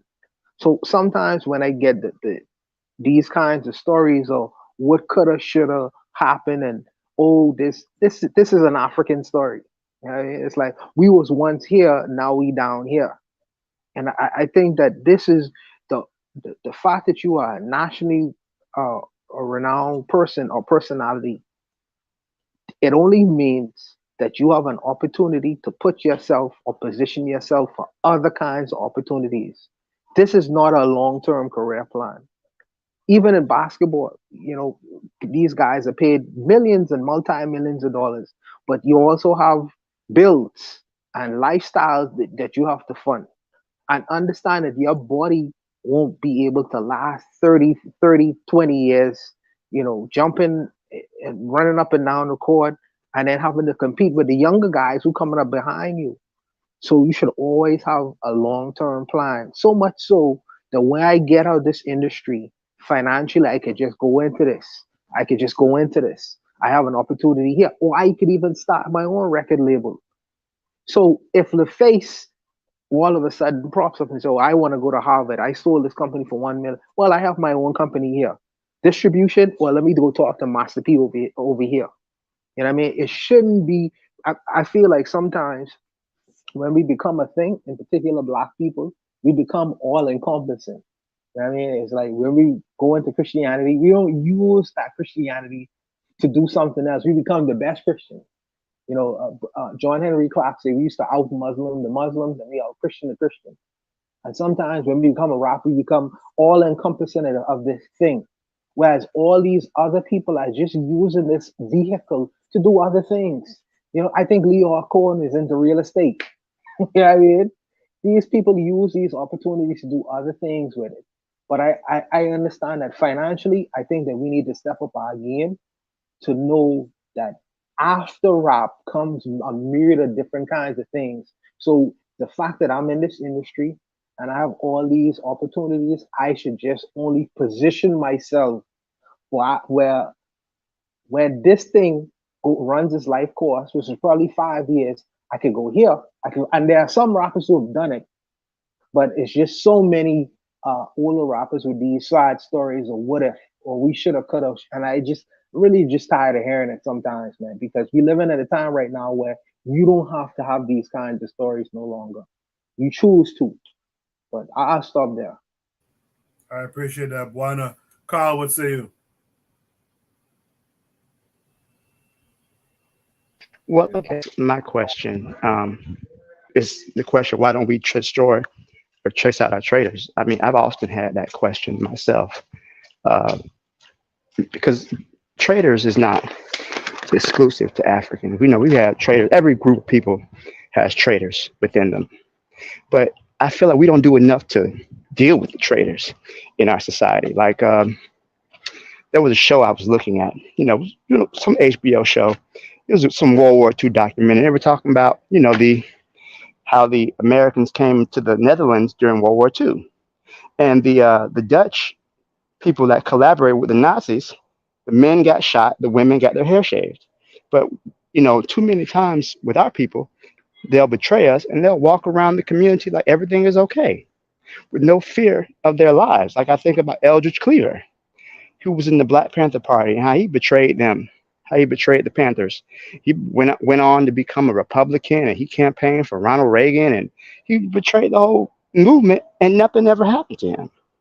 So I mean, I question the idea that people can betray us and then there's no consequences. We got to start making treason of the community a serious offense, and we don't do that enough. Within this music thing they're talking about, we know that music is propaganda. Music can elevate people. Music can make people think about their conditions and want to change it. So looking at it like that, it makes sense for the record labels and the record execs to try to stifle any type of empowering music, any type of music that's going to make the people think about their condition and want to change it. They have to push the dumb shit, the kill each other, money, clothes, and hoes, all of that stuff. They have to push that type of stuff. Your conscious rap, the other rap that exists, it gets completely ignored to the point where we don't even hear it on the radio anymore.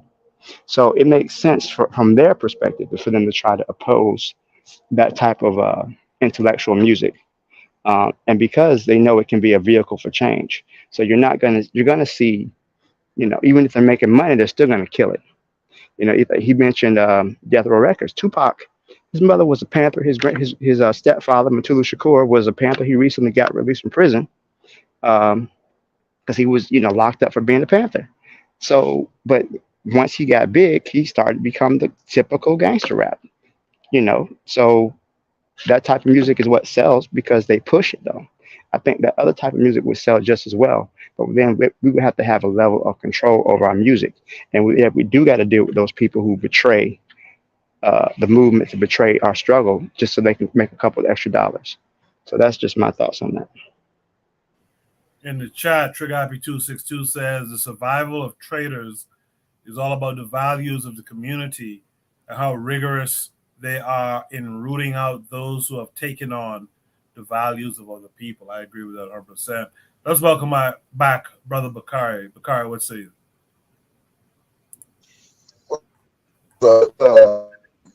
I heard him talking about the level of traders. You know how I think, right? For me, it goes back to within us. We know our traders are working for. So if you deal with them traders, you might have to deal with those people. It could be because we still want to try to change everybody that's black. And like when the brother just spoken, people can black, we can trade on one another, and we can walk in the community, stay in the community, and do whatever, and have no fear, and ain't worry about nobody doing nothing to them, because we're too busy bickering and fighting over small things. And with this being the music industry, and he was talking about music and the music that being sold. So for me, it go back to, who do black people like to listen to? I play somewhat what people use the word conscious hip hop, well, conscious rap, and you can try to push it as long as you want. Black people don't want to listen to black people. We can constantly play it. We can tell them about Ciroc. We can tell them how Ciroc said when they asked her, when they offered her a deal, but they was telling her how to dress, and she told them, "My lyrics is for sale, not my body." Yeah, that's respectful, but they don't want to listen to her because white people didn't make them a star. White people tell us who our stars are.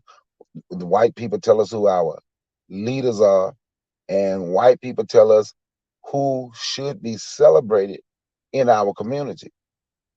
But when you're selling stuff and giving it away, back to as we were speaking earlier on the first prompt that I came in on, we like to turn, some people would blame the Jews on that, right? But sometimes we got to look and see that money was more important than trying to build something for black people. People love 50 Cent, but it's a known fact that 50 Cent, Jay-Z, I forget went against black people trying to create their own distribution company. That's a known fact, but black people still love him because white people put him on TV, because white people give him a pedestal to stand on, and that is something we look up. See, we celebrate their money as if it's ours.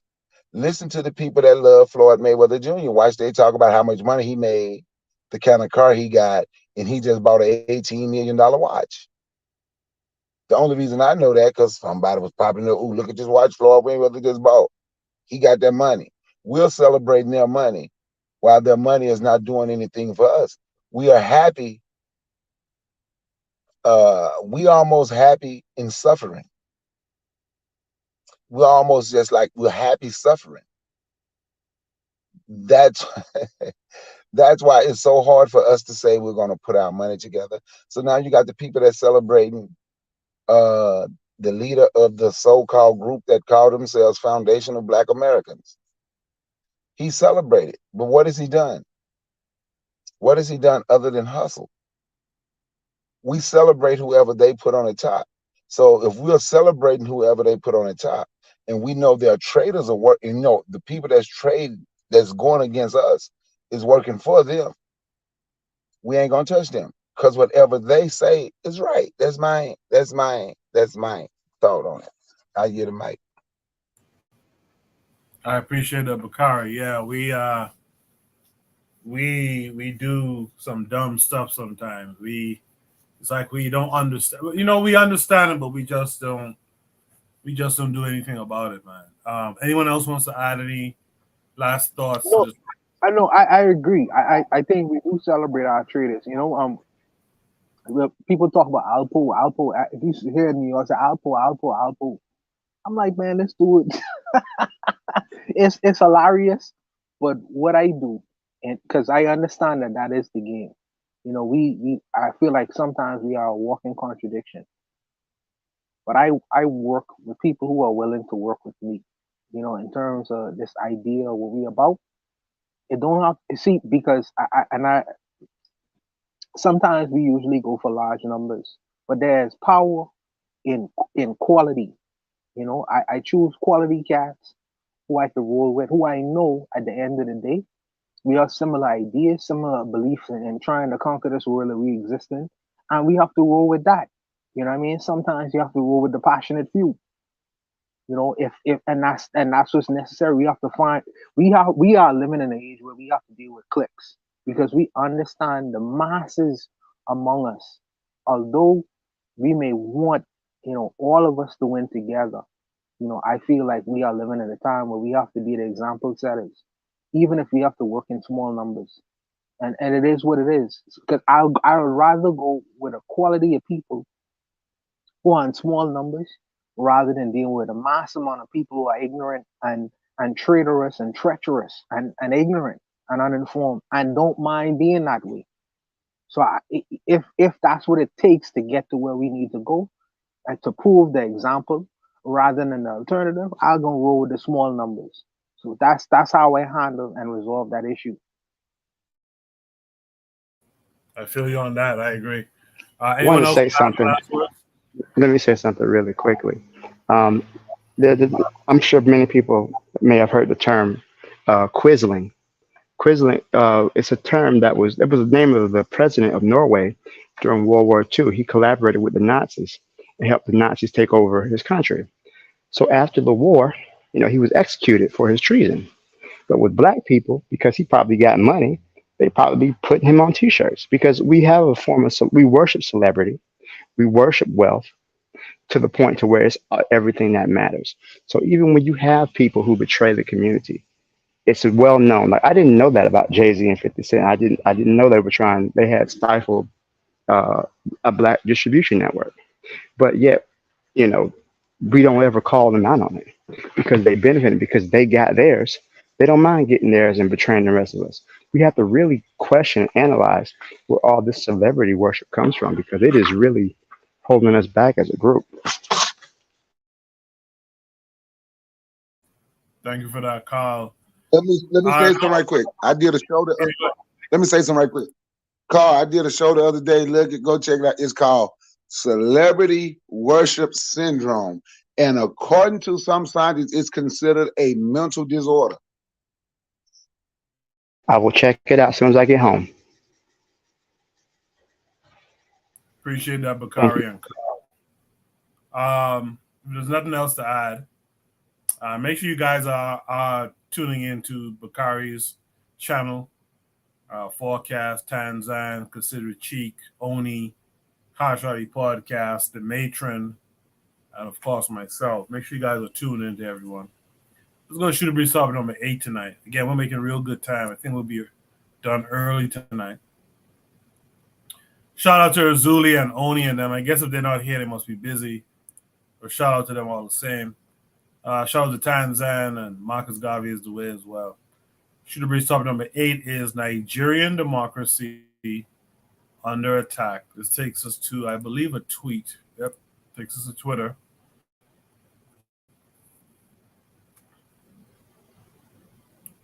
And it takes us to this tweet from Larry Madowo. He says, nothing works in this country. Youth are coming out to vote, and we're being disenfranchised in broad daylight. Nigerians are tired, and they're making their voices heard clearly. Our CNN report on the anger at the Electoral Commission and the establishment. So this is going to take us to this video that I want to start from the beginning. So we're going to check this out. And on the other side, we'll discuss. Nothing works in this country. There is no security. There is no good hospitals. There's neither good roads. Nothing works. The educational system is in shambles. And for once, youth are coming out to vote. And we are being disenfranchised in broad daylight. It is heartbreaking. Abigail Samuel Spain, shared by other young people who registered to vote in record numbers in this election, hoping to reboot a deeply dysfunctional Nigeria. I must fight for my daughter, praise. I must fight for her. She must have a better life. She must go to better school. I'm tired. I'm tired. We are tired. I'm tired. I'm tired of seeing this crap. Officials of the Independent National Electoral Commission say they're already tallying the results of the area without the missing polling units. You know, we use constitution. Anywhere there is violence, there's no way to vote again. But CNN saw no signs of violence at the polling units where election workers did not show up as people cast ballots just steps away. So there will be no other election in these places where the election didn't take place? There's no other election again. There's no other election. The election we want to do is what we've done. The disenfranchised voters see this as an attempt to deny their preferred candidates crucial votes by the establishment. In an election without an incumbent president or a former military leader running, it was seen as a fresh start for Nigeria. We are suffering in this country. We are suffering. It's very bad. I don't even call them leaders. I call them rulers. Musician Banky W stood on the main opposition PDP's ticket in the Lagos area with the affected voters. They understand that their votes are their voices and they want their voices to be heard. So when it starts to seem like there's allegedly some sort of intentional suppression of that voice, people get frustrated, people get agitated. Nigeria's agitated youth could be a powder keg at risk of exploding if enough of them feel that their voices were not heard in the most significant election of their lifetime. What did voting mean to you? It's my choice and I did my best. That's what it means to me. It's clear Nigerians are exhausted and frustrated, and they're taking back their country. I was here covering the 2019 election, and I've never seen this level of participation or commitment, Zane. And that's why you hear these words, suppression, you hear the words of disenfranchisement, and you hear the words of just demanding that the process be fair, be seen to be fair. And I think what you see there is that people will not accept an outcome that they don't think represents their views. That's what's becoming quite clear, Zane. I mean, the fact that there was that level of palpable frustration in literally every single person you spoke to, Larry, especially Abigail Samuels. I mean, I literally could feel her anger coming through. Larry Medell, we'll see what happens over the next few days. Thank you so much. We appreciate it. Yeah, I just want to say as an aside, looking at that footage from Nigeria, that looked just like any Caribbean country. You know, I was thinking the same thing. I said that woman looking like she's a Bahamian. Yeah, man. That's funny. Y'all was saying that. That's funny because she looked like somebody I know. My cousin. I live out here in Florida. I love my cousin. Oh, and then I see a guy who looked just like Beanie Man. I was like, how Beanie Man get Nigeria? Yeah, that's a fascinating thing to see, man. Looking at that, it's just like I was looking at any Caribbean country, man. That's a testament, man. Carl, what say you to this? Actually, not Carl. Let's go to Buana first. Let's shake it up. Buana, what say you to this? Nigerian democracy under attack. No, this goes to my initial point that we was talking about Nigeria before. You put people in a situation where they feel like their needs are not being met. So what is the option for them? They will decide to get on a plane and leave that place, you know, and it's as such where a few people are putting themselves in position of money and power to retain all that wealth for themselves and power for themselves and do shit for the people. So they either going to jump in the plane or, as Gas say, join the mob, you know, and Nigerians are not members of the mob. They want to be good citizens and they want to be productive citizens for their country, you know. And I think that you're putting them in a situation where I'm gonna tell you, because Nigeria is a country that has a history of coups. You know, in so-called in Nigeria right now, I think that this has been the longest time since they've not had a coup. You know, so if these people ever want to continue to play pigeon as if on the streets of Nigeria, people's lives are not being affected, let them stay right there. They'll be short-lived in their presidency, short-lived. So I feel my heart goes out to them. Like I say, I see in people in this video who could be just as they only have a Nigerian accent. Many of them they look just like some Bahamians I know. But it's unfortunate, but this is the state of affairs that we currently exist in, and you can't have fairness. And this is the gas to my point. You can't have fairness in a country called Nigeria. Okay, and I find that to be funny because the country is called Nigeria. You know, Nigeria means unfairness. It means unfairness because the term itself comes from the girlfriend Lugard. You know what I mean? So she was a gangster. So of course the gangsterism is going to continue in a society like that. But I'll leave it alone and I'll let the other brothers speak. That's why I talk about the power of naming things again, right? Going back to that idea. Let's hear from Brother Bakari. Brother Bakari, Nigerian democracy under attack. What did you see in that video? This is not Brother Bakari. This is his son, Keyboy. I would love to talk about Nigerian democracy. So hey, Keyboy, this is. I'm doing good. How y'all doing? How y'all doing? Good. Glad to hear you. Glad to see you coming back again this week. So yeah, go ahead, talk about it. Okay, so this is extremely unfortunate. Obviously, I'm a big fan of democracy. Obviously, I think that African democracy needs to be much stronger across the entire continent. And specifically, when we look at this video, this is truthfully why I say capitalism cannot work, because it's naturally undemocratic. The reason that the Nigerian government was suppressing the young people's right, because the people that are suppressing their right to vote is mostly people under 30. Because in this presidential race, I kept up with it a little bit more because I was curious about it.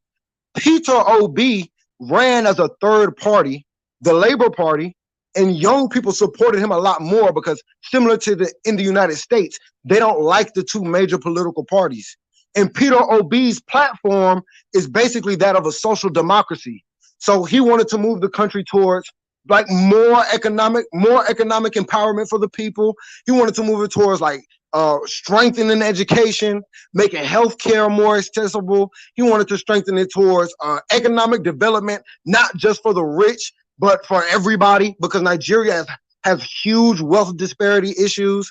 And so the government suppresses these types of ideas because capitalism has to maintain political leaders who are willing to serve the free market, willing to serve capital interests instead of serving the people.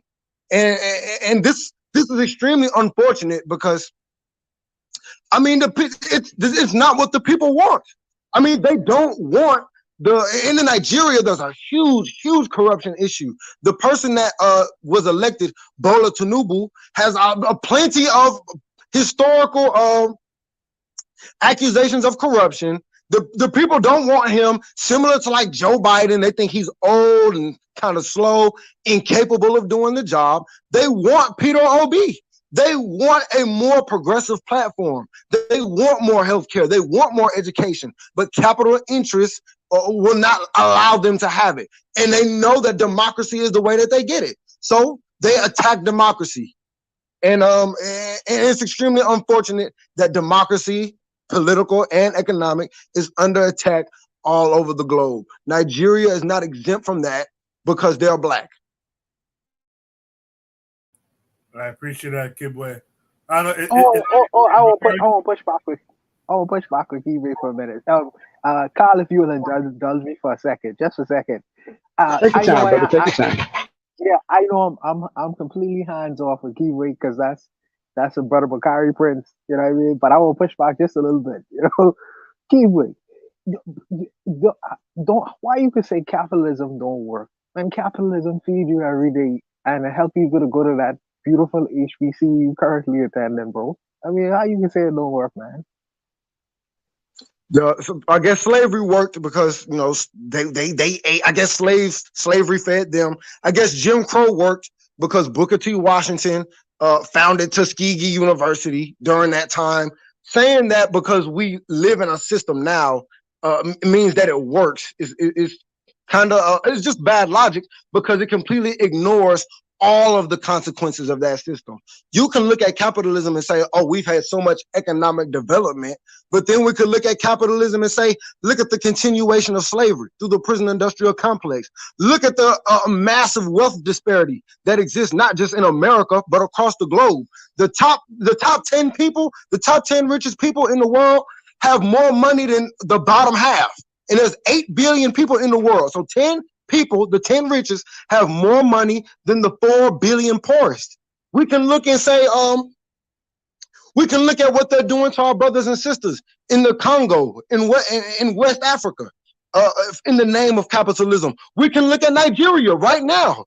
In the name of capital interest, they are suppressing Nigerian youth right to vote. They don't want Peter Obi because he's not going to serve those capital interests. So I say capitalism doesn't work because it's based on black exploitation. Black people are the capital. And as you can see, it exists in Nigeria, even with black leaders as well. So the system in itself, it rewards greed. It rewards exploitation. It rewards the death of workers. It rewards ignoring their rights. It ignores income disparity, wealth disparity. It ignores the lack of, or it rewards the lack of education, because then workers are more susceptible to abuse. It rewards police brutality to keep the working class in line, to protect the wealthy's property. This is why I say capitalism doesn't work, because of what it rewards and what it punishes. Okay, so Keybrain, so your dad, he was skilled. He developed a business for himself, right? And he was able to provide services to many other businesses through capitalism, because no government came in and say or put a cap on the salary that he could have made to support his family. And then so he wouldn't have to make $5 an hour or $10 an hour. He could have made as much money he wanted within the system of capitalism that he existed in. He was able to take that money and provide for himself and his family, and even educate them in a way that he so choose to within that system. So understanding that, you can't say it don't work, because you are a beneficiary of that same capitalism that he was practicing every day on the streets of Atlanta, brother.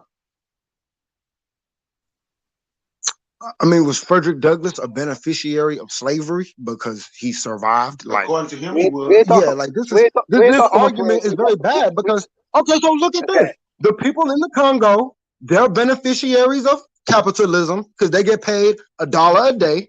And you know what? Glencore and all of these other natural resource corporations, they have a right to make as much money as they want.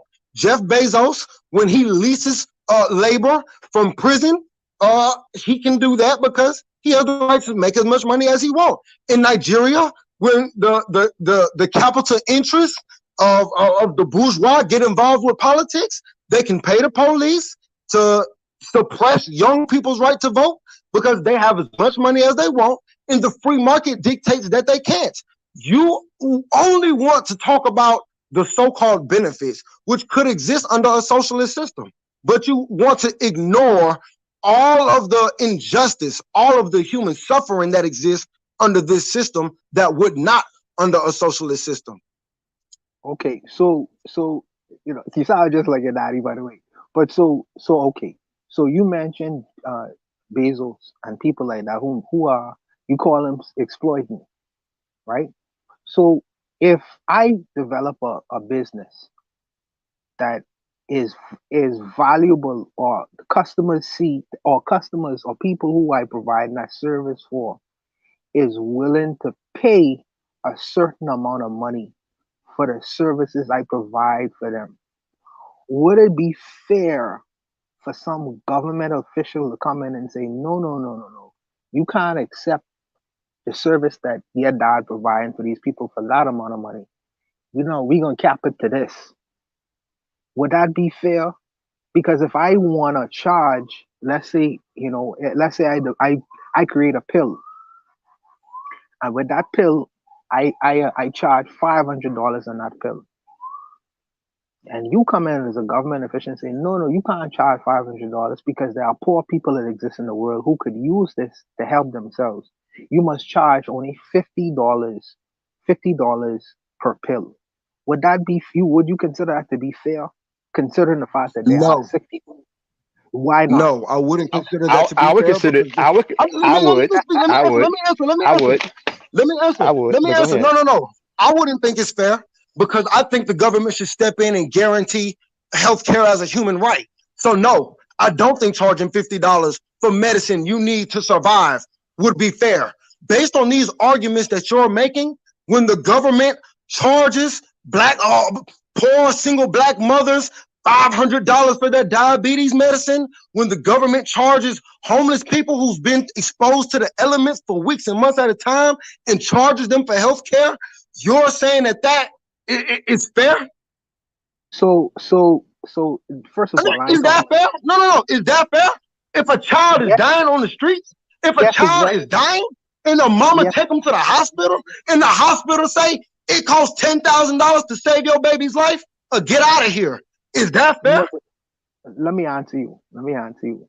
So what I am You can saying answer is, yes or no. Is that fair? but it ain't a Yeah, yes or no I do want question. a yes or no answer. But it ain't a yes or no answer. Don't give away. It ain't a Yeah, yes or I no gave answer. you a no. You asked me would it be fair if the government charged $50 for a pill, and I said Yes. no, it No, wouldn't I be didn't say fair I didn't because say they the should make it government. free. So when the No, keep. government charges what they do now, when they charge people whose children are dying, when they make No, them go into debt to save their baby's life, is that no, keep. fair? Yes or no? No, keep. Hear me I out. answered Hear your me out. question yes or no, sir. Sir, I I answered your yes or no with a direct but I no. didn't. I would But like a I didn't. direct yes or no. In the instance that what you described just now, of course not. But I'm not talking about the government. I'm talking about if an individual come up with a pill. Just hear me out for a second. If an individual come up with a pill, invented a pill, and that pill is able to provide the services where you could cause someone to feel better or be better, or whatever. And I charge me as an individual, not the government, charge $500 for that pill. And the government comes in and say, no, you need to limit the price of that pill to $50. You say, well, I don't know what you're gonna say about that, but put this in the instance as well. Not only did I come up with the pill, but my work, the risk that I take in learning about all these things and going to medical school or whatever. You know what I mean? And then me coming up with a solution, a product that would be helpful for people. Would it be fair in that instance? Not the government, the individual. Why would you have to limit? Why would I have to limit the price of that pill, even though it has the effect of making a whole lot of people feel better? Oh, So okay, can I so answer that question? Let me. Can I answer that question? sure, you Because can answer, that and I would has like a to speak after you. yeah. Okay. Because that has a real world parallel. The people who invented insulin, first of all, understand that no one individual is inventing things like that. That is a collection. It's a group of people who are inventing these things. But the scientist who discovered insulin, he actually sold the patent for $1 because he knew that it could benefit people. He did not wish to gain monetarily from it. He knew it was a life-saving invention. So what happened was that these pharmaceutical companies, Sanofi, I can't think of the other, they bought the patent themselves. They took the patent and raised the price of insulin to where it is now, to where people are dying. I work in a pharmaceutical company. I've seen people pay $200, $300, $400 per month for insulin. So the original inventor of the device created it so that way there would be no benefit. Same thing with the person who discovered penicillin. He sold the patent for $1 because he wanted it to be available for everybody. So in a situation like that where you invent something that can benefit the masses of people and you seek to profit off of that, then I believe definitely the government should step in because you do not have the right to profit off of other people's misery. That is inhumane. So, yes, I firmly believe that a government should step in, lower the price if necessary to make it available for the masses of people. We have to stop putting profits over individual peoples. Um, Karl Marx, he understood how capitalism was a necessary step in development, but it wasn't intended to stay forever. So we progressed from feudalism to capitalism, and then his understanding that from there we would go to communism, socialism. I don't want to conflate the two, but there were benefits to it. But the benefits, number one, they don't outweigh the cost, and number two, it's not meant to last forever. It's merely to be a stepping stone. We have to come up with more humane systems that help the masses of people. Capitalism doesn't create. It merely concentrates the wealth in the hands of a very small population of people, which is why we can have a country where we have more empty homes than homeless people, because of the profit behind it. Or we can have people who are dying of insulin.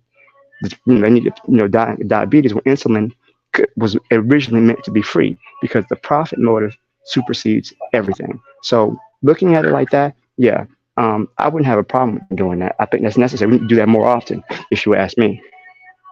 So my hard Peter, work. So my Well, my guys, sorry. Let me just interject here.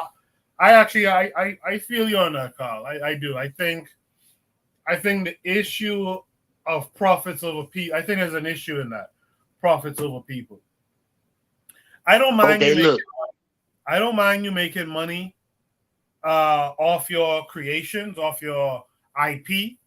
But when it becomes a price gouging situation, like, again, it shouldn't be profits over people. And when it becomes a thing where, because y'all need it, and I know you need it, I'm going to raise this price to $500 a pill. This is what that white boy, Shrek or whatever his name was, did with that one medication a couple years back, right? The medication was like $1. He multiplied by like 1,000 or some shit like that. Come on, man.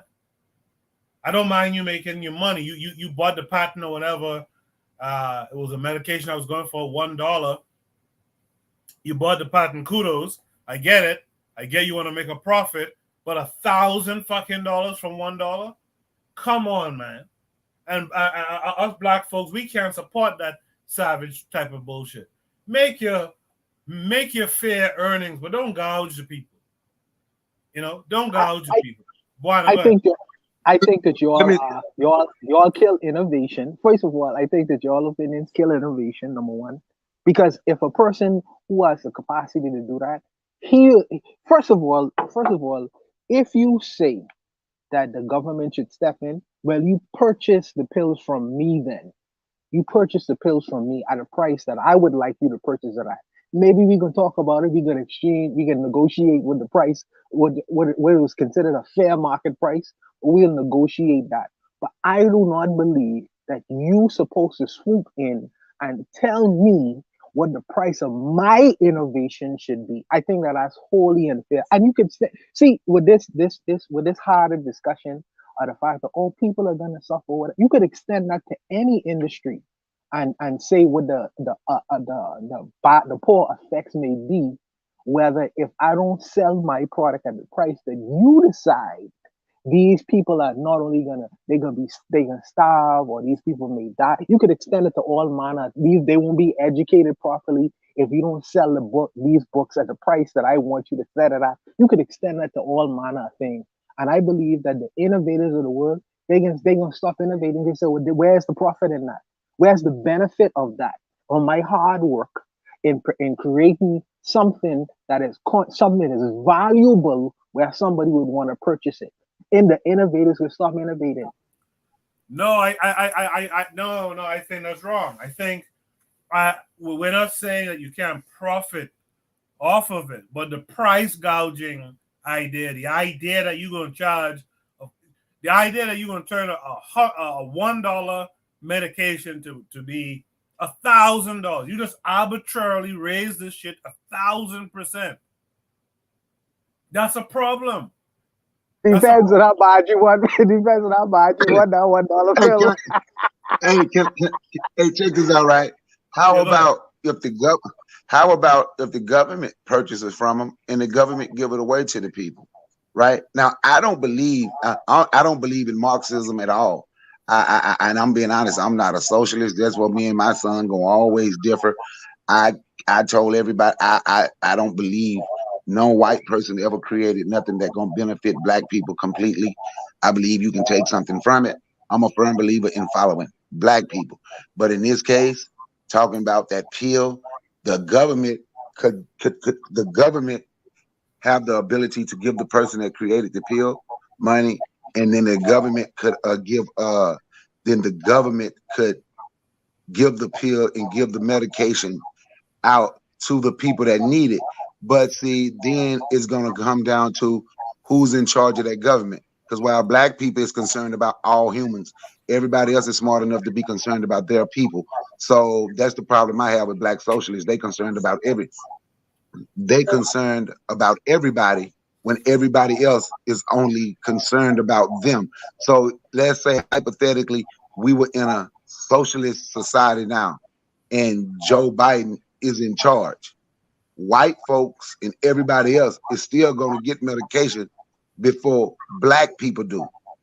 Even when we talk about black people has been in the capital and been oppressed, because this is where it's come from.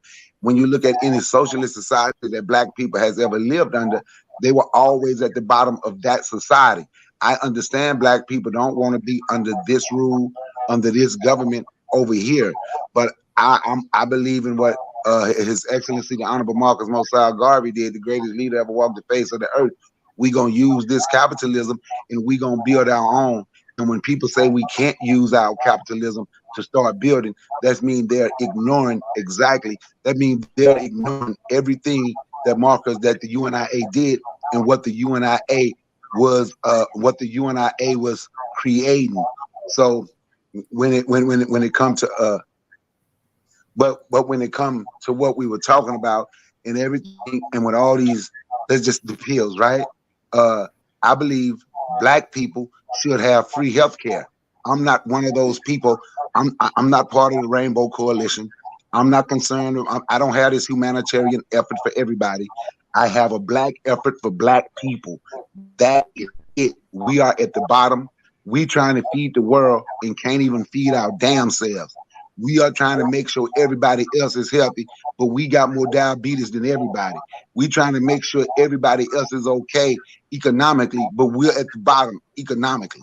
So when it comes to that, for me, I'm a firm believer in we have to stay focused, make the main thing, and the main thing supposed to be black people. But I think healthcare is a black right. I think black people should have free healthcare. That's for the people. If you believe that these people will ever give you any type of reparations, that's part of it. We should have free healthcare. On that, I yield the mic. I appreciate that, Brother Bakari. I really do. Trigger Happy 262 in the chat says, I've always been skeptical with the concept of the modes of production and historical development because I'm not in agreement that this same historical development can be conflated to Africa. No, I Trigger Happy. I think Walter Rodney kind of established we cannot conflate those things. He goes on to say, which is my problem with black Marxists. Africa didn't do this whole slavery to feudalism, capitalism thing. Anyone else want to add any last words? Yeah, to me, go ahead. brother. Go ahead, Kyle. No, I was going to say to Trigger Happy's point, I was going to mention Walter Rodney's how Europe underdeveloped Africa, and he was saying that Africa was in a straight of transition from feudalism to maybe a social, skipping over capitalism, but it got interrupted by the Ma'afa and slavery colonialism. But that can be debated. I do see that Africa didn't develop along the same lines as a European. And Marx was using England as an example. So his analysis is flawed. It's not perfect. It got some holes in it. I just want to point out, remind everyone that Carl and I used to have a book club together, with the Better Medicine Book Club. And we covered that book, How Europe Underdeveloped Africa. You guys could still check out that episode. Very good episode. That and the one with the menticide. Two good book club episodes you guys should check out. Bueno, you go ahead. No, to me, free healthcare is choosing to eat apples and oranges instead of Popeye's chicken. But let me just say this. I'm kidding. But I do believe, and when you talking in terms of capitalism, let me put this out there. I do believe that our most vulnerable people should be taken care of. I don't believe that you should practice capitalism without a conscience. So let me put that out there just to make sure that I do believe that children should be provided for and taken care of. I believe I believe our elderly should be provided for and taken care of. But ultimately, it comes down to who pays for it. I do not mind paying for a child, or my taxes going to ensure that children live and live comfortable lives or whatever. I don't mind that. I do not mind our elderly, the people who have worked within their lifetime to be taken care of and not put out in the street. But in terms of healthy individuals with their right mind, this is where my issue comes in. Okay? And within our life course, all of us have agency and we exercise it in the way we wish. We choose to live the lifestyles we want to live. It's not by chance and circumstance that we are high in high blood pressure and diabetes. All these things would have been choices the individual would have choose to take. And then we say, well, someone else must pay for this. Well, during your life course, there are decisions that you would have made independently of everyone else. So why do now I have to step in and pay for your life choices, our lifestyle choices? Everyone knows now, as we currently exist, that if you eat enough McDonald's and Popeye's chicken, you will develop lifestyle illnesses. Okay, so if you do that and engage in that activity and now say that I should reach down in my pocket, nah, that becomes a problem for me. That becomes a problem for me because this is something that you decided to do. Now, some things are hereditary, absolutely. So you have to take into account the people like these as well, because they had nothing to do with it. But for people who would have made their life choices, conscious choices to choose lifestyles that would have been deleterious to themselves during their life course, then I have a problem reaching down in my pocket and say it should be free for everyone. But that's just me. It's just my limited politics, my limited understanding of how it works. I can be very wrong, but that's just how I see the world. Yeah, one of the things I like about Shoot the Breeze, one second. One thing I like about Shoot the Breeze is that it allows you to see sometimes the contradictions that we have within ourselves.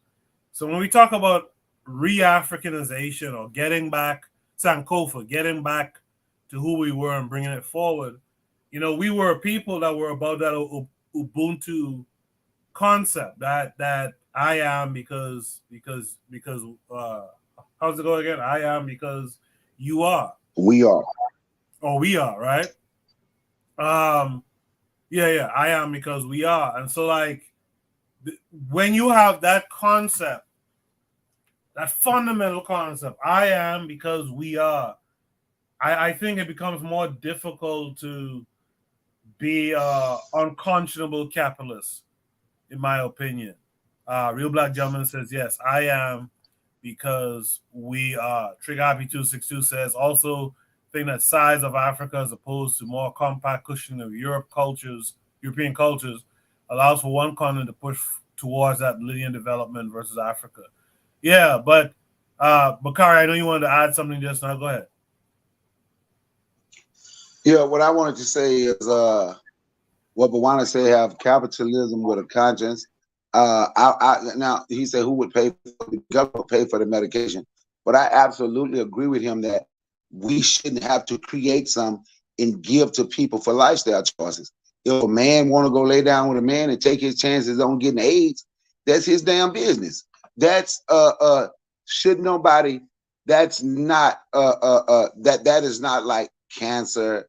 That is not like certain things that we should be out here controlling. I don't, I truly, when it comes to that, I don't care. But the biggest thing about me, the biggest thing, right, for me is, right, in this whole topic, well, Nigerian democracy, they shouldn't have suppressed it. They shouldn't have suppressed those people vote. I think they had the right to vote. And if the leader is not doing the right thing, the leader should be removed. But I'm also a firm believer, if the leader is doing the right thing for the people, that shit, there ain't no need to damn vote if he's doing the right thing. But this idea of, well, I bump heads with a lot of people is when I talk to, especially here in Atlanta, I don't know about in where y'all live, but here in Atlanta, there's a lot of so-called conscious homeless people, right? Who have the ability to read and write. There's nothing wrong with them. If you talk to them, you can tell they can tell they're smart, but they won't get a job because they say they refuse to work for white supremacy. Then they have the nerve to tell me my dollar is useless. That is some white supremacy created Then one of them literally asked me, and I remember this vividly, asked me after telling me my dollar is useless and they used to go work for, and they refused to work for white supremacy, asked me would I buy them something to eat. I was like, dude, I got up and went to work. And you know, I had my own business, but I said, man, I got up and went to work.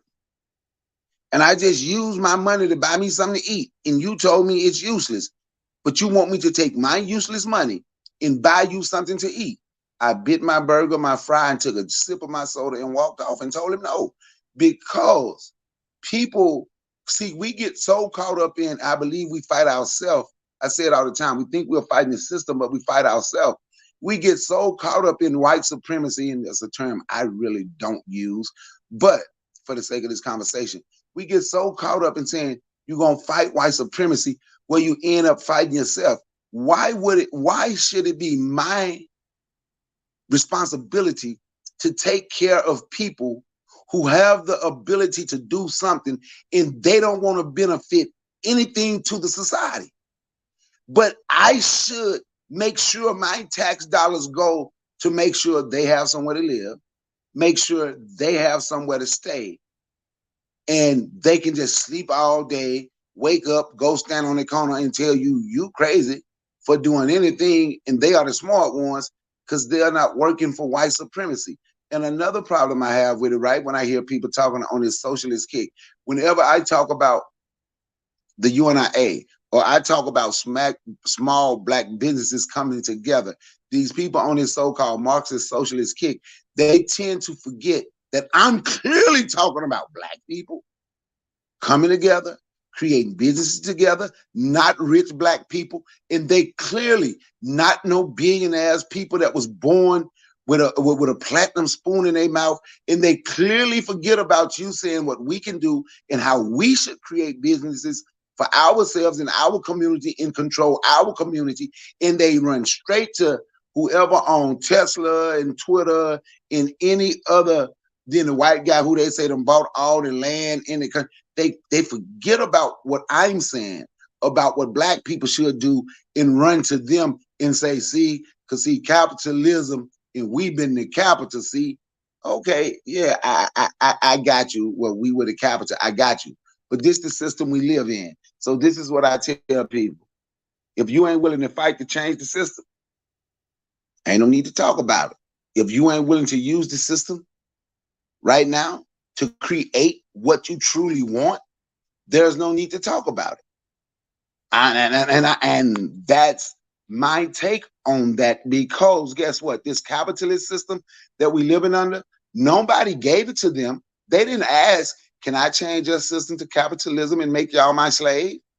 And then we came to America and got off the ship and asked the Native American, and they looked and said, Chief Howlin' Wolf, can you and Sister Hoppin' Rabbit give me y'all land so I can create something? It's the way they did this shit, and it was not nice like that. And even following, and I'm gonna say this and pass the mic because my son want to speak. Everybody who say anything about Marxism, won't they study what the Marxists, the people who created Marxism, what they said about black people? All right, so I would like to respond. Hold on, Kidway, let me just say one thing before you go. So it'll be Kidway, okay, go ahead. It'll be Kidway, and then it'll be RBG. Just quickly, I want to say something that Bakari and Buana, Mr. Untouchable, is saying that I actually agree with. I'm not saying that I am because we are, meaning that I'm going to accept your personal life choices to not compete, to not be a part of what we're doing. I have hellfire for that kind of thing.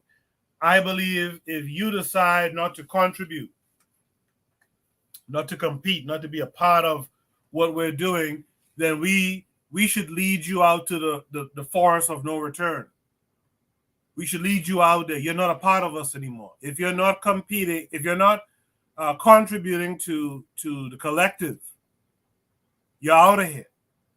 And once we establish that fundamental idea, I then think we should move forward as a people that look out for each other. We don't put profits over people, right? Trigapi262 in the chat says, yeah, for my people, Akan, modern Ghana, a person is not an actualized person unless they are in a relationship with their community, doing things with their community, very people-centered. That's my idea, and it's ironic because, and maybe Untouchable will correct me, but I think our particular people, Bahamian people, are from, what would have been considered Ghana, and some of us from the Congo. So it's interesting that I share that kind of belief that everyone has to be a part of that community. And then once you accept that, then we could deal with the I am, because we are. But I'm not going to reward you for bad personal choices. I just want to be clear about that in my outlook of the system. Kibwe, go ahead. Right. So something that everybody, or not everybody on the panel, but a lot of people in the panel and in the chat keep referring to is this capitalism with a conscience. Capitalism with a conscience. And I mean, it's kind of funny because it's an oxymoron, because capitalism ain't got no conscience.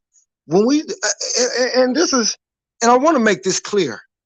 These are not African beliefs, African ideals that you all are spewing when you talk about, I don't want my money to pay for nobody who doesn't quote unquote contribute.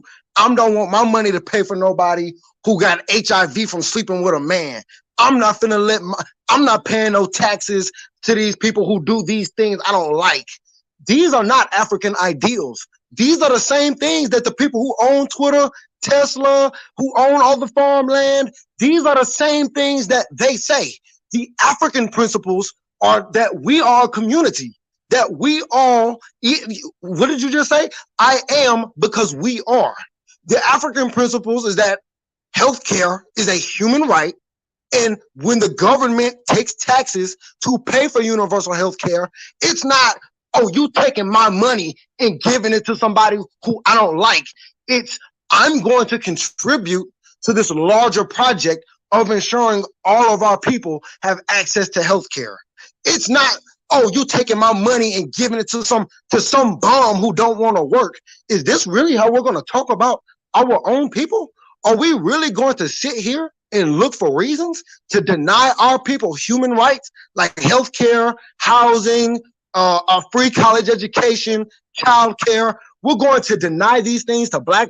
We're going to dig and nitpick for reasons to deny these things to our own black people.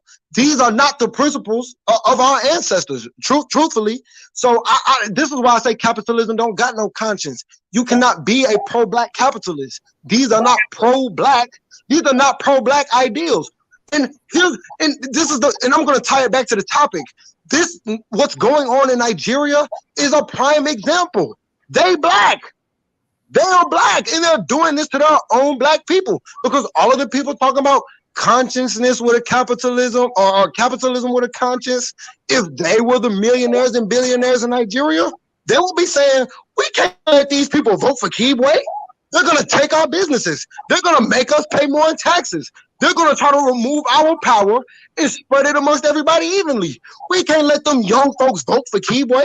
So they would lobby the government, do the dirty work, to have the government use the police to suppress us. And that's exactly what's going on in Nigeria, because that is what capitalism creates. That's what it rewards. There is no capitalism with a conscience, and there's no such thing as pro-black capitalism. It doesn't exist. The system in itself is based on suppressing black people's democracy. It's based on exploiting people for their labor.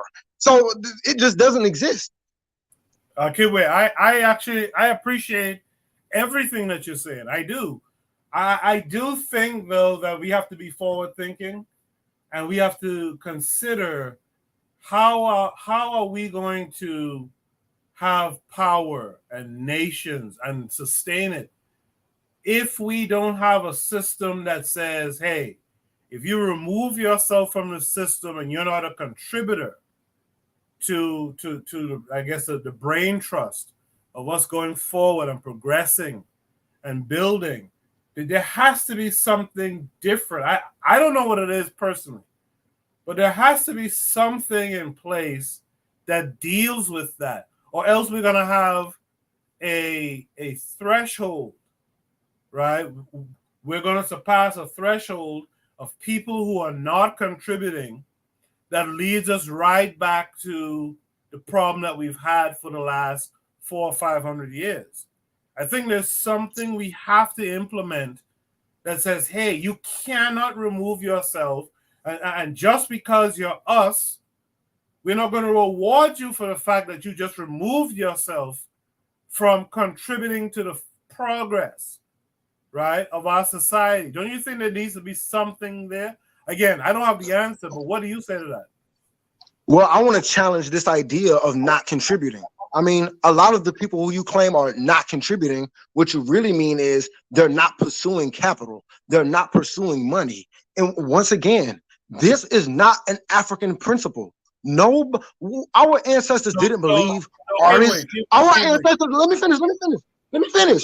Our ancestors did not believe artists have no value, that drummers have no value, that wrestlers have no value. So this idea that you're not contributing to our progress if you're not pursuing money is just, it's not of African people. You all would be saying that griots from medieval West African history and the Ghana Empire, the Mali Empire, the people who memorized the entire history of these places to pass it on to the youth, because they track their history orally. You people would say they're not contributing.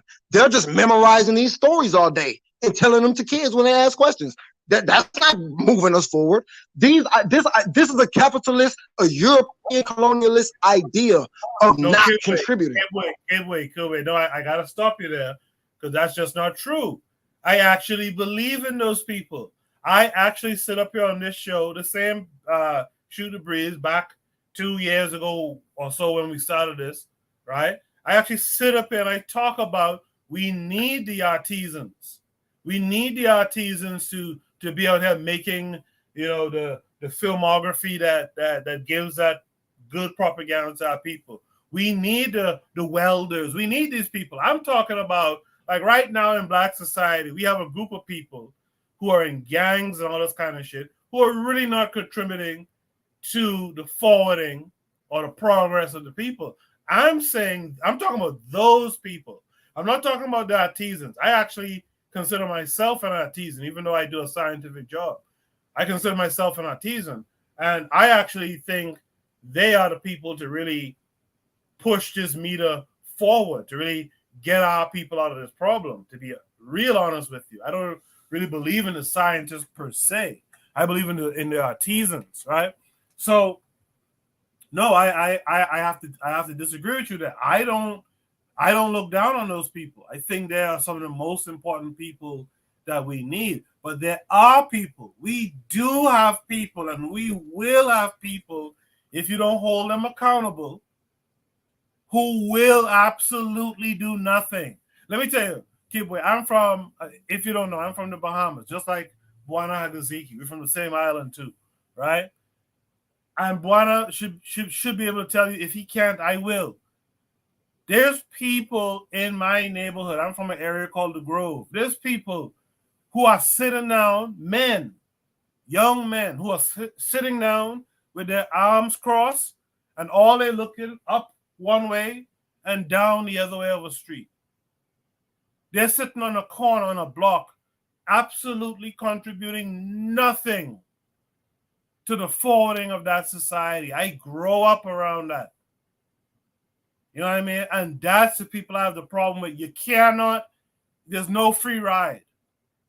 That's the one thing I'll take from that system, that you can't have that free, you can't just be sitting down doing nothing while Bakari, while Kibwe, while Bwana, while Carl, while Real Black Gentlemen, who we need to get to next, right, is out here thinking and putting together, stringing together ideas and concepts and working things out in practical situations, and you ain't doing shit.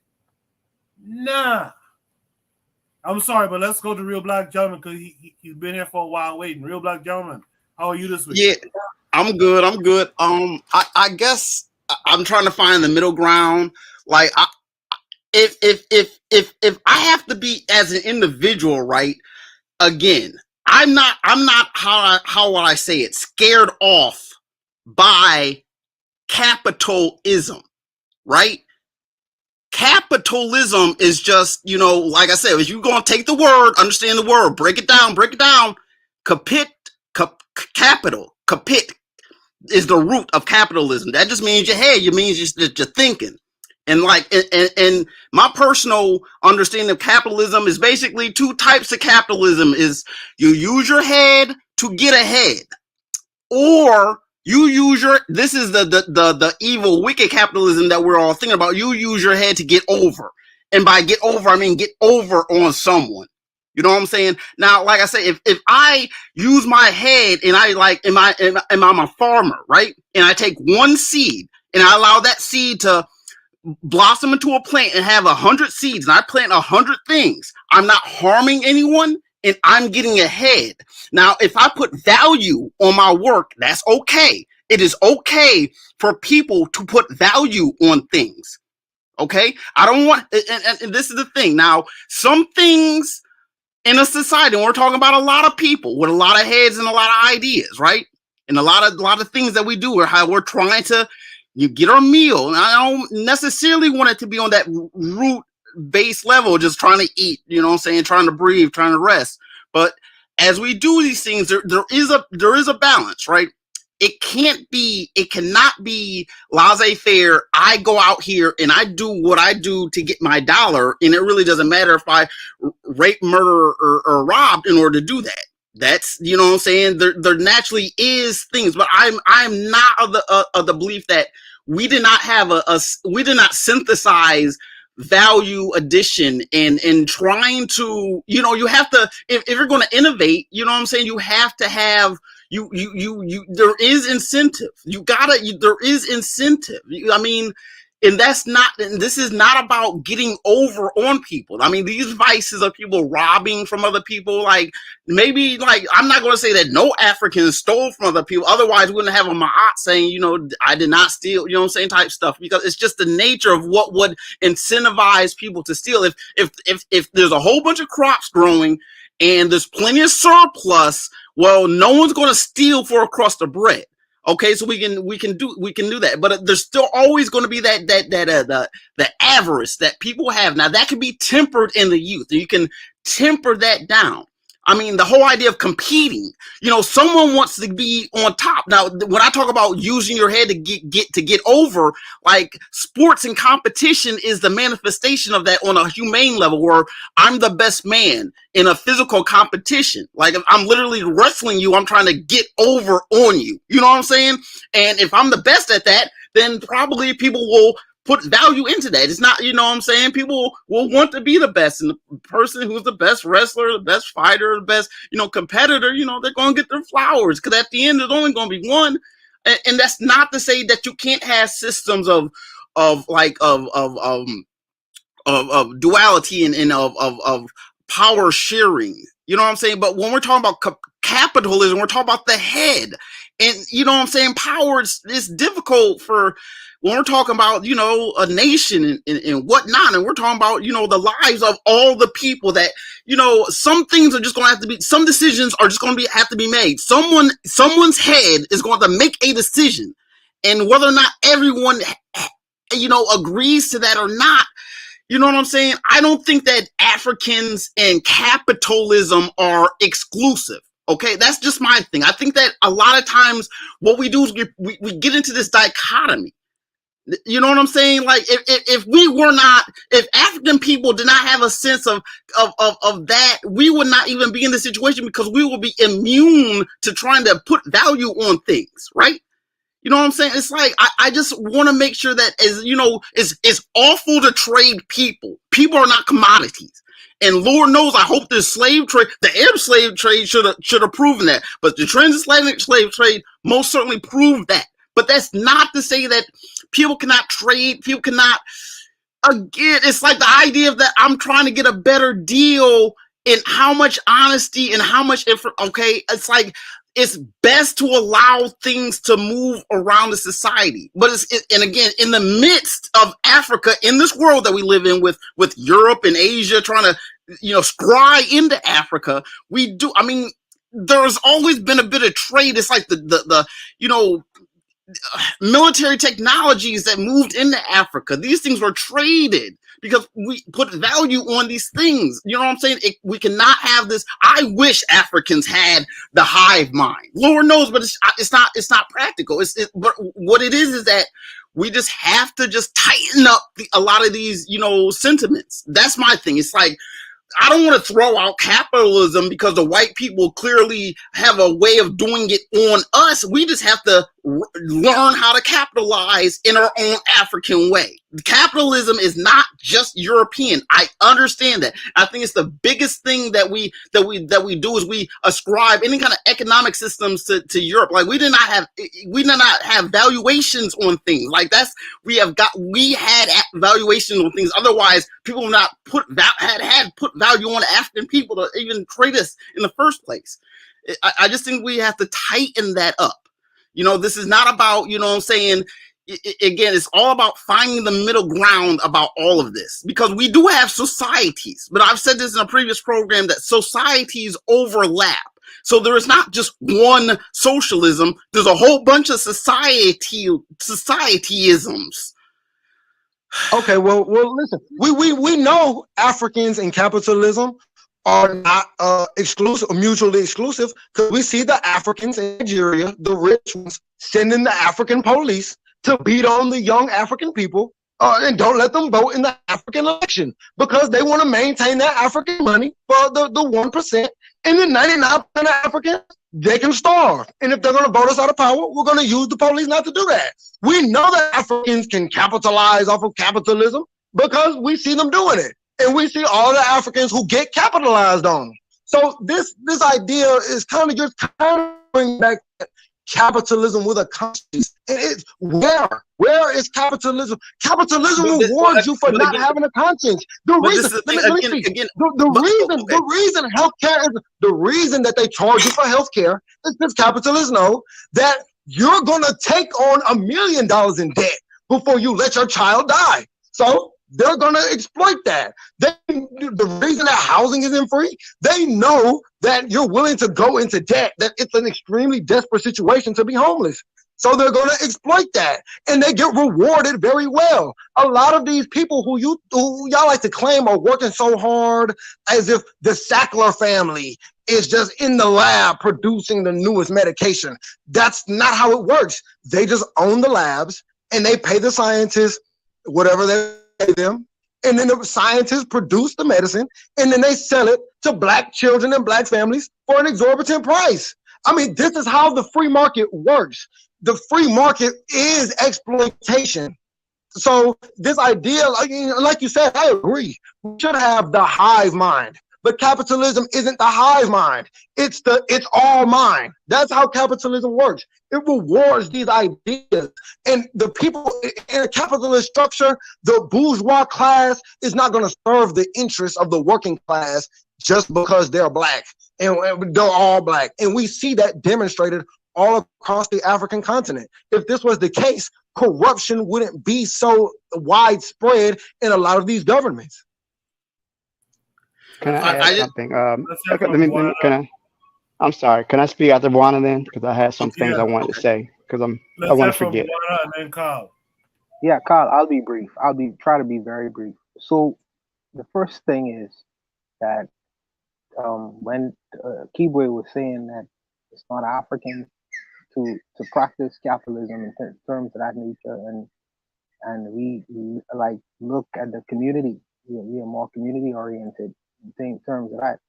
What I would say to that is, in Ghana, I think that the brother was mentioning Akan and Ghana. If I was living in a Akan society, I wouldn't live in that society, in that communal or in that community situation. The men of that society won't be drinking palm wine all day, laying down and not producing anything for that community and expect them to eat at the end of the day. Nor would they be getting a bunch of women pregnant and not taking responsibility for the children they create, there will be more producers and ensuring that community, ensuring that down that community, and ensuring that community is strong. In the society where I exist in, I can't count the last day where 5 black able men have come up to me and asked me for $1. When I go to get my cigars, I'm a cigar smoker, and I earn my right to buy a cigar, there is at least 5 or 10 men just standing around milling about the liquor. Sponsor me $1, Buana. Buana, sponsor me $1. Sponsor I mean, this is literally every day. I mean, from the young man, for the young girl man, to the older man. I watch this every day. And I don't understand that. I'm like, man, what? You can't do nothing? You mean nothing?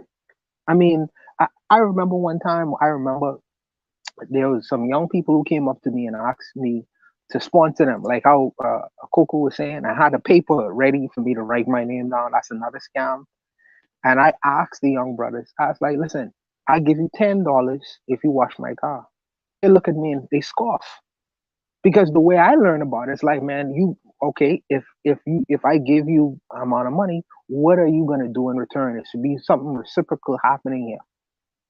You know what I mean? So this is the way I learn it. So they literally look at me and scoff, and then go act. This is a culture of begging, a culture of getting something for nothing. You know, I don't think that behavior existed in our original African societies. So understanding that we are in another kind of situation, I have to operate as such. I don't want to operate as an individual. So I try to find a coupling or groups of people who are like-minded as I am. It's not to suggest that I want to throw away people, but if you are willful in your behavior, whereas you don't want to do anything and you are committed to that experiment, I can't see me just supporting that or supporting whatever drug habit you may have, because a lot of them have drug habits. I can't see me as an individual to support that on a daily basis. Like I say, it's at least 5 men, grown men of working age, not old men, not children, who come up to me every day and ask me for $1. You know what I mean? That culture is not African either. That's not an African culture either. So if I'm practicing anti-Africanism, so are they. So are they. You know, so I there's other points that I wanted to go, but I'll let Carl go. Go ahead, Carl. Thank you. So there's a couple of things I think that people have said, and some things I want to kind of point out because I think there's a fundamental misunderstanding of what capitalism is. Capitalism is an economic system in which the means of production are privately owned. So with that being said, I hear people complaining about our tax dollars going to support this and support that. Those of us who live in the United States, our tax dollars go to support the military. So the United States military is the largest military on earth. It's larger than we spend more money on our military than the next 10 countries combined. Okay. The Pentagon has failed its audits for years. So there's no accountability. I never hear people complaining about the amount of our tax dollars going to support the military, which bombs and oppresses people in developing nations. I never hear that complaint. One, I never hear the complaint about our tax dollars supporting billionaires and people like Jeff Bezos can pay no taxes. When the stock market crashed in '08, these billionaires were considered to be too big to fail. And our tax dollars were used to prop up billionaires while average everyday Americans lost their home. The biggest loss of black wealth was in 2008 during the housing crash. Obama, our first black president, gave money to billionaires, gave money to Wall Street, and basically said, fuck y'all niggas, to the poor black people who lost their homes because of subprime lending.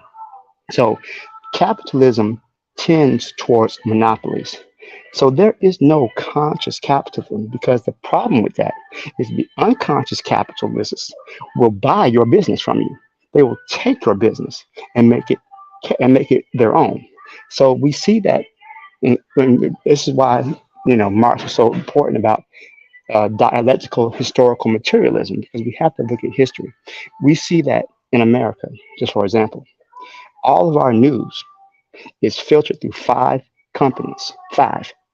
So all of your media is going through just 5 companies.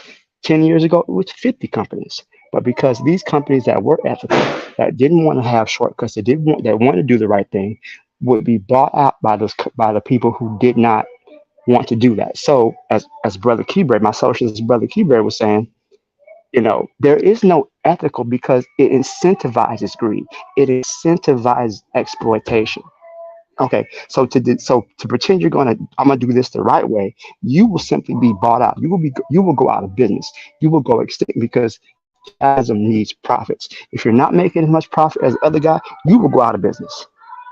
And this is something that we see.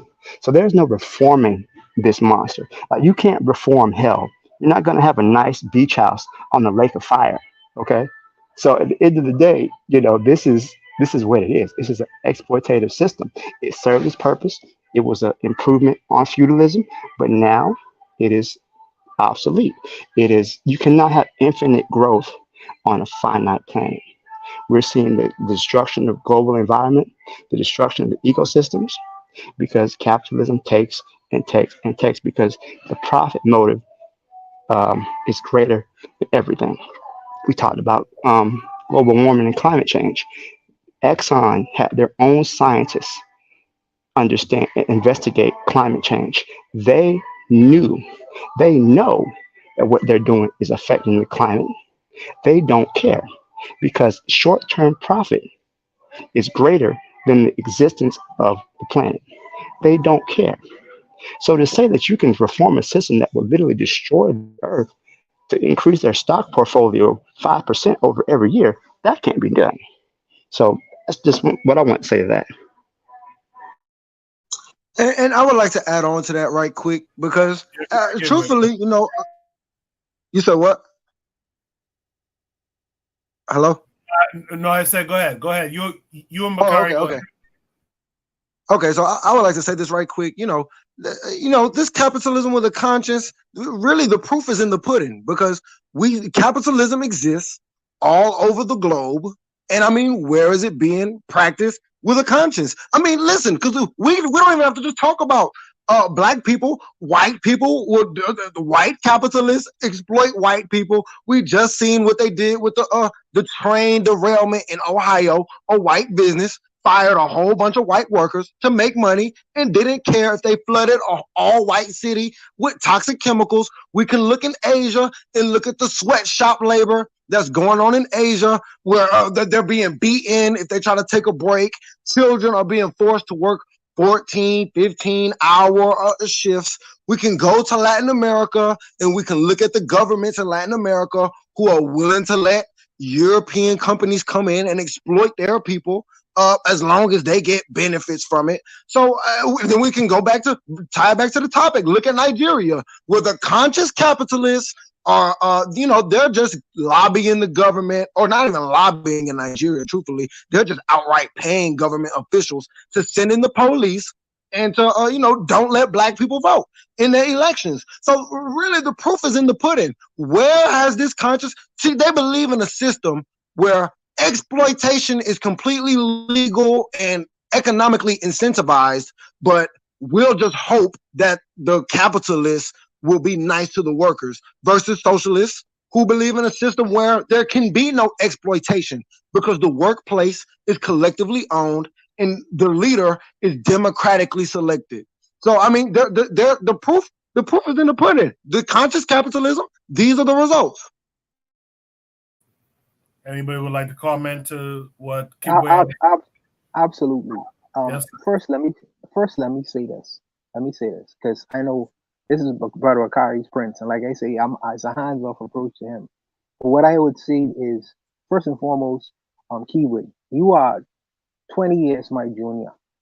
Now, if your generation is able to actualize the things that your brothers are saying in terms of ensuring that our most needy people are taken care of, black folks are taken care of worldwide, I support it. I'm with you all if you all are able to actualize that. So I would never well, I don't want to go against my youngers because I know that if you all have it in your mind to achieve it, it can be achieved. But where I am standing right now, that is not my current reality, so I can't delve into that. But I would say this, in terms of conscious capitalism, America is, and I'm not a big proponent of flailing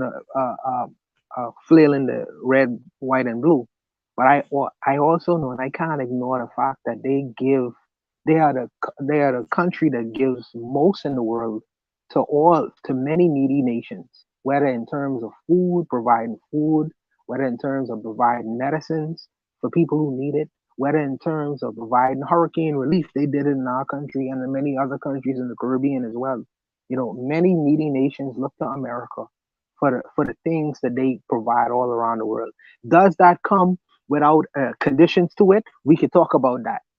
But I do know that they are the largest contributor. With all the things that you could say against in terms of capitalism, they are the largest contributor in terms of resources, essential resources that needy people need all over the world, more so than any other country in the world.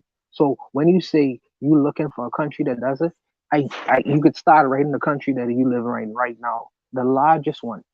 So these kind of conversations get kind of hairy, but like I say, if you all brothers, the youngers, are able to produce these kinds of situations as you all grow in strength and grow in mind and grow in power, hey man, it's all power to you all. But the world that I currently exist in, that is just not my reality. But I'll stop there. Anyone else want to have a last word here? May I say something? Yeah, can I just speak on the topic with Nigeria and try to tie in everything? Like, right. I would say that a lot of times, if the one of the biggest problems is surplus, because once you have surplus as a nation, once you're a nation, right? You're any country, in within all your peoples, all your farmers, you know, the surplus. Meaning there's plenty of food, right? And no one is hungry in your nation. Then you have extra food, right? I'm just talking about the basic. I'm not talking about any other type of thing. I guess when we talk about these Nigerian, you know, these elections in Africa, right? It's just the nature of how the nations in Africa are held together by the West. And the best thing African can do is to basically is to talk amongst themselves and to figure out how to build, how are they a fundamental basic African unit. Imagine like a state, or you know what I'm saying, like a state, but not even like that, not like a county, but or more like a region that are just like, imagine you see the African nations and you can just break them down into smaller chunks and get creative with it and figure out what are the constituent parts and peoples in those areas, and how do African peoples self-identify as them. Once we as Africans are better at self-identifying ourselves, and how would I say it? We need national structure. I mean, and the thing is, we don't have to have hard lines, because a lot of times hard borders are based off of military. You know what I'm saying? Military conflict. They're not necessarily like, I mean, you know what I'm saying? I want to make sure that if we have the surplus in any nation, why if Nigeria had a mean surplus and could you know, in whatever capacity, and that's the thing, is like Africa has to have its surplus. Once you have surpluses, then you can start to trade in basic economic terms. Then we don't have to worry about trying to capitalize on a short term. I mean, the best thing I would encourage Africa to do, I mean, is to really re-examine the Berlin Conference seriously, and have regions say that we're 3 countries, but in reality we're like 6, or we're 3 countries, but in reality we can be 1. It has to be radically transformed. The lines that we see in Africa is not the real Africa. And until Africa can reshape itself, can a lot of these conversations about what a society is and how those people produce and defend themselves, because we gotta have military, industries in Africa. We gotta produce our own weapons. We have to do a lot, and a lot of that does have to do with an all hands on deck kind of like civil works, public works, where it's just like, yo, we need everyone to do this, almost constrict the people to make sure that, that there's basics, because it almost, you can't have 100, sometimes you can't have 100 things going at once. Sometimes you can only have 10 things to go at once, and we need all hands on deck to do these 10 things. Once we get these 10 things going, we can kind of go back to our lives the way it were. We can have our freedom. That's the kind of that's what Sankara was trying to do. And that's the thing, that's the socialism that I guess we would all want, and it got cut short. And so as African people, that's like, it's all because it's there's always external pressures. And we just have to have the wit about that and have the honor to not, and when you're in high places, to just like, when we talk about the conscious, don't sell out, don't be tempted, don't find yourself isolated. You know what I'm saying? There's a lot to it.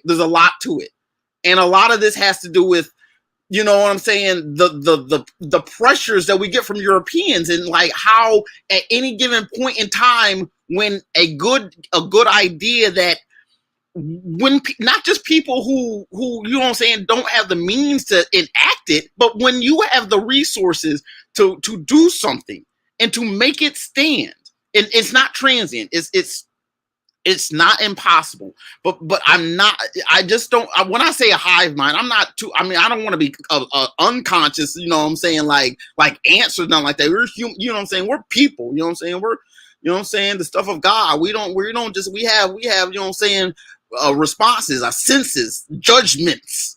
And I'm not going to give that up for no one. I'm not going to give up my sense of judgment, my perspective.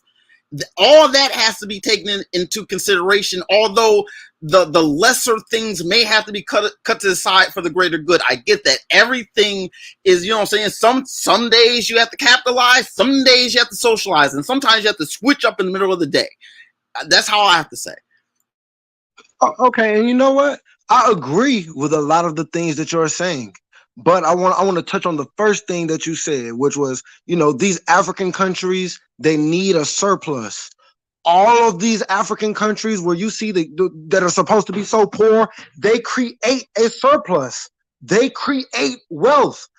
We're talking about Nigeria.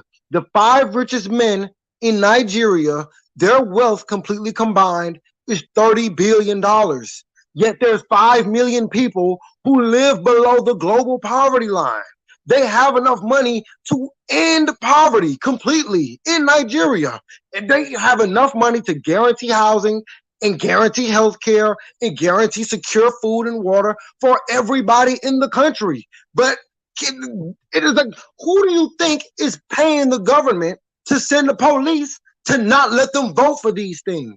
So I agree when you say it has to be all hands on deck. I agree when you say we have to move forward. But capitalism is holding us back. There's no reason for anyone in Nigeria to starve. That is statistically proven. The 5 richest men in the country, they're a big part of the reason why it doesn't happen. These systems are innately not pro-black. If you're willing to endorse a system, and I'm not trying to criticize y'all, but what I'm saying is we have to be able to let go. Just because it exists now does not mean it's the only thing that can exist. Because when you look at how these systems operate, they are just innately anti-black. The capitalism in Nigeria is anti-black because it's allowing black people, black women, black children to starve and suppressing black people's right to vote. These are the results of capitalism in itself. And when you say it has to be all hands on deck, I agree. We all have to just acknowledge that the system, the free market has failed. The system is broken. There is no conscious capitalism. And I think that, to tie it back to everything, I think Nigeria is a great example of that because it is one of the wealthiest nations in sub-Saharan Africa. It is leading, almost pretty much leading the continent, right? I have a lot of Nigerian friends, and they all say the same thing. Nigeria is a country full of beautiful people. Nigeria has so much potential, but the corruption and the bourgeois are holding the country back. Capitalism is literally holding Black people back, even when we do it in completely Black spaces. Okay, boy, I gotta say, we may have to get you a podcast on KWAZ Radio too, man. Shout out to your dad, Brother Bakari. Is there any other last thoughts on this topic here before we go to Shoot the Breeze topic number 9? One quick thought on that. Go ahead. You mentioned about how the United States is giving a lot of aid. United States sanctions hurt more countries than they help. Look at what happened recently, the earthquake in Turkey and Syria. U.S. sanctions are literally keeping aid from reaching these people. And also, too, the United States don't give aid to their own people. Let's not forget Hurricane Katrina happened, and that was a natural disaster, and they let those people sit in the Superdome in Louisiana for days, and they actually turned down aid coming from Cuba. So, that's just U.S. propaganda. I don't tend to take too much into that because they hurt a lot more than they help. And that's all I want to say. Well, but Kyle, the United States don't provide the people have a welfare system. They don't have a welfare system, and that's one. And two, when you say that it's propaganda that the United States don't provide aid that they suggested. I guess, I lived the experience. Now, when the major hurricane hit Nassau, Bahamas, there are many Bahamians who helped themselves. That's no doubt about that. But there are many American boats and yachts, wealthy American people who was helping and rescuing people in Freeport and ensuring that these people, their lives were salvaged, because many people died during that hurricane. But I clearly remember even the United States Coast Guard, so I understand what you're saying, that there are elements that America does not have clean hands. I would never dismiss that. But I also would say, because I lived the experience to see that the Americans and American government coming to the assistance of people who needed it the most, and they didn't have to do it. They could have let a bunch of Bahamians them languish and die. And it's only through a lot of our own efforts we was able to help ourselves. But I distinctly remember that the American government sending what's the name of it? Coast Guards to come down here by helicopters and their boats to rescue many needy Bahamians. So, like I say, man, I understand what you're saying, but I also understand what I'm saying as well. It's a dualistic situation going on here. All right, let's go to Shoot the Breeze topic number 9 tonight. I want to thank all of you who came up on the panel tonight, all of you who were in the chat. Looks like we don't have many people in the chat again, but hopefully you guys are enjoying the conversation either live or during the playback. Shoot the Breeze topic number 9 is how good is democracy, right? We just talked about Nigerian democracy under attack, and here we are with another prompt. How good is democracy? Just takes us to a tweet by Samira. She says zoophilia pride march in Germany. Wow, that's some weird shit right there. Okay, zoophilia march in Germany. Why is this not?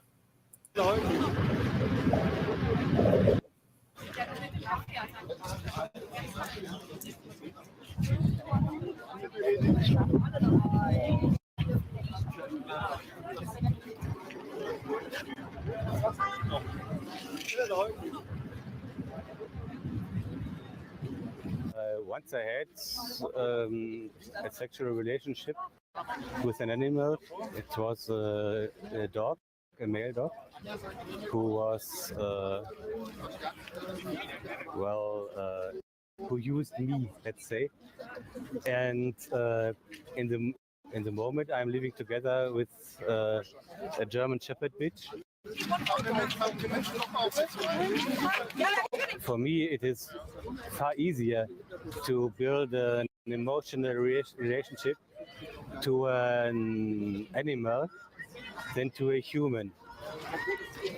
And so for me, it's even easier to have some sexual contact with an animal than with a human. Ja, Hunde gucken.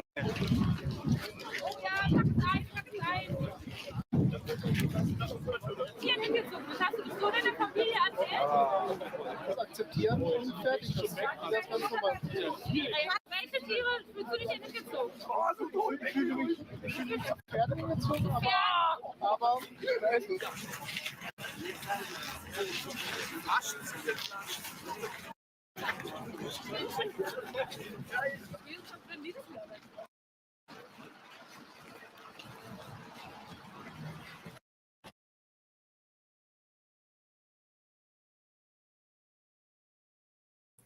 Yeah, whoever, Oni, I gotta blame Oni for this one. Oni, I think, posted this.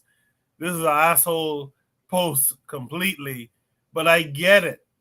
This is what democracy will get you. When everyone seeks to have their voice heard, you'll have people who like to have coat hanger hooks pushed in their asshole. You'll have them saying, "Hey, listen, I need to be heard too about my situation."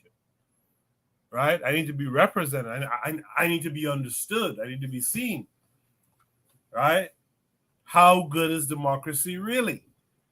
Real Black Gentleman in the chat said bestiality or Zuliism is out there. He says a German Shepherd bitch laughing my fucking ass off. Yeah, that was funny to me too. But this is what you would get in true democracy. You'd have to listen to shit like this. Real Black Gentleman, what say you to this? See,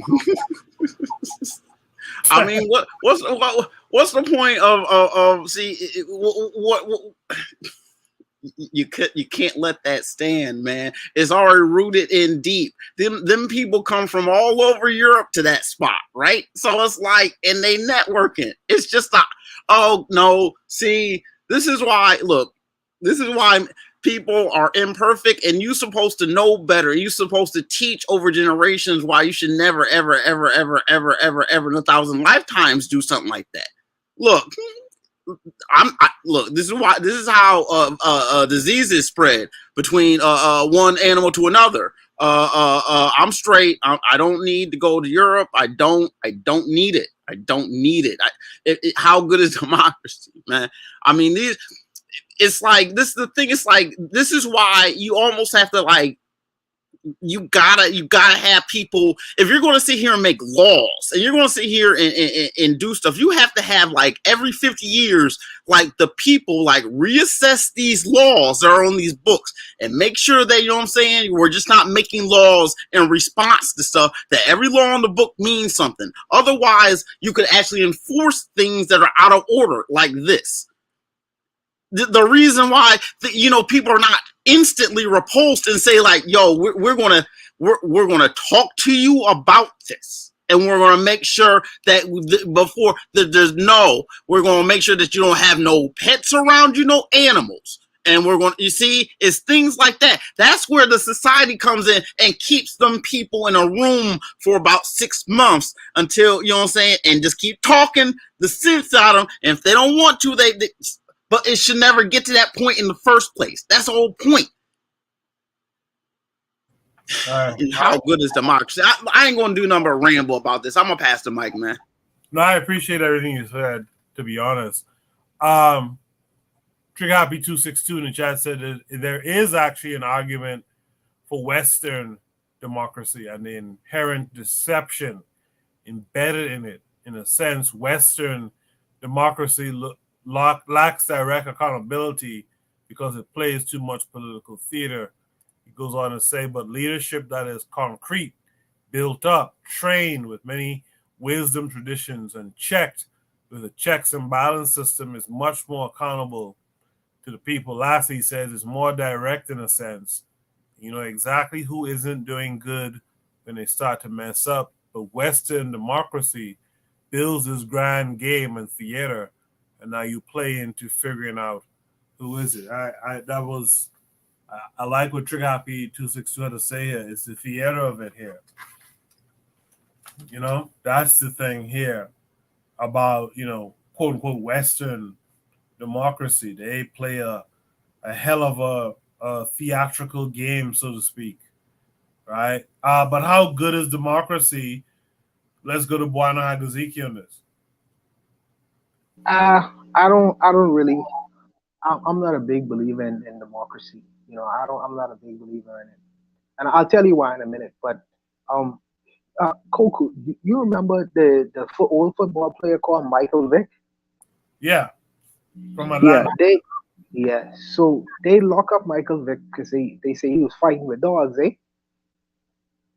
Now this man on Yes, that sir. TV, on the same TV on TV screen in Europe, America, it's all the same to me.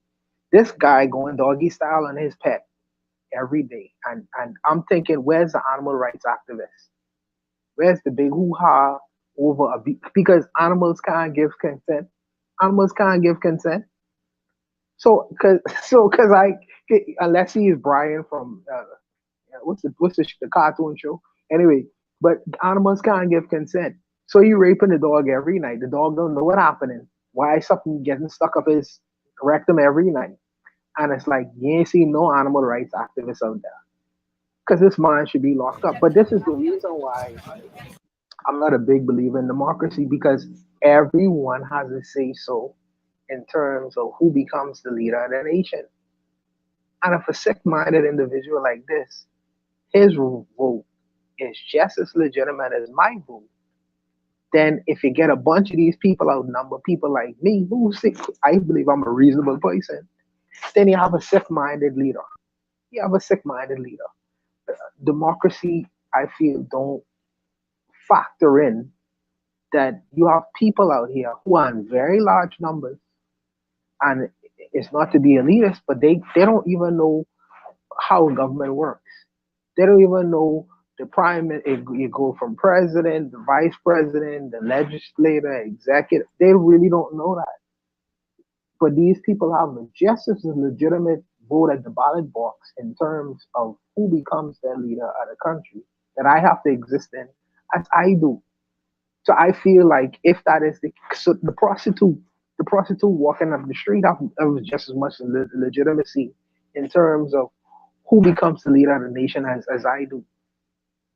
So this is the problem I have with democracy. I believe that you should prove yourself as a citizen first before you have a right to vote. You have to prove yourself as a citizen. Now, how that comes about, that we have to decide that. But if you don't know in terms of how even the government is working, how should you have a right to elect who the leader of the government should be? It makes no sense. It makes no sense. So we have a crackhead in office as a leader, So we have a crackhead because, like I say, the ignorant outnumber the informed. And they'll put anyone in office who they see him fit, who give them a candy for that day, or give them Kentucky Fried Chicken.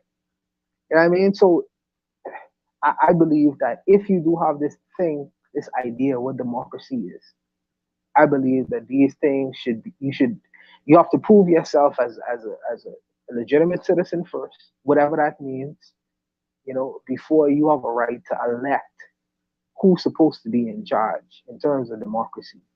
But that's my views on it. Let's hear from Carl next.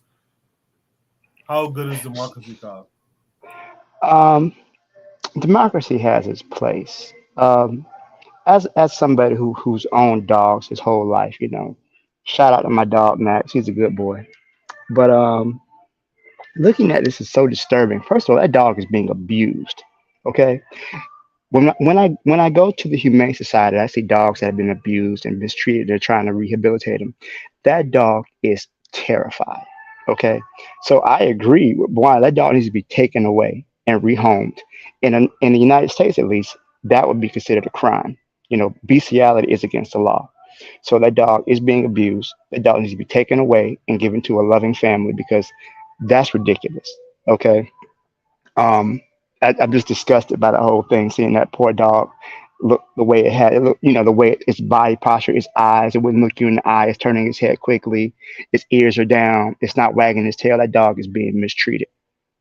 That's just one thing I wanted to add to that. And I don't like to see that type of stuff as an animal lover. I hate to see that. This dude is raping his dog. 'Cause you're right. Animals cannot give consent. So this dog is definitely being mistreated. These be taken away. Um, and also too, there's a long history of Europeans with canines. The original myth of the founding of the city of Rome, the two brothers Romulus and Remus were abandoned and they were nursed by a she wolf. So there's a long been a fascination with dogs in European culture. I think it's gone too far. Um, Democracy as it exists, I don't like. We don't really have democracy in the United States anymore. The United States is more of an oligarchy than a democracy, but that's by design because the original people who created this country, I don't want to call them the founding fathers. They were slave owners, they were psychopaths, they were Indian killers. So I'm not going to give them no props. But Founding they, devils. thank you, the founding devils. They created this country because they created it so they didn't have a direct democracy by the people. And Alexander Hamilton, he feared democracy, true democracy. He was afraid of he called it mob rule.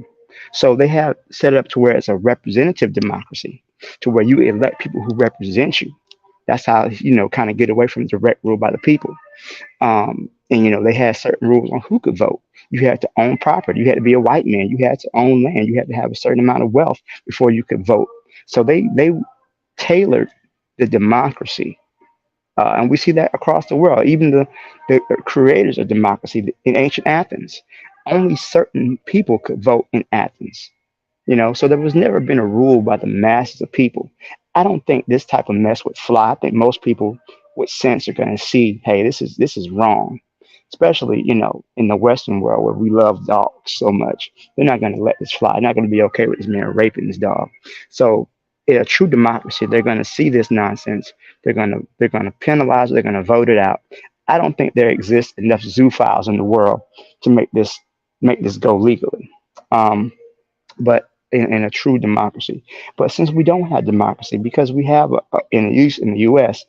have an oligarchy, which is rule of the rich, not rule of the people. I would even go so far as to say it's a kleptocracy, which is ruled by thieves. So we don't really have these structures and these barriers set up for democracy, because democracy does require a class of people who are educated, who know the laws, who know the system, so that they can make informed decisions. I live in Florida, and we democratically elected a fascist as our governor. So because in the minds of many people who live in the state, as long as the black people and the immigrants and the poor people are catching it worse than everybody else, they're okay with having a little bit of boot on their necks. And that's part of the problem, is that when you have a system that incentivizes exploitation and greed, that eventually turns to more draconian systems of government. So I don't think democracy is perfect, but I do think that if you're going to have a democratic system, you have to have an educated populace. You have to have people who know the rules. I hope this dude, whoever this rapist is raping this poor doggy, lock his ass up, throw away the key. Michael said Michael Vick got 2 years, but he fought the dog. This motherfucker is raping the dogs, and he's walking around here loud and proud, like he's in love, like it's a consensual relationship. Man, throw the book at this guy. All right, that's my thoughts on that. I appreciate that, Carl. Let's welcome in our boy Zuliism. I guess the Zuliism, you don't come on until someone actually asks for you to come on. What's going on with you this week, man? No. I was out. I was out at somebody's baby shower, so that's what happened. But Okay. yeah, but this is very sad. But is he saying that? How do we know that he's having sex with these people? Because is that what the zoophile mean? Like you are in love? Like, is he? I don't understand this. I saw another video where a woman, they asked this woman, what was the worst thing she ever did in the relationship? She said she cheated on her boyfriend with his dog.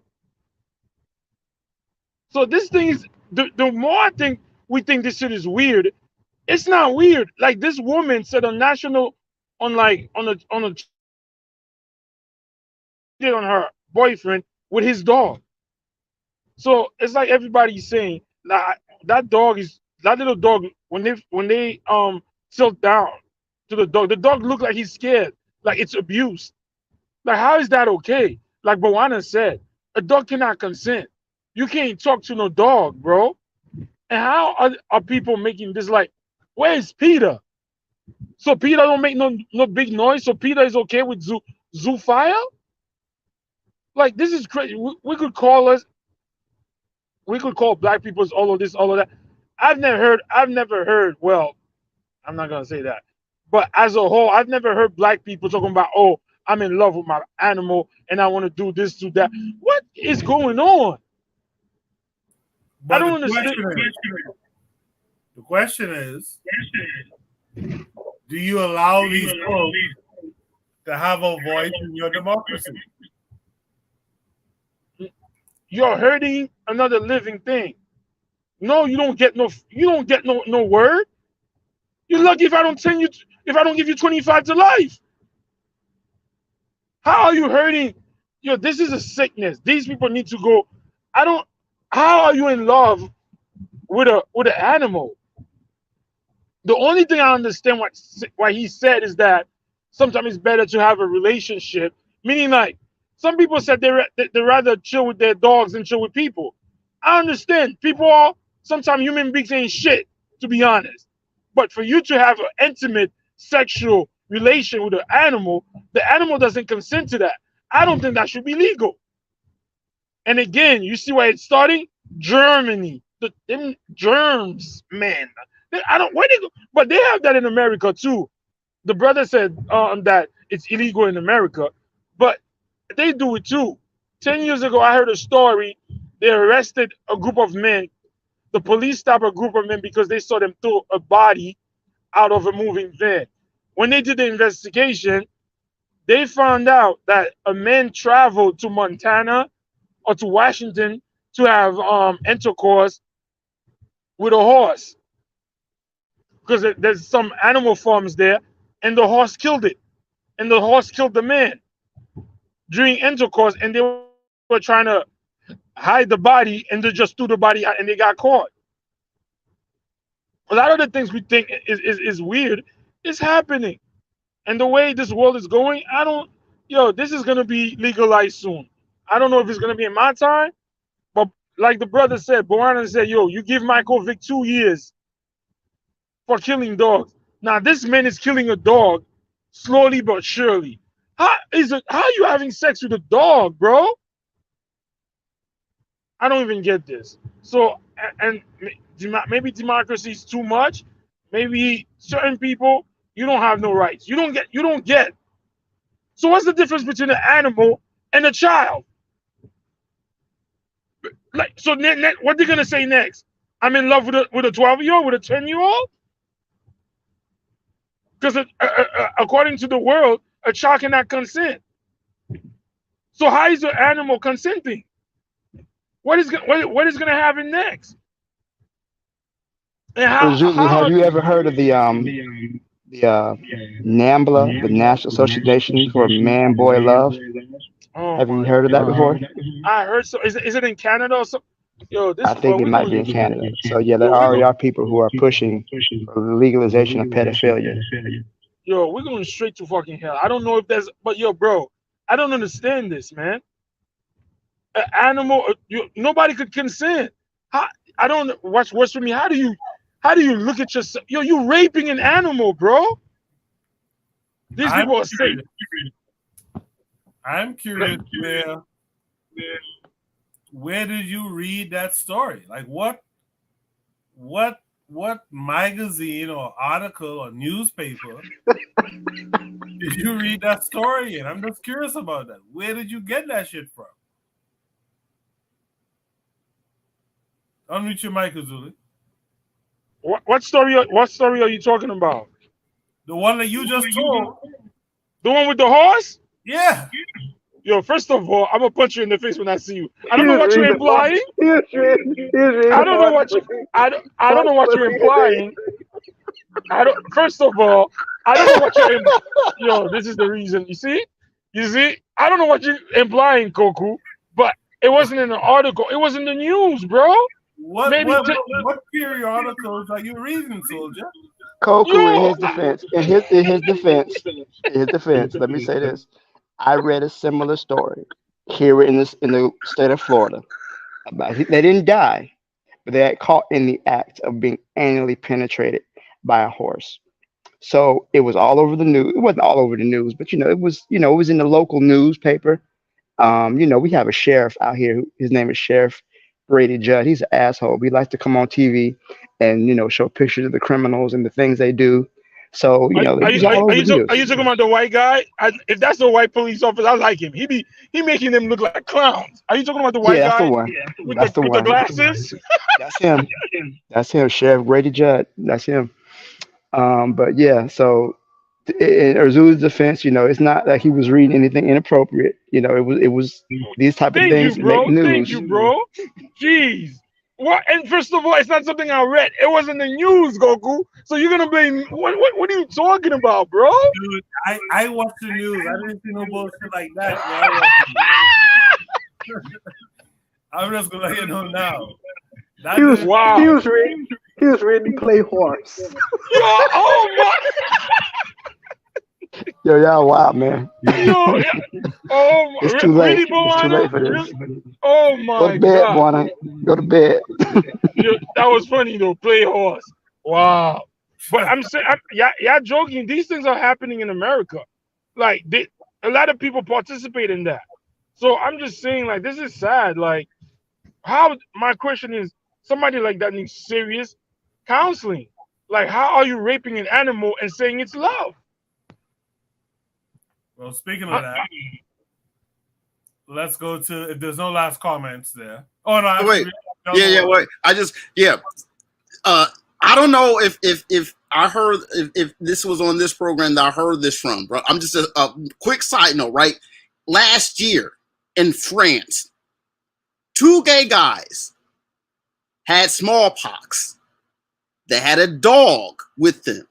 They gave the dog smallpox, and they're also being bestial on the dog as well. I just had to say that this is not anything new, unfortunately. And I mean, yeah, it's in America, it's worldwide, man. With these ones, man, it's not.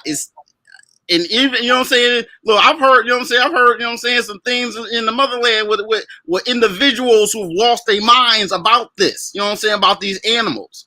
So, like, again, like, this goes back to, this is why, again, like, I do think that again, like, I'm definitely one for, like, yo, we need to, like, being able to get everyone on the same page on things.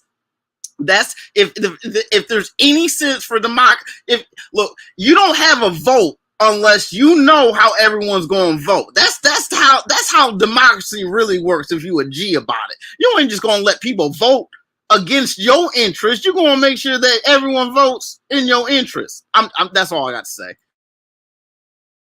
One last side note I want to say, there was an article I read about a crisis of masculinity. I think this might kind of play into that, because the man said that he felt more comfortable in relationships with dogs, than he did with actual people. So I guess this is a crisis that affects in the Western world. We're seeing men with lower sperm counts, less testosterone. Men are less likely to be in relationships, have a family. I think this might be tied directly to the crisis of masculinity that we're seeing. I don't know how much this affects African people, because we seem to have no problem with our masculinity, but I think this is just a result of the genetic winter that the European is vastly approaching, and I think they're going to be more cases of things like this, unable to relate to women and relate to each other. They've always had their Sealy has always been one of conquest. They have that cultural aggression that they have towards each other and towards the rest of the world, and that if they can't release that pressure valve of their degenerate mindset, they end up self-destructing themselves. So I think this is just the outgrowth of the cultural, impetus of the European. That's just my thoughts on that. It's out of control. And the thing is, I've heard stories where they say, like, this guy I know, he said that in the Caribbean, he know people that was doing that. So that behavior is affecting our people too. So the more we connect with, this is just sad, man. And then the thing is, they're gonna make us feel crazy. Oh, who are you to judge somebody? Like, this is the new thing now. Oh, who are you to judge, bro? Is this okay? Like, I don't even know what to say, man. That is a sad thing. The little dog look terrified. And this man is talking about, oh my, whatever. That's it. Let's go to Shoot the Breeze topic number 10. Let's end at 2 a.m. so we can take our time here with this one. If we need to, we do have a bonus lined up as well. Shoot the Breeze topic number 10 is the truth about porn. So, Azula, you should stick around for this one based on your reading habits.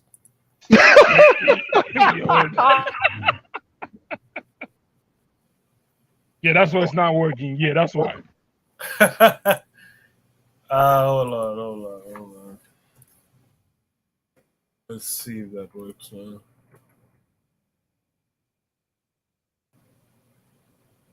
Destroying men. 40% of men in their 20s and 30s have experienced ED on a regular basis, and 30% of men in their 20s haven't had sex in over a year. Men are dropping out of the workforce at an alarming rate, and the average man is fat, unmotivated, and low testosterone. And I believe porn is at the center of all of this. In fact, I really believe if we banned porn in America, it would be the single best policy decision we could make. It would have the most positive ramifications overall on society. And a lot of guys know this is true. That's why NoFap has maintained its popularity and in fact built upon its popularity even after it became mainstream several years ago. Because deep down, every guy knows this stuff is terrible. And I want to explain to you guys why this is the root of so many problems that men are facing, if not just about every problem that men are facing. And that's why so many guys, when they quit porn, when they get on NoFap, it's like they get their whole lives put together. They start hitting the gym, they start earning more money, they just become quality guys. Fix this problem and you fix your life. So in the modern world, all of our biological needs are met without us having to hardly do anything to get them. We have thousands of food choices within a 10-minute range of your house when you go to the grocery store. We've got heat, air conditioning, shelter, water running at the tap. And now we have internet porn. Unlimited sexual gratification with no effort required. And what has happened as a consequence of us not having to put any effort in to being able to fulfill our biological desires is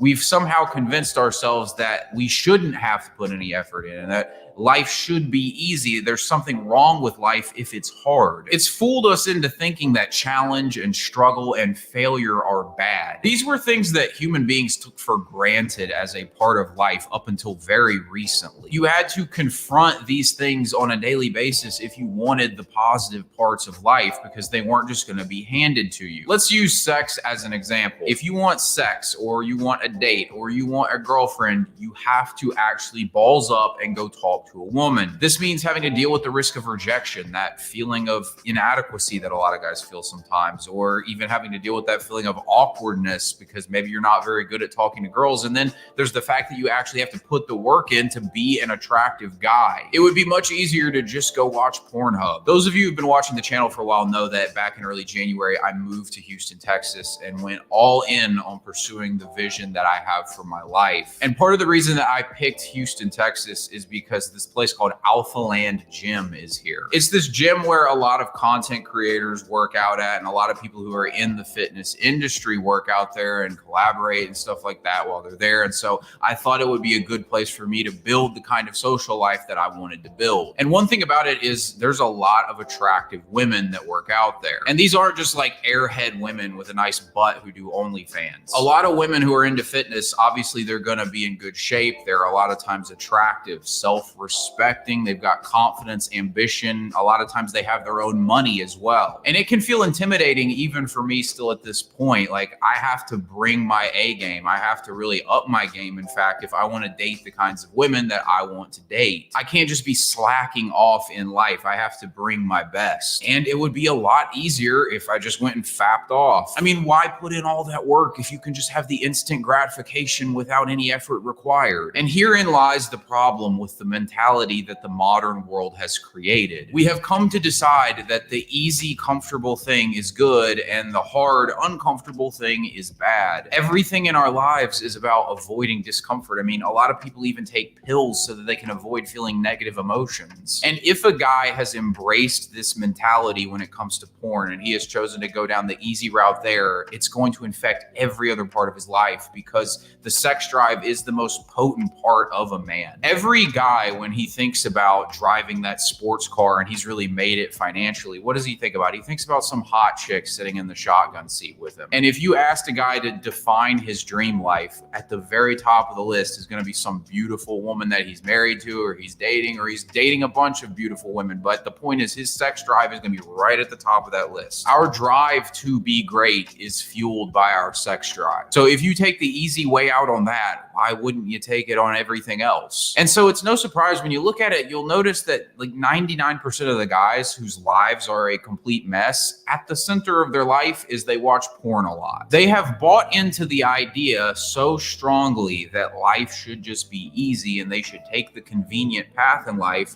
that they won't even interact with women, which is the primary motivator for a man. They'll take the easy route rather than risk rejection or actually have to put in the work to become attractive. It's all just stemming from this like cluster of ideas coming from the idea that life should be easy, a victim mentality that kind of comes out of that sense of entitlement and that feeling that life should be easy. And then when we're confronted with things that aren't easy and aren't just handed to us, we play the victim and act like it's unacceptable. It's fundamentally like a mentality that is the root problem with our society, and porn is right at the center of it. And this is the biggest way that porn is destroying a generation of men. As a rule in your life, reject the easy path. Now, that doesn't mean that life should always be hard either, but it's like there's no light without dark, there's no happiness without sadness, and there's no easy without hard. When you can reject that modern mentality that life should always be easy and you're entitled things, and you can wrap your head around the idea that it's going to be hard sometimes and that's okay, and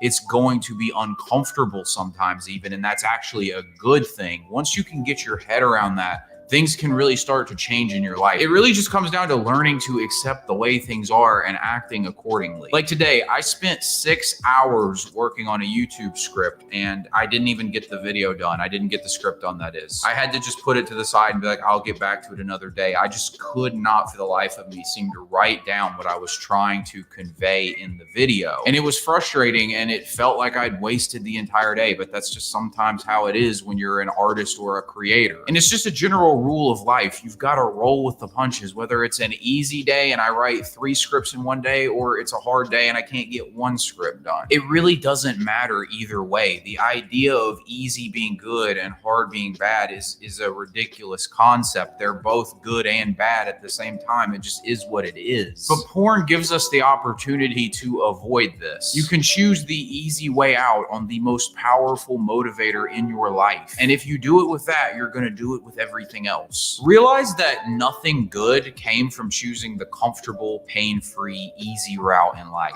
It's harder to go to the gym than it is to watch Netflix. It's harder to build a business than it is to sit around taking some easy paycheck at a job that you don't care about. It's harder to become an attractive man and date a beautiful woman than it is to sit around in your bedroom fapping off. But if you run from the hard parts of life, you destroy your soul and you never get to experience the good things in life. Guys, reject porn and its invitation to an easy, cheap, pleasure-filled life, and instead embrace a meaningful life full of highs and lows, full of hard days and easy days. And that is how you become a strong man. Thanks for watching, guys. Be sure to like and subscribe, and I'll talk to you in the next video.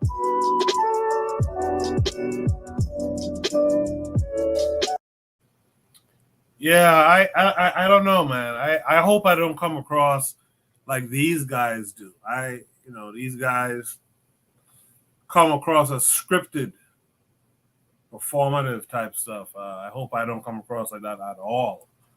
That's kind of hard to watch. I get it, but I could tell how kind of insincere. I personally was experiencing and seeing the bullshit in people. I kind of see the script in that, but I'll be curious to see what the rest of you have to say. Carl, what say you to this? Well, I think his overall point, and I mentioned in the previous prompt about the crisis of masculinity. I do see his overall point. It does come across as scripted and kind of fake, but his point is an accurate point. And I'm not going to say I don't look at porn because I have. I don't do as much as I used to in my 20s. Some of them porn stars got into some rough times, man. They got into some hard times. But the point is, he's talking about porn addiction, and it's true. It does rewire your brain. It does, make it so to where it makes it difficult to be with a woman because you become accustomed to just getting that your hand, or whatever sex toy you choose to use. It's all men on here, so we can give it 100. So in this situation where he's talking about the addiction to porn and how it rewires your brain, that's very true. Excuse me. Another thing is that there's a lot of exploitation inherent within the porn industry. A lot of women and even men get taken advantage of and even abused. Male porn stars, they don't make as much money as female porn stars. Female porn stars, to have that constant sexual activity within your brain, it's not a healthy industry. But just the idea that many men are reduced to just they find it easier to just look at porn and bust a quick nut and go to sleep. you know, I think that he's right in that you've taken the easy way out. Um, but dating is hard. It's hard to sometimes to date, and you go for long periods of time without getting your needs gratified. You can watch a quick movie, rub one out, then some men take that, but then they take it to the extreme. They look at porn 2 times a day, 3 times a day, 5 times a day, um, to the point that where they can't be with a woman. And then when they do get with a woman, the plumbing doesn't work. So, he brings up a good point about the overabundance of pornography. I think anything there's such a thing as too much of a thing. It could be overused, but I think that he's right, and I think that men should, you know, that energy you're putting into pornography, could be spent on self development, improving yourself, and accomplishing some of the goals you want to set for yourself. Um, that's just my thoughts on that. So I'll go ahead and let the next person talk. I appreciate that, Carl. Let's hear from Real Black Gentleman. Yeah, I basically concur with what the previous guy said. I mean, it's like it's how would I say it? It's an industry that this is like low input, high you know what I'm saying? You can make a lot of money on something that's relatively inexpensive, and that's why it's out there for free. Because even though it's out there for free, people will still pay for it. There's so much that it's like you know what I'm saying? It kind of, you know what I'm saying? On the men's side, yeah, men should always strive to be a better version of themselves, or at least maintain what they're doing. If that maintenance is healthy and positive, and if for some reason they are behind at a -1 point, maybe they can get back up to even. You know what I'm saying? The idea that, you know what I'm saying, like, you know what I'm saying, people who absolutely are unable to, I mean, it depends. I mean, a lot of men are single. I mean, and those who are single because they're not being chose. And so it's one of those, what comes first, the chicken or the egg, and how much improvement is good improvement. I mean, you know what I'm saying? I'm not going to take steroids to go into the gym, you know what I'm saying, to go on the other side of it, to try to like extra amp my physique. If I believe my physique is the most important thing. I mean, it's all a balance. You know what I'm saying? Like porn isn't good, but it's out there. You know what I'm saying? You know what I'm saying? Like, I think it does rewire things. You know what I'm saying? Like, it's not good to be on that all the time. All I can say is, like, you know what I'm saying? Like, don't beat yourself up if you know what I'm saying, if you think that, you know what I'm saying, you might not be good enough for someone else. That's all I got to say. Beat yourself up. You making a joke? Black gentlemen, don't beat yourself up. God damn. Anyway, Zuli, what say you to this? The truth about porn. I think there's some bullshit in that. Like, I don't understand how porn leads to low sperm count. First of all, what I don't like about this is he's not looking at the whole situation. Like, what he's saying is that, no, I'm just saying he's not looking at the whole situation. Okay, men don't want to go talk to women. Also, women have changed. The way to approach women is different. I'm not saying me, but a lot of young men, sometimes it's just a man thing. If going to get sex from a woman becomes so difficult, men are going to choose the easy way out. It's not like stop the way he's like simplifying the things that, leave porn and you're gonna be successful. Shut up. There's a bunch of successful men who are sexual deviants. What is he talking about? Because he didn't even go into the real reason why porn is trash. Porn rewires your brain to take you. This is how you should have sex. This is how you should have sex with women. This is the horrible how brother Carl said that, how these women, these porn stars, like these porn stars, to me, I'm gonna say something that's weird. I think if you're a female and you go into the porn star, you are Miss Injury. You hate men. Because no man is gonna take you seriously after you've been ran through to like thousands of guys. And these men who are just there having like, I don't know. What I disagree is what he's saying is just like, porn is, bro. No, there's a society out. A lot of at a certain age, men watch porn, which I'm not saying is right. I'm not saying it's again, but for him to act like, you're gonna be unsuccessful because you watch porn because you're a dick. Shut up. There's a bunch of high-paying sexual deviants who have money, who are taking part, who are doing all these sexual deviant behaviors that are in porn. So I don't say, instead of you going to talk to a girl, you go do, and like, to me, this person is disingenuous. I think he's just doing it like Koku just said. It's just scripted. Like, shut your bull ass up and go grow some hair. Like, come on. He fighting hard for that porn boy. No, I'm not fighting hard for it. I'm just what I'm saying at the other end, I understand, but he didn't. The way he said porn is bad for you is not what I thought he was gonna say. It's just about stop watching porn and go talk to women. The women are not built the same way anymore. You said he was fighting. He was fighting hard. No, I'm saying that social media, most men now, like, come on. Have you ever spoken to these women nowadays? Like, like you said, more men are committing suicide, more men are unemployed. All of that adds to that. For him to be talking about, I did this, I did that, man, shut your ass up. I feel he's disingenuous, but I do understand when he's saying that we should not watch as porn as like that. I get it, but what I'm trying to say is I don't like the reason what he says. That's what I'm saying. I appreciate that, Uzuli. Trey Happy 262 says, this to me just proves that Europe has built an intricate system enough to where even the solution to a good life is built to a profit motive. He says the system builds comfortability and not necessarily a system of building strong men.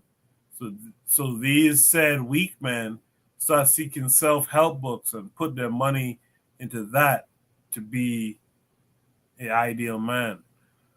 With that said, let's hear from Bwana Hagaziki. What say you?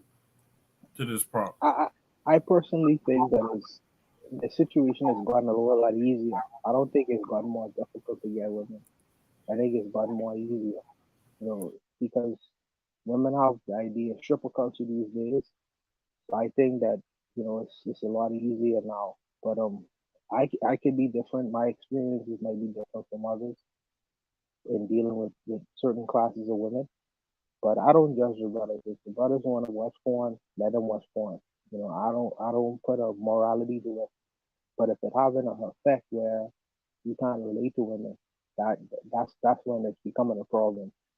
But I believe that men should experiment and men should be free to to do things that I feel like is cathartic for them. Lets them steam off if they feel like that's letting steam off. But when it's becoming a habit where you can't really even communicate with the opposite sex, I think that that's when it becomes a problem. I think that men should make an effort in terms of naturally we try to have this idea of pursue. We try to pursue women, but I think that since it's becoming so easy now, that fire inside of us that would have wanted to pursue women, that's become, it's like he's dying. That's dying now. But I think that men need to get on the ball in terms of going out and engaging in hunting activities. Trying to pursue these chicks if they can. But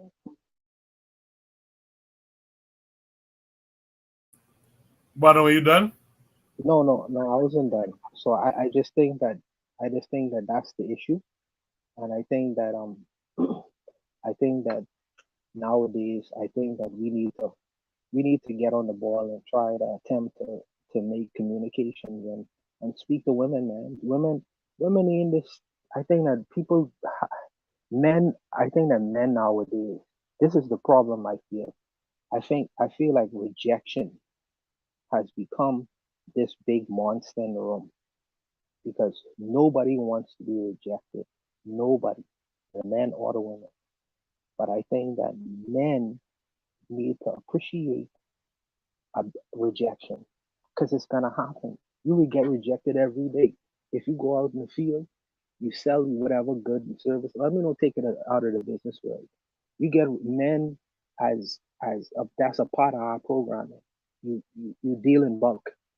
You gonna find out of the 10 women you try to pitch, you gonna find at least one of them who gonna say yes. So work in bulk. Don't get so. It's not personal. Don't get so offended if one woman or 10 women, 9 women decide to say, "Nigga, get out of my face." There always gonna be one who gonna say, "Well, maybe I'll have a drink with you." So just work in bulk. If the fear is rejection, out of the 10 women you all try, one woman can say, "Yeah, let's go with it." So if you do it with 22 women, I mean, try to work in bulk. But I think that the fear of rejection is stopping men from even attempting to speak to the opposite sex, and I don't feel like that's fair for the man or for the woman because I feel like there's someone out there. Sometimes I feel like it's more than one out there for a man. So just attempt it, even if you get rejected. You know what I mean? It's not personal. Keep it moving. Find another face. Find another pretty girl, and attempt to approach the situation. You'll get lucky. If you will get lucky if you keep trying. But if you stop, you ain't gonna never get lucky. But I believe in balance as well, though. I agree with what you said about men being proactive and getting on the ball. But I do believe that there should be a balance too. I think how women need to approach, these relationships and interactions differently too. Like Urzuli was saying, have you spoken to these women today? Like it's something else, man. It's different. It's different than 20 years ago. I'm old enough to say that. It's different, and so I think we also need to account for that too. That these women need to change up the paradigm as well. Does anyone else want to add comments to that? I want to add a little something because I'm thinking about rest in peace Kevin Samuels. I'm thinking about what he used to talk about.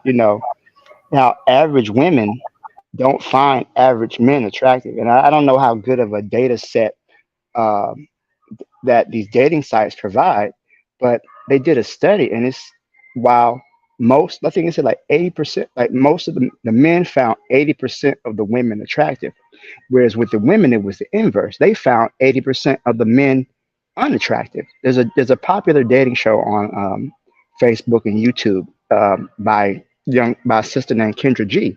When she has the women come on to the dating sites, they talk about the type of man they want. He has to make six figures. Most people, especially black people, we don't make six figures. Most black people probably making the 40, 50,000 a year. So they're eliminating the vast majority of men just with that qualification right there. They want somebody who's, over 6 feet tall. That eliminates most men right there. They want somebody who, has a certain body type, muscular, you got to have a 12-inch penis, all that other stuff. They're eliminating the overwhelming majority of the population of men, and young men are feeling like they cannot measure up because women's standards in many cases are quite ridiculous. And this is something that when I used to look at Kevin Samuels, no, I disagree with most of what he said, but that one point about the average woman finding the average man unattractive. Y'all both average. Y'all both regular people. But regular women don't want regular men. Women would rather compete to the higher class of men. What is a term called hypergamy. They rather compete to have the best man. They would rather be without and fight over the top dudes than in their mind settle. Even though they're both at the same level, you're not really settling. You got average, he's got average. Most people are average. But I think part of this crisis he's talking about, people using porn, is that many young men feel that the modern woman is inaccessible due to her standards that she has created. And you can count social media and you know Instagram, and people have this idea of what relationships should be like, and every man is making a certain amount of money, and women don't have to work, and they can live off just one income, and that's just not the reality of the world that we live in.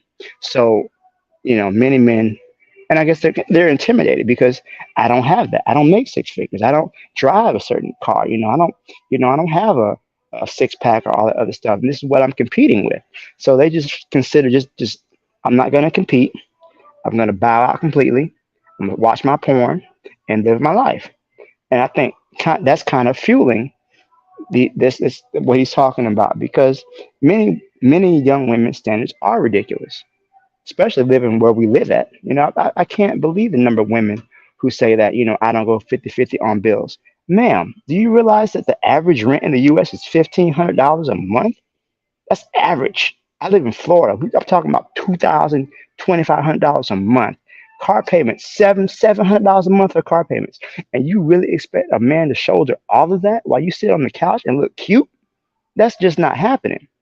But it's ridiculous to me because there's unrealistic standards and these unrealistic expectations out of men in relationships, and a lot of men are checking out because they feel like they can't measure up. I personally think that I would, if I was speaking to a young man, I would tell them that when you hear these things on the media, in terms of Twitter or wherever, ever, they, these most the majority of them are bluffing. They don't live these kinds of lives and lifestyles. And just look at who their former relationship was with when they had the former relationship. You would laugh to yourself. In fact, you could look at divorce court. You could look at whose baby daddy is it. Find out who their baby fathers are. It'll be proof positive. The majority of women are lying. What the young people say is cap. It's nonsense. They are bluffing because 9 times out of 10, they probably won't even be around someone with six figures. This is an aspirational thing that they say amongst each other to make themselves sound good. But I, but when the rubber meets the road, the typical lady out there, she's gonna meet a guy who may or may not, probably may not, in our case, may not be making six figures, and she is gonna settle, not settle, that's a bad word. She's gonna have a relationship with a person who she feels is gonna make her happy, make her satisfied in some random way. You know what I mean? And she is gonna settle for that. And she'll justify him to the rest of her friends. Because if this not the case, check out who their just watch who their baby daddies are. And then it's a slew of them. And none of them making six figures. So it's all cap. And I think that the younger brothers go for the bluff. It's just bluff and bluster when they talking among themselves. Don't go for that. Don't listen to that. That's what they say to sound good amongst themselves. When they are alone, one on one, when it's just you and them, it'll all play out a whole lot differently. I promise. I definitely agree with that. I think those so-called preferences they put up are just more like a way to weed people out because when they meet somebody they really like, then all of those so-called preferences go out the window. Just from my personal experience, my ex-wife, she was very religious, and she was I don't want to have sex until marriage, what yada yada yada. So we had sex before marriage lots of times, but that was just the thing she said to kind of weed out the people who she wasn't really feeling with. But when she really was feeling you, okay, well, all right, let's get naked. It's just like you said, it's just a smoke screen. Don't you see them 6 inches? 6.5, sir.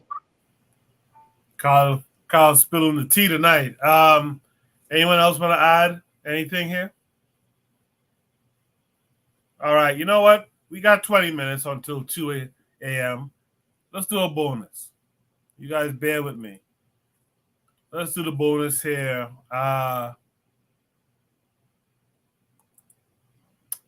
This inanimate object has helped produce thousands of black millionaires, yet it seems like Spalding and Wilson has a monopoly on this product. No NBA players interested in creating basketballs sell the shovels rather than the goal. That's a little bit lengthy of a prompt, but understood. Let's see where this takes us. Seems like it's YouTube.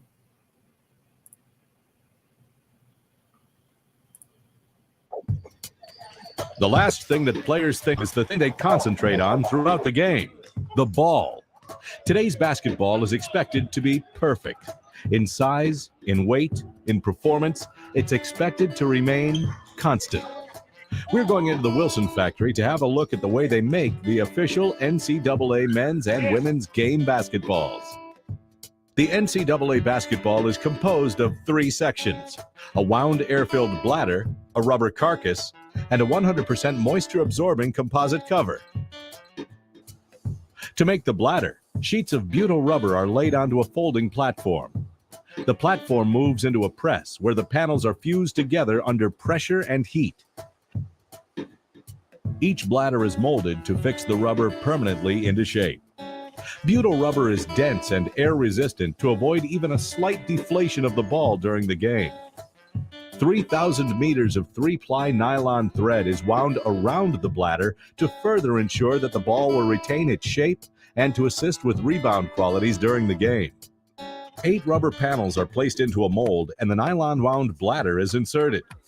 A second molding process fuses the panels into one solid surface, known as the carcass. Strips of pebbled channel material are laminated to the carcass by hand. The channels that have been molded into the carcass make the ball easier to grip. The composite leather cover material is also pebbled to enhance performance and gripability. The edge of each panel is skived and an adhesive is applied to both the carcass and the panel back. Each panel is fitted to the carcass by hand, with great care taken to ensure absolute accuracy. The ball is overinflated inside a mold to press and fit the panels firmly to the surface of the carcass, and also to remove any air bubbles. The basketballs emerge from the machine complete. They are inspected and are ready for the big game. The surface of the modern NCAA ball absorbs moisture and grows tackier during the game, so that it won't slip from the player's grip when the game is on the line. Consistency of the ball takes some of the pressure off these young players and allows them to concentrate on their skills during the game. You gotta give white folks their credit, though. You gotta give them their credit. The length that they go to make some shit happen is incredible. Like, who would really think about going through all of this shit to make a ball? But they will go through all of this research and development to make this basketball so that the product called the NBA or WNBA or whatever, basketball association, so that product could in turn make them billions of dollars, millions to billions of dollars. It's incredible what these guys have really come up with, And again, we support this shit because it looks good, it feels good, You getting over, right? You're putting profits over people, but it's incredible the lengths that these guys go for this shit right here, man. It's incredible. If they were to invest that kind of time into people, you can really make the world something. These guys go through all of that shit there just to make sure that this one product, basketball, it's at its best so that you can make the optimal amount of money or the most possible money from this one product. Is amazing. It's amazing. I don't know if you guys feel the same, but let's hear what Real Black Gentleman has to say. Yeah, I mean, it's one of those things that is really crystal clear. I mean, there's no excuse for the net, the ball, the whole net, the basket, the floor paneling. As much of the stadium that you could make without, if you can't build, the rebarb and all the concrete, okay. Yeah, it's way past time for that. I mean, it is what it is. I mean, like, black people got the shoes that you wear to play the game, but they don't have the ball. And it's one of those things where it's like, it's way past time. I think that if you had a black owned ball company, I think the game would be over at that point. And it's getting there from here. I mean, I'm glad that you even mentioned this because it's really one of those things that is like, oh, you know what I'm saying? It's like, it's kind of an epiphany kind of a thing. It's like, yeah, like you have in whatever sport, black people dominate it, but we don't make the tools. We don't make the bats. We don't even, it's like, it's like the turf grasses for the sports. It's like, there's something there to really, that's something that, and then everyone will have one because you gotta have one. And it's just a ball. And it's like, $20 a pop multiplied by, million. You'll buy more than one.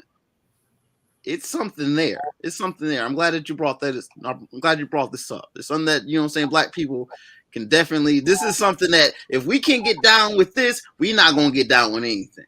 You know what I'm saying? Yeah, I like that too. You're saying Trigger Happy from the other side. These guys, this other guy created this shit here, an industry around this.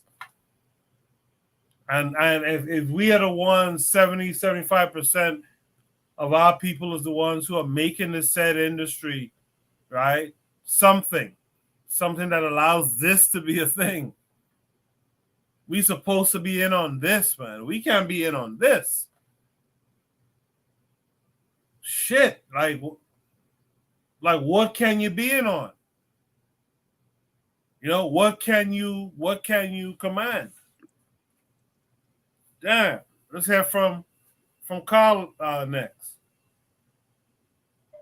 So, my thoughts on this, I'm kind of looking at it like the major sports leagues, they use black people. I'm sure everyone's familiar with the book $40 Million Slaves.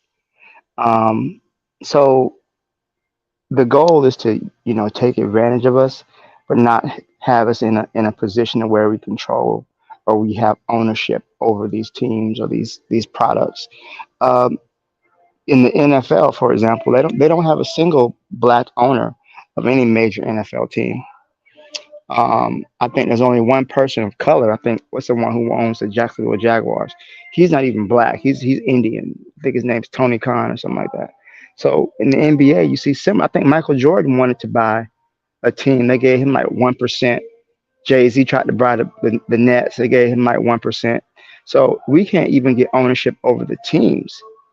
And even though black people make up the majority of the league, to try to get the corner, the market on the basketballs themselves. The NBA has certain contracts with the companies and whatnot, to where I'm sure there's some sort of patent or copyright involved too. But the way these leagues are structured is that black people can't really get a foot in any ownership. It's more of an exploitation of the players. They give them a couple $1 million, but it's not really set up for them to run it. Just dribble the ball, run the football, and deal with the CTE and just take your money. With that said, I think that because so many of us make up the league, we really have a power that we don't realize. But I think that much of that power goes unutilized because we have the means to take control, especially when we make up like 80% of the damn league. Every player could sit down and say, we're going to form our own league. But again, in the minds of many African Americans, black people in general, the white man's ice is colder. What they're doing is better than ours. Look at the Negro League baseball. Black people had their own baseball team. They had a Negro League World Series. But once Jackie Robinson joined the Brooklyn Dodgers, all of that, went out the window because we would rather have our black players in white leagues because in their mind, the white league was more legitimate. So can we take advantage since we are the majority? I think that we can. But I think that because many of us have internalized, uh, you know, the idea that what they're doing is automatically better than what we're doing. I think we're not going to really see that. We're going to have to really have a change in values and what we value, what's important, and that way we can create our own league, create our own, sports leagues, and we can really give our people a chance to shine, or we can have ownership over that, and that money uh, will go not just to the owners who use it to, make themselves richer, but to actually benefit the overall society. So those are just my thoughts on that. Appreciate that, Carl. Buena. Yeah, so I agree with Carl. I think that within the institution of the NBA, they probably have they're probably very contracted, long-term contracts in terms of the kind of products, what will be sold within the institution. However, outside of that, if Shaquille O'Neal was to create a basketball factory selling on the street corners, because that's where the majority of people they gonna purchase. You don't think that a young guy gonna purchase a LeBron James basketball, especially with his popularity? They gonna buy it. That's gonna move off their shelves like hotcakes. They may even buy a Shaquille O'Neal basketball because his name is still out there. Most of us have never met anyone from the Wilson family or the Spalding family.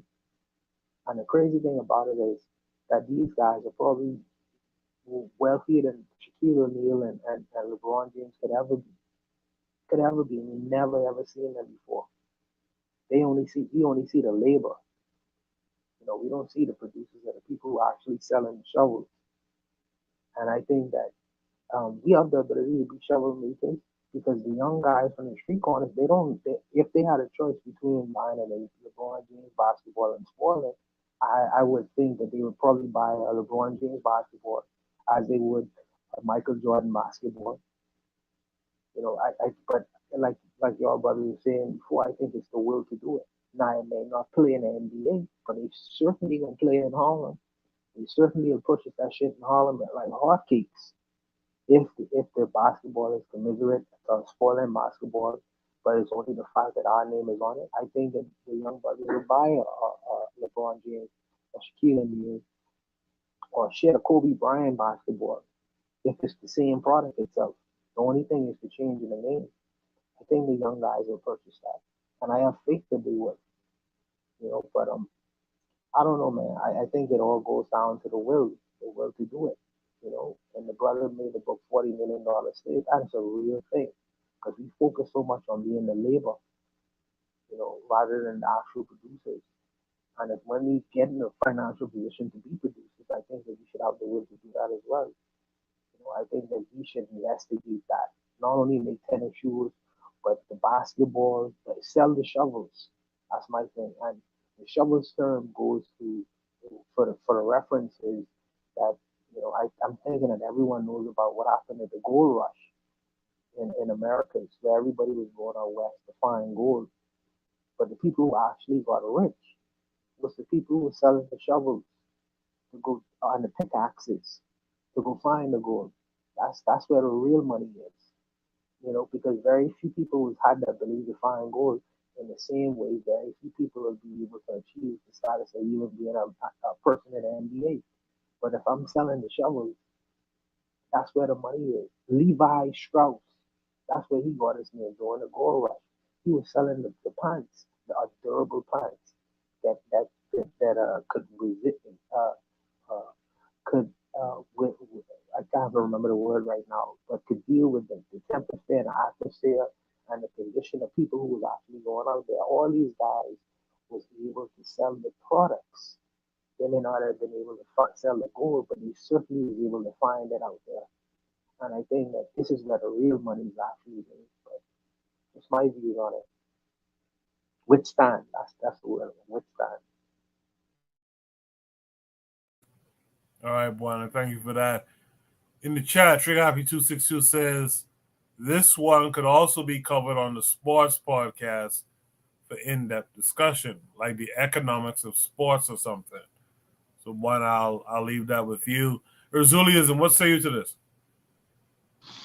I'm gonna need y'all to stop talking shit, man. Please. Nobody's gonna buy no fucking LeBron James basketball. Nobody's gonna buy no fucking, especially no Shaquille O'Neal basketball. Stop. We have to be honest to a point where that Why is what? Why do you think that's the case? Because as soon as LeBron James stopped playing basketball, the only player that has been able to carry on is Michael Jordan's brand. Once LeBron James stopped playing basketball, nobody's gonna want to buy a basketball, LeBron basketball like that. Because, for example, one day I was driving my car on the Belt Parkway, and my car got the engine stop or whatever. Do you know that on the Belt Parkway there's only two tow truck companies that could come? When I called my insurance, they couldn't come pick me up off the belt. I had to call the tow truck companies that are allowed to be in the parkway. I bet y'all didn't know that. Not any tow truck company could go on the highway and pick you up. The city allows certain time. It's just the same thing in basketball. Wilson and Spalding has been doing this for so long. They probably create laws and rules that keep people from going into that to create their own ball.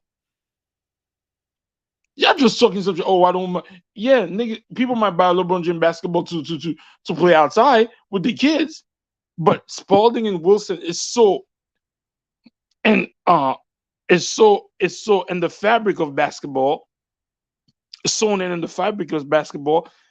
It did not. There are rules there put there on purpose. So you think there's not other white companies that want to break into the basketball thing? It's just like for a while it was Reebok and Nike who were making people's the uniforms. Now all of a sudden I don't know how what's that brand with the H, Under Armour, broke in. So let's be honest. I'm not most of the kids Spalding. If you have a Wilson ball, it means that you are connected to the NBA. The basketball is connected to the NBA, not a player. Meaning that after that player is done, you're still gonna buy a Wilson ball or back because you connected to the NBA. The only player that I've seen that's able to do that, sustain that, and is Michael Jordan. And Michael Jordan does own the Hornets, North Carolina Hornets or whatever. I don't know, or whatever. So only one player that's been able to do that. So you saying, oh, why didn't play again? No, there's rules put into it where you can't come in there just like that. Just like on the highway, there's only two tow truck companies that could come get you off the highway. What you could do is pay that company to tow your car off the highway, and then you call your insurance to tow your car to your house or to whichever mechanic. There's unseen rules that these people put to keep you out of that industry. So then I just say, oh, people will buy, kids will buy. I'm not buying a LeBron James ball. Maybe an MJ ball with the logo on it. Can you say that like after LeBron James retires for 10 years, can you say that his basketball is still going to be popular? I would say so. He's the leading scorer in the game. He scored more points in basketball than any other player. He just did that a couple weeks ago. So LeBron James is what's up concerning the ball and scoring. It doesn't have to be the LeBron ball. You can name the company after Russell, after Bill Russell. Just call the ball the Russell Company. You know what I'm saying? Keep it classy. And you know what? You know why? Because the ball will be cheaper. And after about 10 years, they might fight it out. But once that ball becomes popular enough, it won't happen in the NBA. It'll happen like in high schools, then in college. Then the NBA will say, "Man, everyone has this black ball, man. We cannot." And it'll be and Wilson will fight it off. And I think it'll be like if you have the cheaper ball, they'll pick Are you not understanding this, bro? You're talking childish stuff, bro. There's rules. The NAACP has to play with freaking on Wilson's ball or whatever. They have contracts together. Yeah, and those contracts run out. And I agree with you. Those rules are rigid, but they're not indefinite. There will be an end to a lot of that. Monopolies break up under pressure of innovation. It happens all the time. If you were talking this, a lot of us are not even buying other basketballs that are made by different but people are still buying Kobe jerseys, and the man has deceased. People are not buying Kobe jerseys like that, bro. The only person, okay, an avid basketball player might buy a Kobe thing, but you see how Michael Jordan, I might not be a avid basketball watcher, but I'll buy a Michael Jordan brand sneaker. So you think LeBron James sneakers are going to be selling out after he retires from basketball? I wouldn't bet against it. I would not bet against it. He's the leading scorer in the game. No one has scored more points with the ball. Bro, let's not get into that because Kareem Abdul-Jabbar was the leading scorer in the game, and nobody bought shit from him. He didn't have a shoe in his time. I mean, the game is I know. That's like comparing apples and oranges. But it's what we saying. LeBron James is not even the greatest player of all time. Who cares? I'm just trying to tell you, Wilson and the Spalding, it's not tied to a player, it's tied to the NBA. So when you see a kid say, when a dad buy me a Wilson ball, he has dream of playing in the NBA. Yes, the sneaker might be tied to the individual because Michael Jordan is tied to this. Maybe I think the greatest person who'll be able to do a ball like that will be a Michael Jordan basketball because his logo is crazy. Maybe him. But I don't think LeBron could do it. Shaq definitely can do it. He done. A Steph Curry basketball? I wouldn't bet against anyone. A black ball company. You know what I'm saying? I wouldn't bet against it. That's all. You're not betting against it because you want some nostalgia shit. That shit is not gonna pop. It might pop as they playing, or they might sell. Okay, they might sell like if you're gonna go out buy a basketball for your son. Yeah, you might buy a Shaq basketball. Like they didn't I'm do telling it. you, it would come from the ground up. Like it wouldn't start in the NBA. It would, like I had said, it would start at the high school levels. Then you would have the college players having that ball. And then once the contracts in the NBA level retire out, then there'll be a new contract, and you'll have that black ball that will probably be a little bit cheaper. And the NBA will say, "Yeah, we'll pick the black ball." You think so? That's how that's just how I would say it would turn out. You think they dumb? You think they don't know what you're doing? It wouldn't happen for like 50 years, but maybe sooner. So you don't think some of these owners or some of these the cousins of some of these owners all own stock in Spalding and Wilson? You think the reason Spalding and Wilson is still going on the NBA is because it's a different company? I'm not saying that it would be a linear path towards it. There would definitely be many battles, you know what I'm saying, that have yet to be fought in that hypothesis that we're saying. But yeah, it's not impossible. And let's be honest, maybe some the basketball players are not interested in that. So are we going to fault them for not being interested in that? Maybe it should be a different company that's not basketball players. But I would not assume that everyone would necessarily be interested at the moment. That's the whole point. You would not start it. I think that you would have a lot more interest again with the younger things and with the younger players. Get a couple high schools, get a couple prominent high schools to be able to say, okay, you might be able to have more contractual leeway with some of the schools. Bro, we don't look there's nothing. A basketball is not cool. What makes a basketball cool like a sneaker? Like maybe the black players have no motivation to get involved in this. Can we be honest about that too? Maybe they're not thinking about that. Oh, a basketball. It's just a basketball.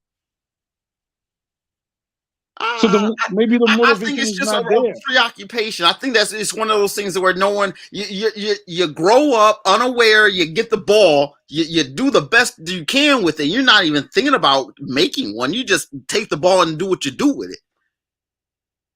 It's the nature of a lot of people. It's just operation. They're operators of the ball, but they're not owners of it. I'm just thinking that I don't think the basketball players, maybe like you guys said, maybe they never thought about it, but I don't think there's motivation to be, let me go create my own basketball brand to be up to the level of Wilson. I'm not saying they can't create their own basketball to sell to the to little leagues, to like back to people or whatever, but I don't think there's a motivation on that. And I'm not, and to be honest, I never thought about that myself, like to go create a basketball or whatever, but it's a great niche. But I'm just also letting you know, maybe the motivation is not there. Also, there's rules like that example I gave you about it's two companies that could come in the highway to tow your car. There's rules that we don't see. There's rules that discourage people. So it's a reason why it's only Nike and there's only three companies: Nike, who's making basketball, Under Armour, and New Balance or Reebok. Reebok is not even in the basketball shoe game no more. It's not that easy. But again, yes, I've never seen a kid talking about, oh yeah, I want the LeBron, I want a basketball with the. But I think I've seen Michael Jordan basketballs though. Really, I've seen those. You remember this? You remember N1? You remember N1? Yeah, but N1 is a white boy company. No, but you remember that group of people? You remember that? Yeah. You remember when they were selling N1 basketballs? You don't remember that? Yeah, I remember that. A lot of people was buying them N1 basketball. Now that company, after a while, they go on bust because a lot of the players, either grow older and it wasn't as popular. But for a time, a lot of people was buying N1 basketballs, man. But N1, as like I said, N1 was more tied up with the players than the organization. Because once the players is gone, I think there's you're right, Brian. I think there's a documentary on N1, the rise and fall of N1. Like once the players were gone, the N1 nobody knows about. They had not only that, they had N1 sneakers, right? They had the gear and all of that. Yeah, they had they were.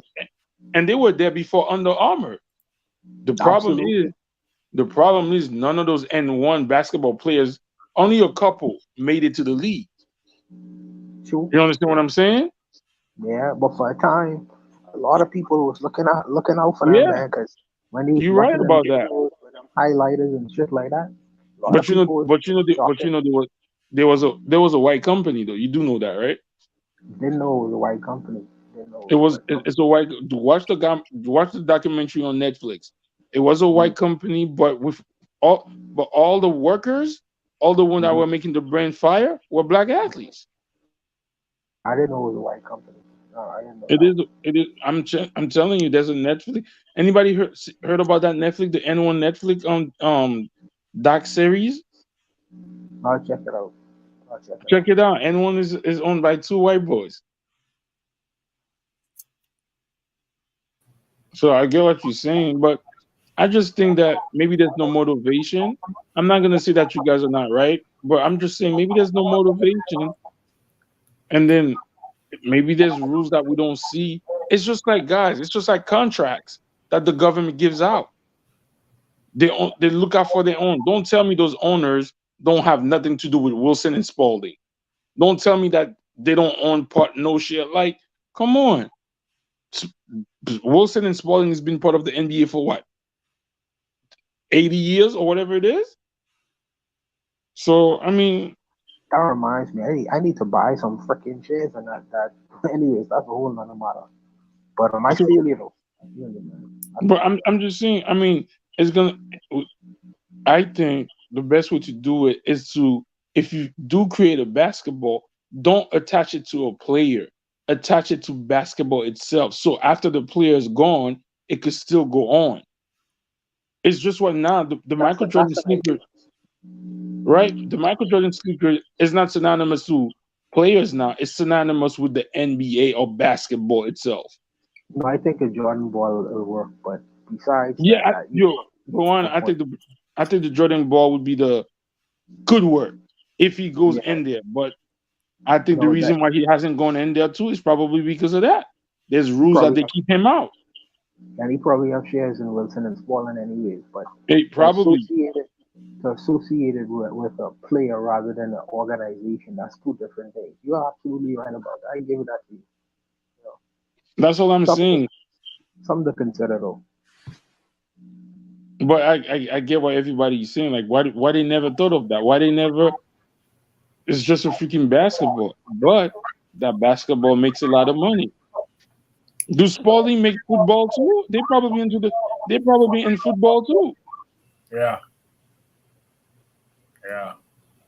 So they Well, probably maybe that's football and baseball. So that's the last prompt for the night. I want you guys to shout out something this week. Carl, you got anything you want to shout out this week? No, no, but I will be catching up on all of you guys' shows. So I'll be definitely tuning in. All right. Appreciate that, Carl. The Zuliism, you got anything you want to shout out this week? um, nothing really. Just nah, great show as usual. Just let's welcome the black aliens to come back and rescue us because I don't see no end to this. Real black gentleman, what do you got to shout out this week?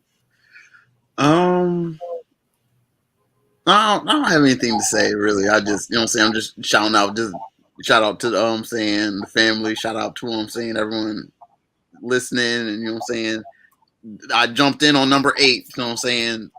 Just thanks for the time, man. Thank you. Yes, sir. And finally, Buana Hagaziki, what say you? What you want to shout out this week?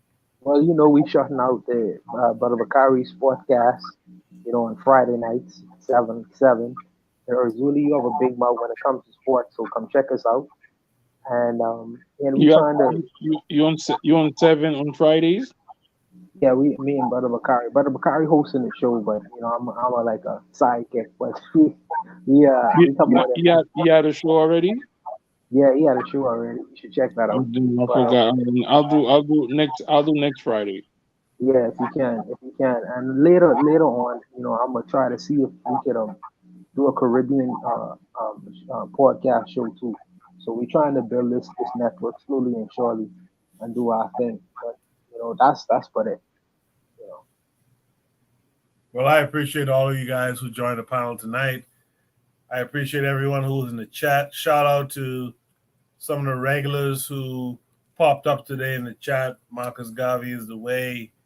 Gassed them up. Shout out to Jose. We didn't see him tonight. It's usually late where he is. So we didn't see him, but we did do a prompt that he put up. So shout out to him. Shout out to everyone else who'll be tuning in to the playback of this episode. Hey, I am also on Rumble. So when YouTube takes down a video, you can find that video on Rumble from now on. I could also live stream to Rumble, but I need 25 subscribers. So if you're on Rumble, subscribe to my channel. Let me get a 25 so I can also live stream there. So if YouTube cuts the stream, you can just pick it up on Rumble. All right. That's it for me for tonight. I'll see you guys next week here. I'll also probably see you guys in the other shows on KWAZ Radio. You guys be good. I'll talk to y'all later. Peace. Peace.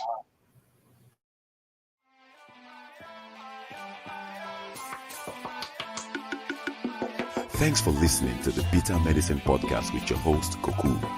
If you like what you just heard, we hope you pass along our web address, bittermedicineblogs.com, to your friends and colleagues, and share our show to all your social media. Be sure to check out our archive section on our website for previous podcasts. This has been a KWAZ radio production. Join us next time for another session of the Bitter Medicine Podcast. Follow us on Facebook at Bitter Medicine Show, Twitter, Bitter Meds, Tumblr, Bitter Meds, Instagram, Bitter Medicine.